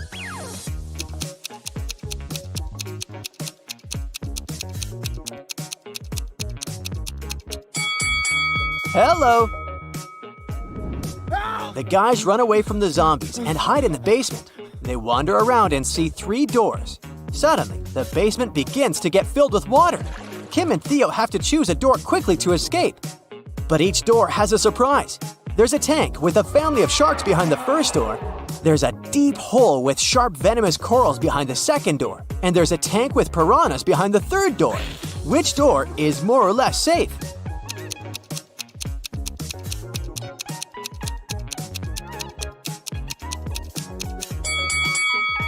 The second door. The basement is full of water, so they can swim over the corals. Kim and Ashley are best friends. They decided to spend summer vacation in Italy together. They were very lucky to buy cheap plane tickets. Their flight was at 10 a.m. Unfortunately, when the girls arrived at the airport, they realized it was the wrong one. Now they have two options.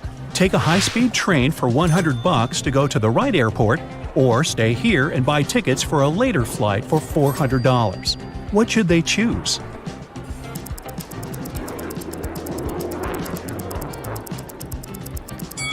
The second option. Look at the clock on the wall. It's 9:55 a.m.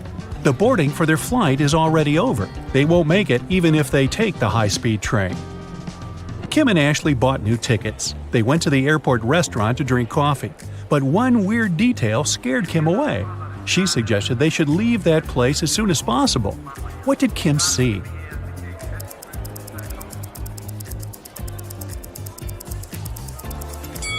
This woman over there is a zombie. Wow, how did she get through security? When it was finally time to board the plane, it turned out there were no more economy class seats left. Kim and Ashley were offered to fly in business class. There, the girls saw 3 people. When the flight attendant served them fresh juice, she whispered that Kim and Ashley were extremely lucky. They were about to travel next to a famous Italian billionaire. Can you guess which of these passengers is the billionaire?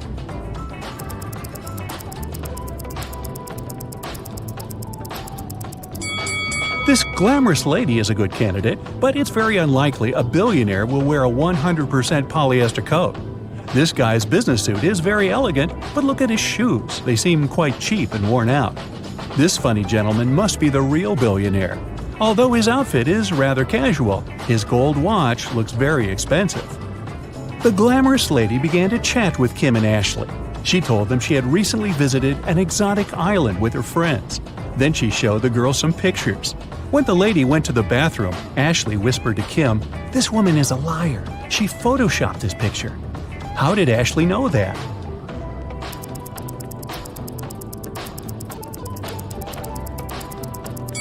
It's all about the shadows. They all look natural, except for this one. The glamorous lady took a sip of her juice and started coughing. Suddenly, she fainted and fell into the billionaire's arms.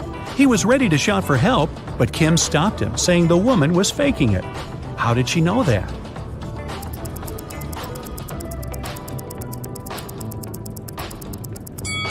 Look at the content of her bag. It's full of the billionaire's pictures and magazine articles. She also has a tattoo with his portrait on her leg. This woman is obsessed with him. It was lunchtime, and the billionaire offered Kim to play a game. There were 3 boxes. One of them contained a meal. There was a statement on each box, but only one of them was true. Can you help Kim figure out which box has food inside?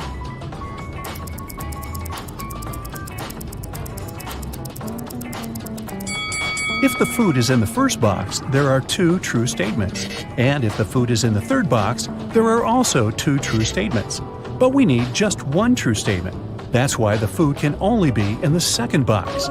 Kim opened the box. She saw a delicious meal and a bank card. The billionaire said, "Congratulations, you've won $5 million. Enjoy your trip."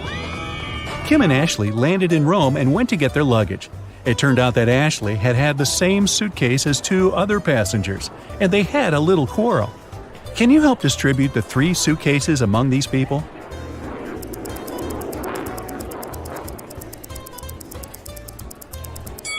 The first suitcase belongs to this woman. It's covered in her dog's hair. The second suitcase has some traces of a star sticker. You've probably noticed it before on Ashley's bag. And the third suitcase belongs to this man. Since Kim and Ashley were now very rich, they decided to find a real estate agent who could help them rent a luxurious villa. They wanted to spend their vacation there. The agent showed them 3 houses. Can you help the girls choose the best one?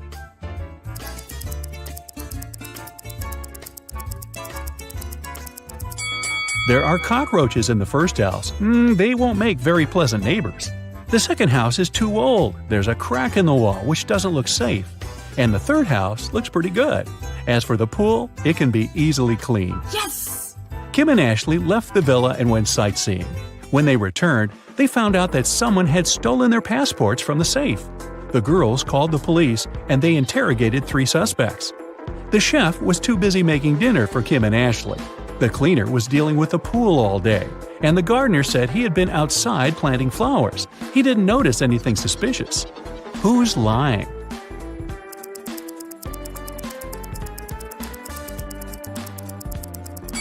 The gardener. If he planted the flowers, where are they?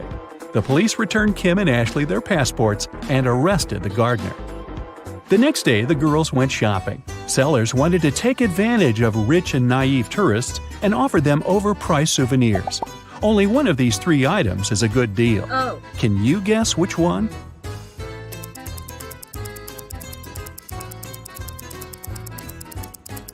Take a look at this Venetian mask. It says made in China, which means that this mask can't be real. This magnet is of very low quality. The word Italy is spelled with an error. It simply can't cost $100. This blue cheese doesn't look fresh, but it's normal for this kind of product. This delicacy is the only thing that Kim and Ashley can buy here for a fair price. The ladies went to the local museum and got lost in its corridors. They found a strange basement with 3 doors. There was a time portal to the Middle Ages behind the first door. Behind the second door, there was an evil mummy. It cursed anyone who bothered it. Finally, the third door was protected with a laser alarm system. It cut through anything that touched the laser beams.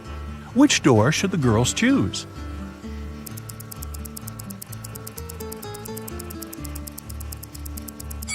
The second one. The mummy is sleeping peacefully inside its sarcophagus. If Kim and Ashley are quiet and don't come close, they can just walk by it.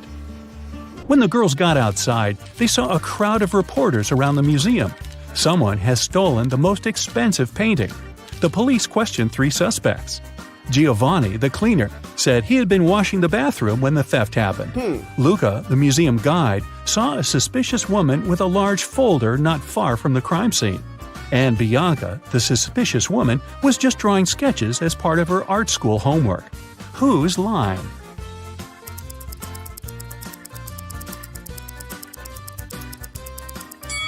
Luca. He has a rolled canvas under his shirt. Kim and Ashley came to a restaurant to enjoy the local cuisine, but they noticed a vampire among the visitors, so the girls decided to leave. Which visitor is the vampire?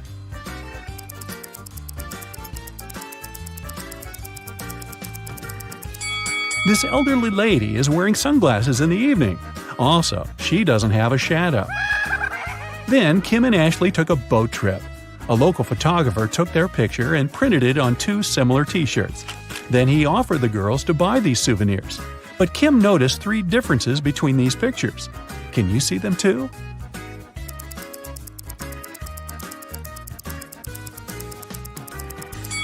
Here they are. The ladies came to a bakery. Kim ordered a salad and coffee, while Ashley wanted to eat something sweet. The barista offered her 3 remaining options. Help Ashley make the right choice.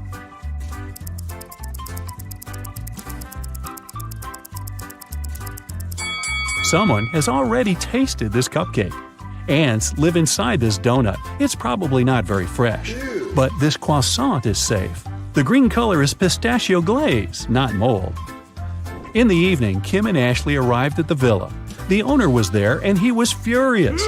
He hadn't received any rental payment because Kim and Ashley's card presented by the billionaire was blocked.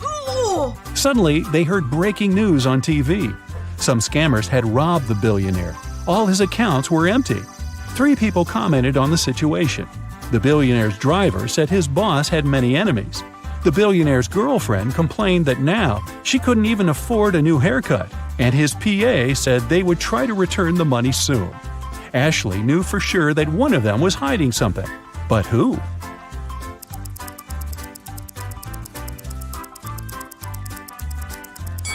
The girlfriend. If she had no money, how come she left the boutique with so many purchases? The owner of the villa offered Kim and Ashley a deal. If you manage to prepare my favorite cocktail, I'll forget about your debt. The girls had no choice, so they agreed. The man gave them the recipe, but the last ingredient was coded. Can you guess what ingredient it is?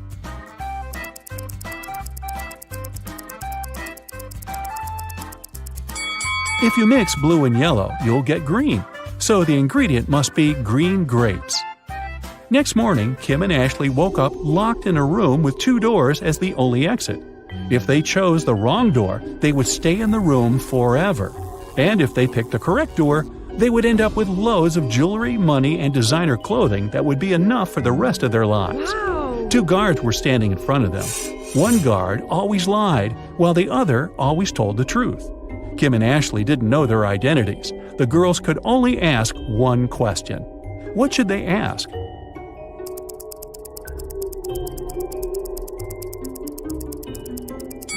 The question should be, if I asked the other guard which door leads to the treasures, what would he say? If they asked the guard who always tells the truth, he would say that the other guard would point to the wrong door.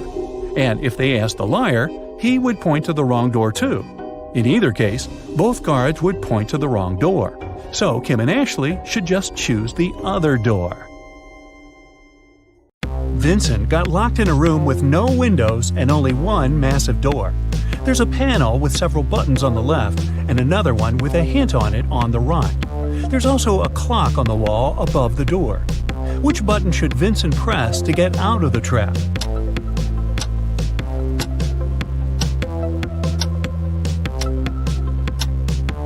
The green triangle. The numbers on the panel represent hours. If you connect them on the clock face, you'll get a triangle. The door opened and Vincent got into a dimly lit hall. There, he saw one more door, but this time, both the lock and the key were hanging together on the same chain. But after examining this system for a couple of seconds, the guy understood he wouldn't get out this way. Why?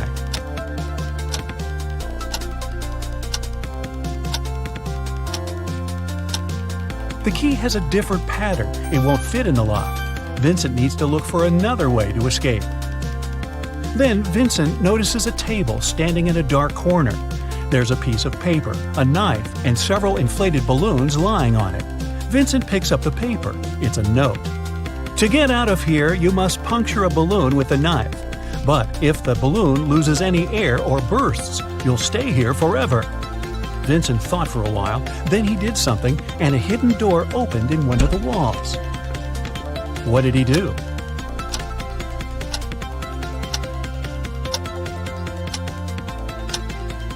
He let the air out of one of the balloons. After that, he easily punctured it with a knife. Detective Marcus and another passerby became witnesses of a car accident. A man, hit by a minivan, was lying on the ground, unconscious. Marcus rushed to the nearest cafe to call an ambulance. When he got back, the passerby told him the man had turned onto his back but hadn't come to his senses. After looking at the scene for a couple of seconds, the detective said, "You'd better return everything you've taken from this man." Why did he say so?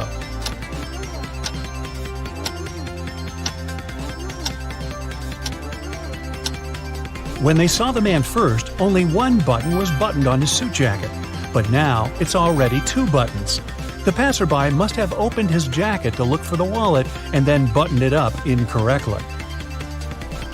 Look at this picture and try to figure out who is an alien in disguise.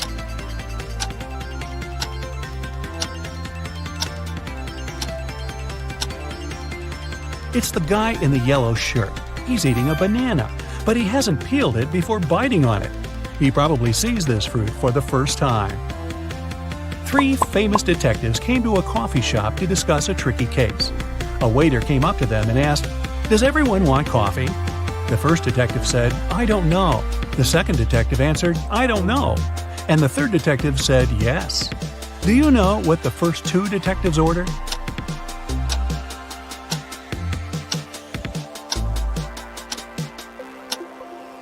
All the detectives ordered coffee. Each of them wanted to have this drink, but the first 2 couldn't know if it would be everyone's choice. If the first 2 detectives hadn't wanted coffee, they'd have simply said no. So, when the third detective heard the replies of his colleagues, he figured out both of them wanted coffee. And since he was also going to take a cup, he said yes. Ralph, Willie, Amber, and Grace are in a museum room. Someone stole a priceless exhibit from this room several hours ago. Ralph, Willie, and Amber claim they have nothing to do with the crime, but the detective doesn't believe them. They all get arrested and taken to the police station. Only Grace, who hasn't answered the question, is free to go. Why?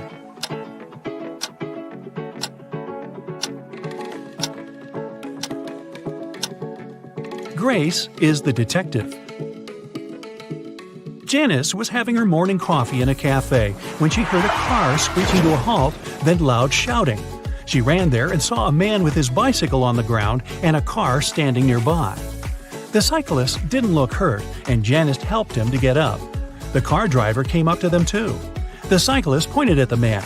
"He made me crash by hitting my bike with his car." But the driver said, "I saw him losing control of his bike in the mirror. Then he fell to the ground, and I stopped the car to go check on him." Janice almost immediately understood who was lying.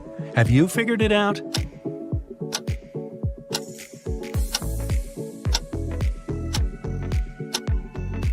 The car doesn't have side mirrors. There are also lots of things in the back seat.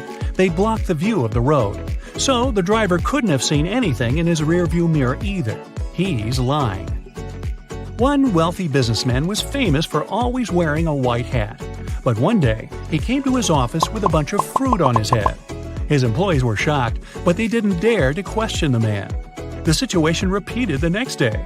On the third day, the businessman's secretary plucked up all his courage and asked what was going on.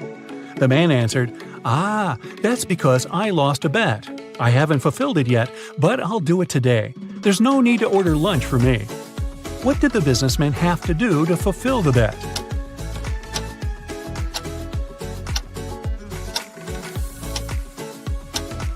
When he made this bet, he said, "If I lose, I'll eat my hat." Detective Mark Darson suspected one man of committing a crime. He decided to stake out his house. Not too far away, he spotted an artist setting up her easel. Apparently, she was going to draw the criminal's house. At one point, the detective had to go away to the police station.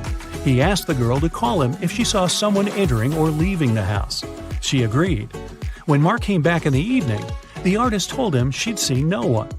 The detective immediately understood she was lying. How did he figure it out?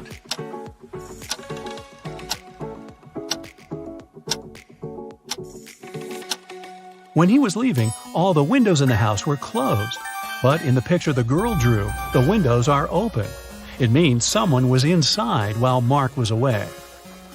Take a look at this picture and try to understand which guy is Ben.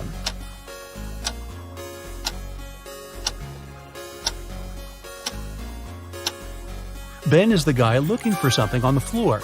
He's the only one not wearing his shoes. That's because they're still in his locker. You've got a sack filled with coffee beans. You need to use this coffee to completely fill 2 other sacks of the same size. How can you do it?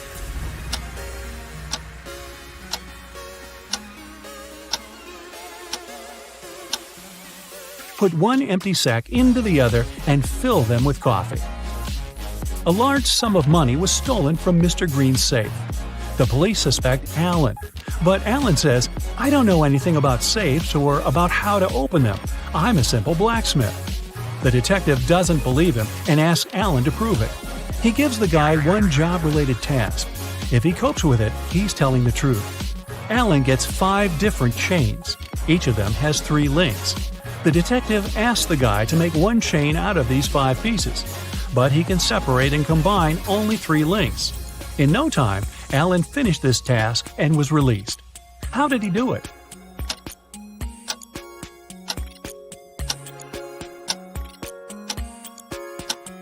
Alan separated 3 links of one chain and used them to connect the remaining 4 chains.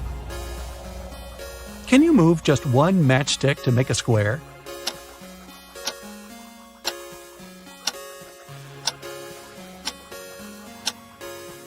Pull this matchstick up a bit. Here's your perfect square. Mr. Bernard, a famous inventor, lived on the 6th floor of an apartment building. After long months of work, he finally created a time machine. He packed lots of food, water, and other necessary stuff and was ready to test his invention. He set the timer so that the machine took him 500 years back into the past. Mr. Bernard was about to press start when a thought came to his mind. He took the mechanism and carried it to his garage that was on the 1st floor. Why?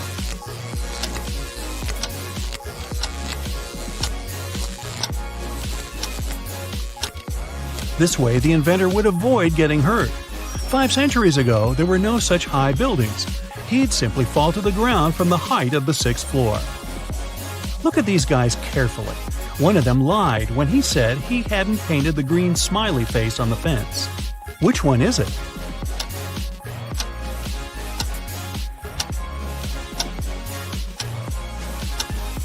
It's the guy on the left. Check out his left hand. Even though it's in his pocket, you can still spot some green paint he'd used. Bruce was walking along the beach when he found a glass bottle. The thing looked old, and the guy spent a long time trying to open it. Finally, he succeeded. To his shock, a genie rose from the bottle. "I'll fulfill your 3 wishes, but you aren't allowed to wish for more wishes." Bruce agreed, but still managed to get more wishes. How did he do it?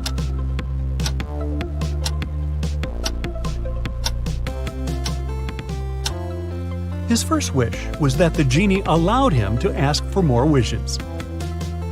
Several birds landed on trees, 1 bird for 1 tree. But in this case, one of them didn't have a tree of its own. Then they regrouped, with 2 birds sitting on 1 tree. After this, 1 tree was left free. How many birds and trees are there?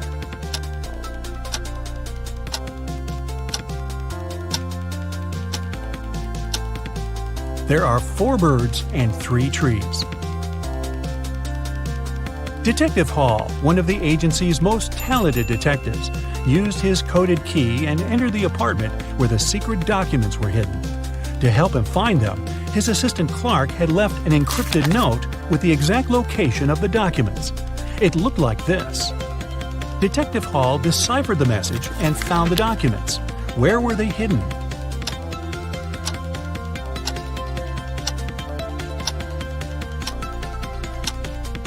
The note says, "Under the carpet in the studio." The detective just read it backwards and ignored the spaces between the words. Megan here is a popular blogger from New York. Hello. Today, she's meeting her bestie, Rosie, in her favorite cafe. Hello. They're both on a diet, so they only order herbal tea and a piece of chocolate cheesecake to share. Megan and Rosie have a great time together and post some food pictures. But an hour later, Rosie faints. Doctors reveal that she was poisoned. Let's take a look at Megan's post. Can you figure out where the poison was?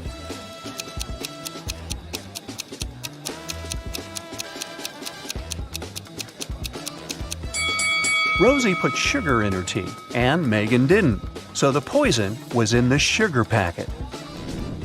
After taking care of Rosie, Megan's finally headed home.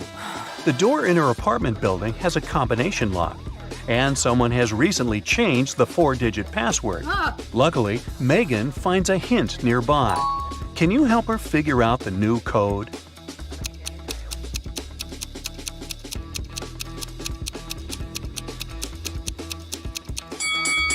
Multiply the first and last number. Then multiply the second and the third number. And the code is 2516. Megan goes up to her apartment. There's a stunning sunset going on out the window. She takes 2 pictures for her Instagram. Can you find 5 differences between them?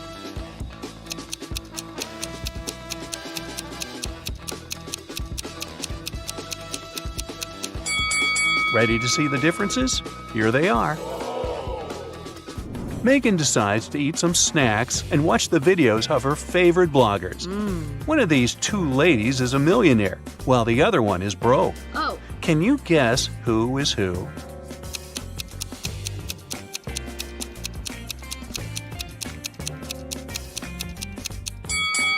The second lady is broke.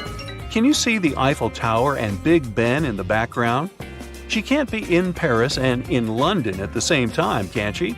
So her photo is fake, as well as her fancy lifestyle. Megan gets some cheesy comments from one of her subscribers, Evil Eye. But she doesn't take it seriously. She spends a great night with her friends. Late at night, Megan is walking back home alone. Suddenly, Evil Eye appears right in front of her. He grabs Megan and puts her into the trunk of his car. Megan faints. After a while, she wakes up in a basement. and sees her fan drawing some sort of a flower on the floor. He says, "2 letters are missing here. Guess which ones and I'll set you free. If you don't, you'll stay here forever. Can you help Megan out?"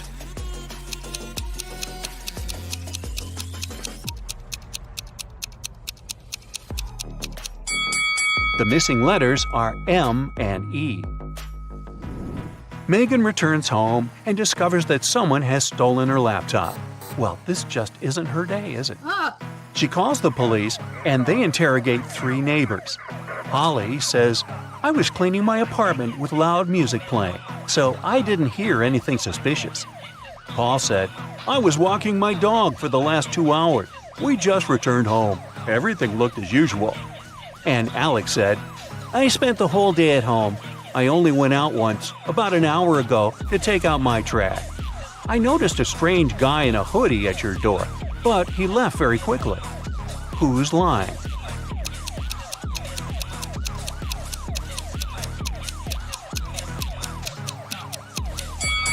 Alex. He said he had taken out the trash, but take a look at his trash can. It's still full. The next day, Megan gets good news from the police. They caught Evil Eye, and he's in jail now. He insists that the officer should give this note to Megan, but she has no clue what this means. What about you?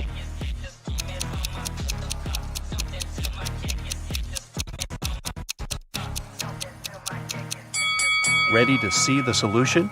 The note literally says, "Jailbreak at 11 a.m. Yay! Megan's favorite blogger has just posted a "What I Ate in a Day" video.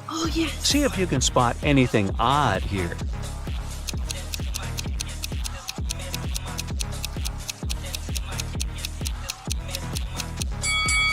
Wow, she keeps a saw in the fridge.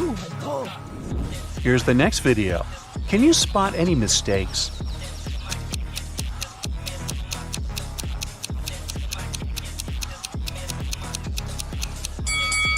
Yep, this rainbow is fake. Today is Megan's 30th birthday. She's been preparing for a party for weeks. She bought a beautiful dress, cooked plenty of food, and decorated the apartment. A lot of friends are invited, including Megan's boyfriend, Jeff. Before the event, he calls Megan, saying, "I'm in the office right now, but I promise to be at your place at 8 o'clock.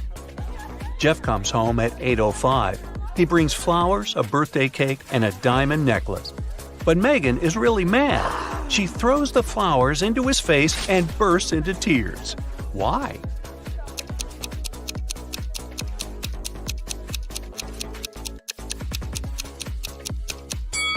Megan was expecting him to arrive at 8 p.m., but he came at 8 a.m. the next morning. In the evening, Megan decides to go buy some ice cream. She walks towards her favorite corner store on the block. Megan meets the owner of this store, Ted, on the street. Masked Man has just robbed the store and took all the cash." Megan explores the space and the broken shelves. Then she says, "I don't think it was just an ordinary robbery. The thief must be your enemy." Oh, really? How did she know?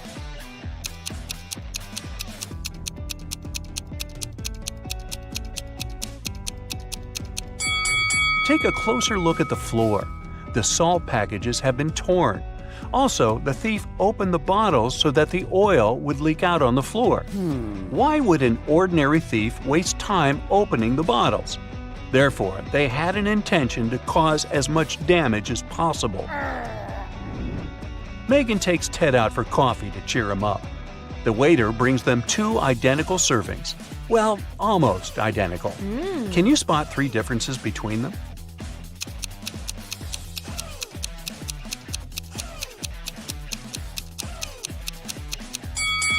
Here they are. Megan gets an invitation to a fancy party for bloggers. Only those who can crack this maze will actually find a way in. Can you help Megan reach the party?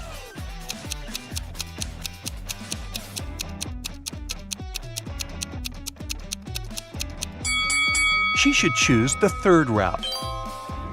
Megan reaches the final destination. There are 3 doors, all covered with graffiti.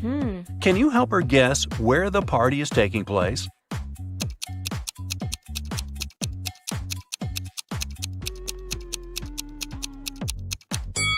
Let's take a closer look at the lettering on the doors.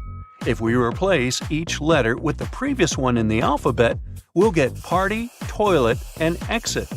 Therefore, Megan should enter the first door. Security guards at the party got a report. Several criminals are planning to get in. That's why they scan everyone's bags very carefully. They find 3 suspicious people and arrest them. But one of them is innocent. Can you guess who?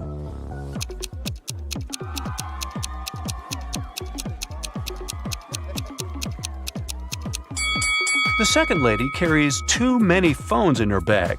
A couple of smartphones and one old-fashioned button phone. As for the third guy, why would a bald man need shampoo at a party? It seems only the first lady isn't a criminal. Megan enters the party and goes to the bathroom to refresh her makeup. There, she meets 3 pretty ladies. 2 of them are vampires. Can you tell who's not?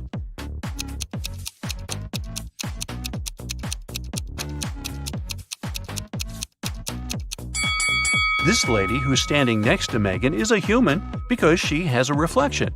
Therefore, the 2 others are vampires. Megan wants to rent a cozy cabin to spend a weekend in the woods. She's looking through a special app and finds 4 available options, but only one of them is safe enough. Can you help Megan make the right decision?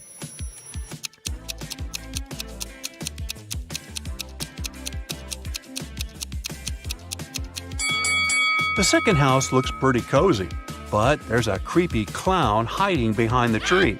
And the price is suspiciously low. According to the info box, the third house was built 9 centuries ago, but it looks pretty modern, so it's probably a scam. The fourth house is chic and high-tech, but the window glass is covered with cracks, which is not safe at all. So Megan should choose the first cabin. Finally, it's the weekend. Megan hits the road to go to the cabin. On the way, she makes a stop to visit the local farmer's market. Megan picks some lemons. She wants to pay, but her phone is gone. She interrogates 3 people standing nearby. Kim says, "I didn't touch your phone. I was too busy selling my tomatoes." Magnus says, "I was taking pictures of my shop for social media. See for yourself if you don't believe me." And Bianca says, "I think it was Kim. Her business has not been going well recently." After hearing what they had to say, Megan knows for sure who's the thief. What about you?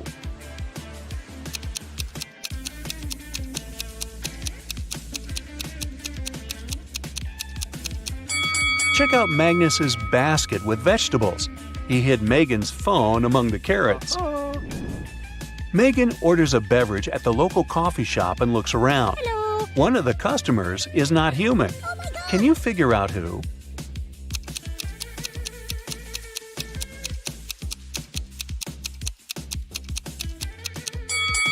The waitress.